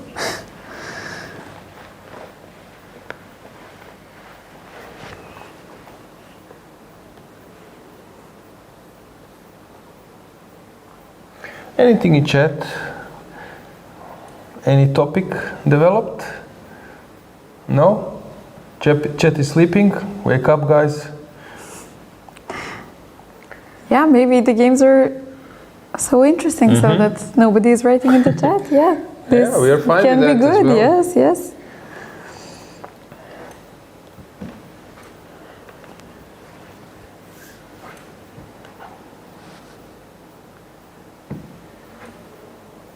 So will she push? Probably that's enough. d8, queen. Seems like the easiest solution. Yeah, because not to dream about checkmating. And she has enough time. She has. Okay, maybe only rook g4 is something which can be a try, because here then I promote the knight even, but okay, I can promote the queen. And then if you go somewhere, but why to play this? No, I don't see any point. So the most logical is just to promote. Not complicated and just. Yeah. Go with the promotion.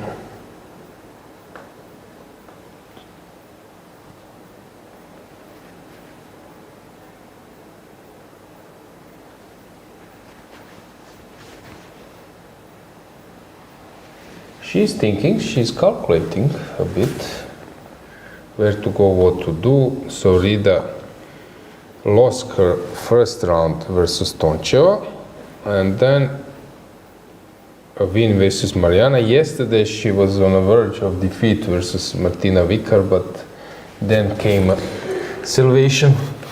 In the meantime, we have a finished game on board number 11, Meri Arabidze won. Okay. Which we expected, but it finished.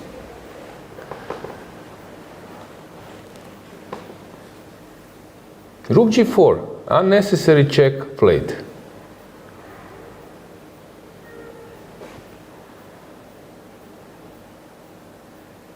But hang on. Why doesn't this engine bar like this move at all? Hang on, because maybe it's a mistake.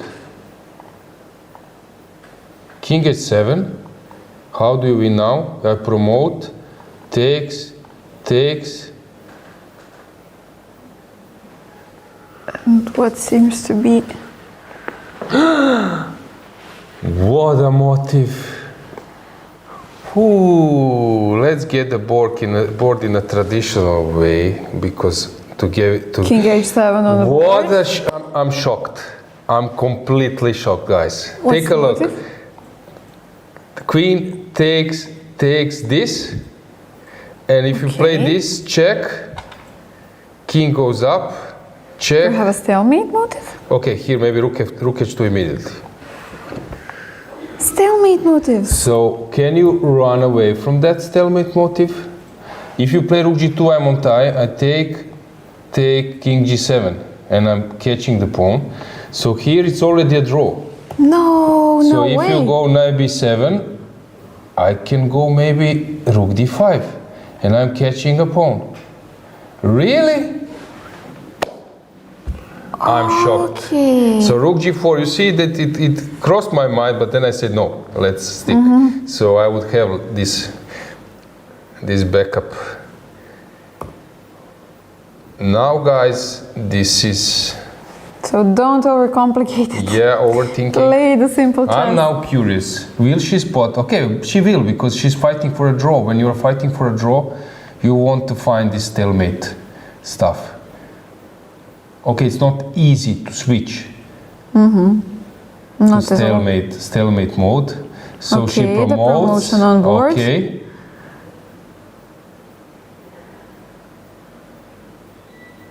Rook takes, and I'm curious, will she play rook d6? Popcorns, please, Dragana. Drum rolls. Yeah, Da-da-da-da-da-da-da. Waiting for rook d6. Will she spot rook d6 now?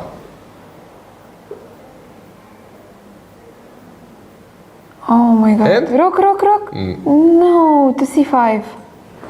Now the stalemate motif is gone. Rook h4, I believe that wins.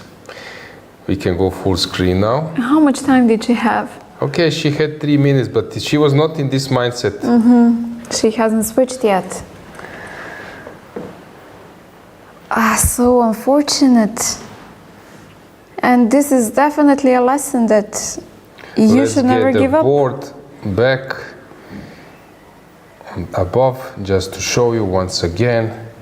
So instead of knight d8, instead of rook c5, rook d6, knight f7, rook d2, king g3, there is rook g2, saving the game, stalemate.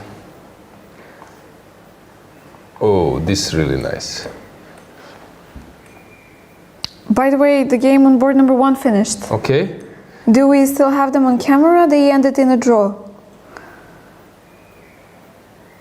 Or are they gone? let's have board number 1 camera, and then immediately beauty camera. Okay, so they have left because we were already searching for the stalemate. But maybe we can check a few moves, how the game finished. Basically, so there was no move. Queen g6 was the last one, and it was a draw offer. So no other move was played. Anastasia offered the draw, and after some consideration, my Narva accepted it.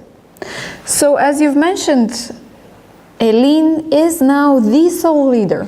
And regarding my prediction about decisive results.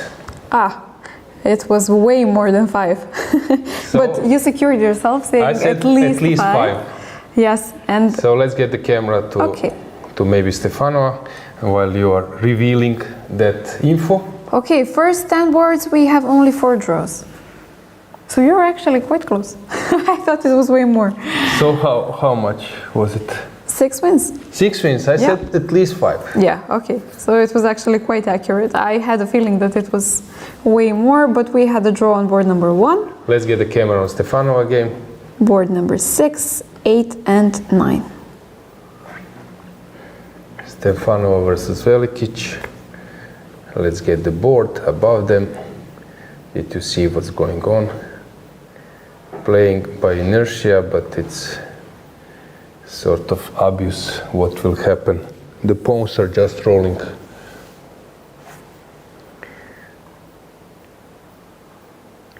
So Livia Kilbasa is still playing. She's about to win.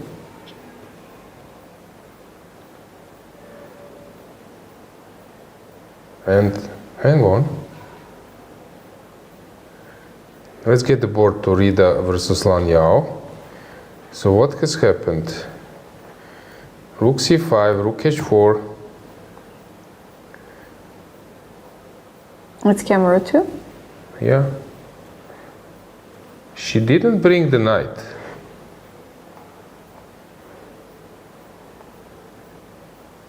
She didn't bring the knight back. And she just wins. And now she went for this, and it's a draw. Rook g5, rook h5. Is it a draw? Yeah. So she missed this. Check, king g6. Can give checks forever, but it's a draw. Okay, so stalemate passed, but somehow she still manages to get that half point. And we can see the relief on her face. Okay, rook versus rook and knight might still happen. And Adela has just finished. Let's go briefly back. Stefanova versus Velikic, resignation. Camera number 6. Congratulations. Tough loss for Antoaneta, but Antoaneta was lost when in the first round. Then She managed to save herself, yeah. we can go beauty view to see the players leaving. Congrats, Adela. You can see them on the left.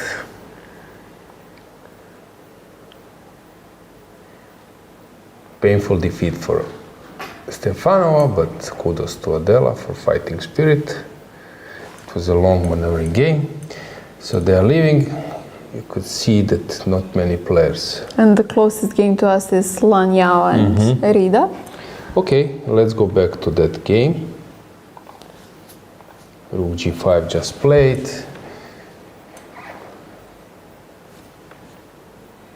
No need for board because we can see closely what's going on. Knight f7 check, king g6.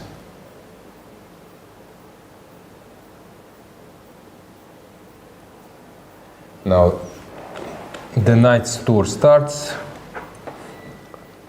A little bit to g4, a little bit to e5. Okay, she will maybe play rook g4. Yeah, rook g4, we will have a rook and a knight.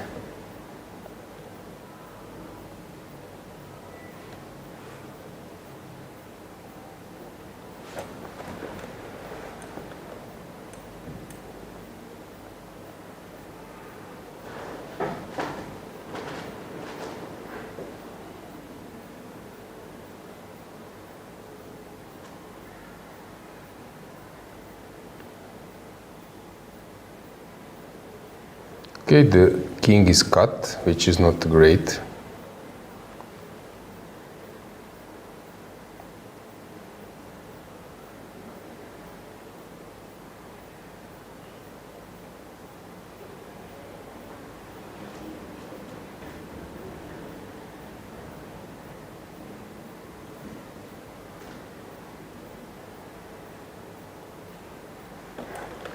Okay, this game will take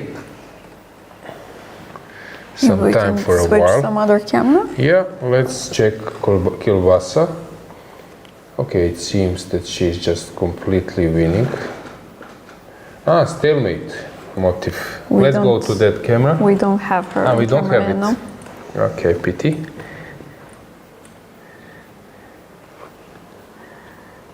But basically, what's going on? Kielbasa will now take the bishop, and after check, play rook b4, and that's it. So this game will end up in a second, I believe.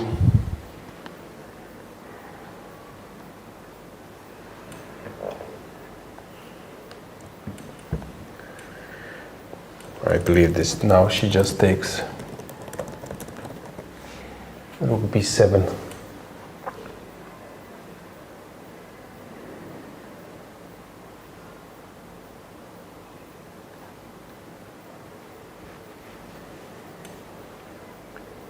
Mihaela Sandu is dead lost. She's still fighting, but it looks so Nenova. This game is a little bit. Nenova we have on camera, we actually haven't seen them so far. Maybe we can. This is camera number 7. Maybe we can take a look. And do we have Pauline Guichard? We do. I would maybe go to that board. Rather. Okay, so just to introduce to the viewers, we have Angelika Nenova with white pieces playing against Alexandra Lach. Okay, so if we switch to Pauline, this would be camera number 4. Because here it's a mess, and let's get the board because white is really long time. And maybe some resignation is about to happen.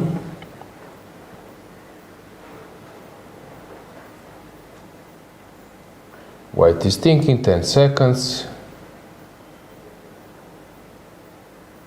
She will flag, no, Rook E2 played on last. Okay, there are several wins. Knight G3 wins. Queen D3 wins. On the last 2 seconds. Last 2 seconds. So there are several ways to win this game.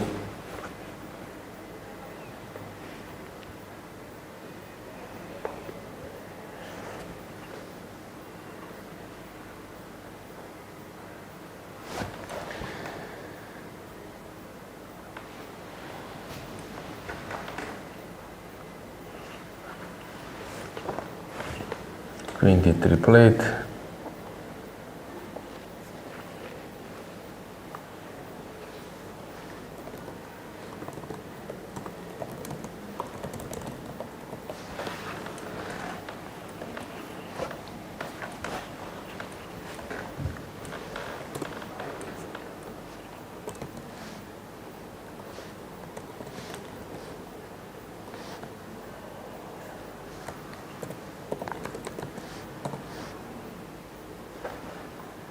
Yeah, Kiribati seems to finish her game. Okay, just updated.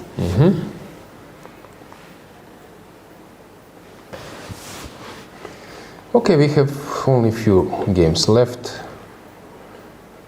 And Yeah. okay, White won. congratulations to Olivia.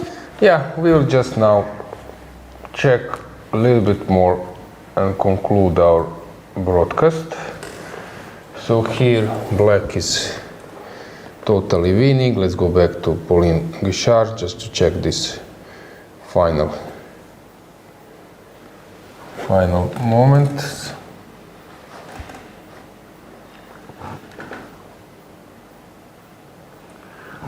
Regarding our top boards, basically we followed all the top boards, top 30.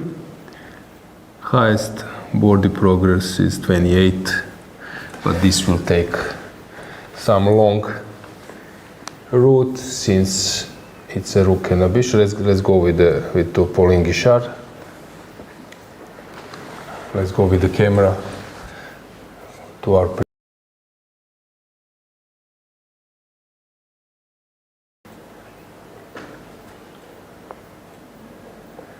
final moments here.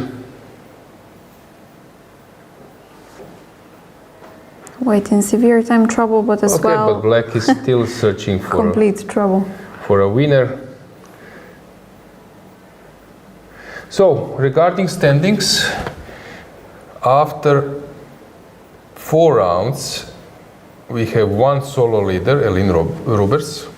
Yes, and then we have 7 players with 3.5, led by Narva-Mai, Anastasia Kirtadze, Alexandra, Bella Khotenashvili, Elina, Beidulaeva, and Maltsevskaya.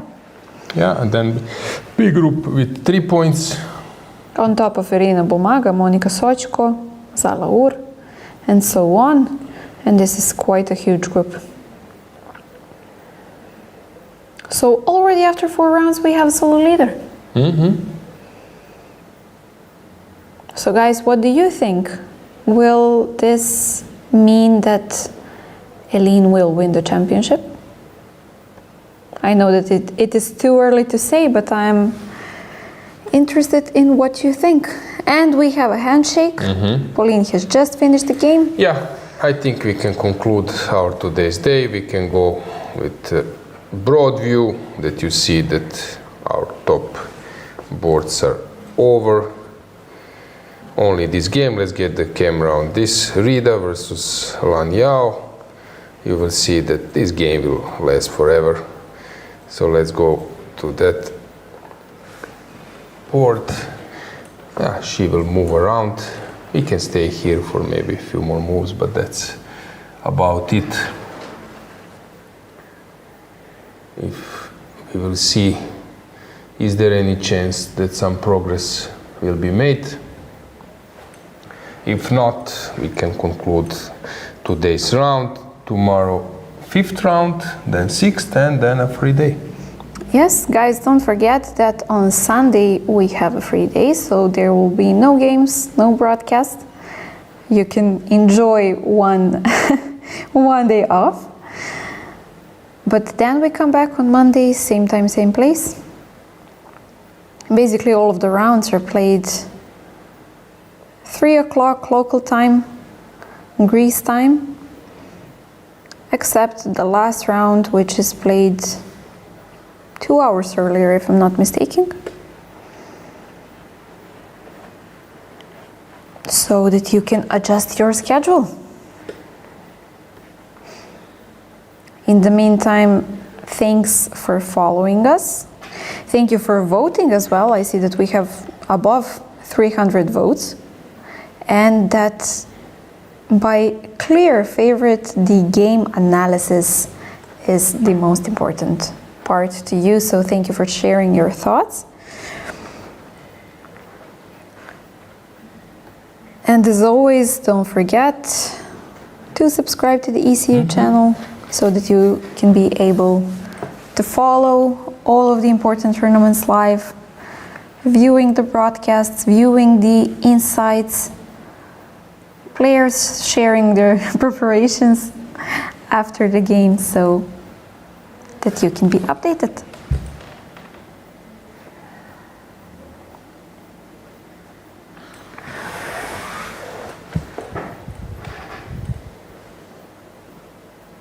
Yeah, a few more moments to check.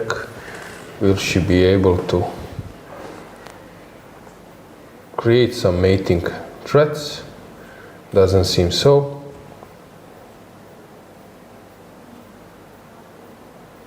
But Lan Yao was fighting today really, really hard. And it's definitely not easy to spot this stalemate motive that you saw.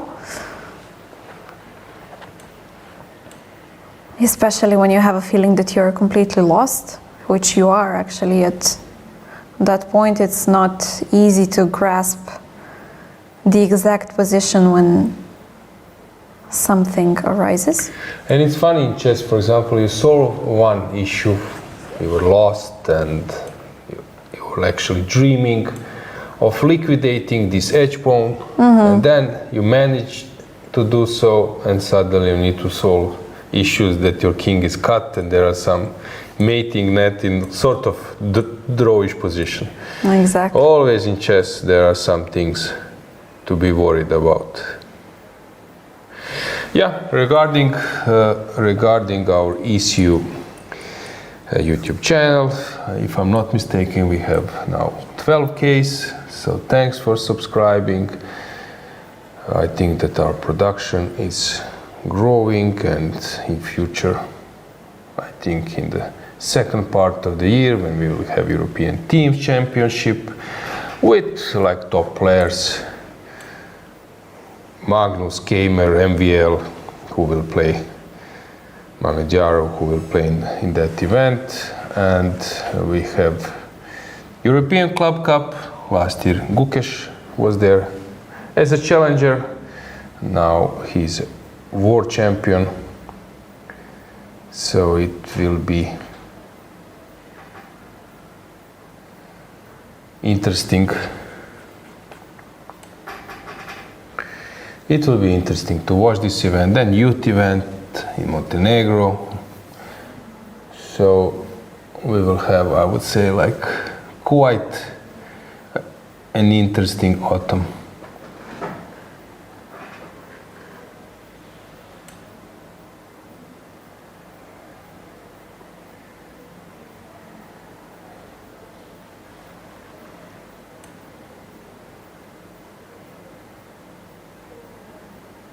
King f7 just played, and now it's time that the king runs away. King h6. If she plays king h6, that's it.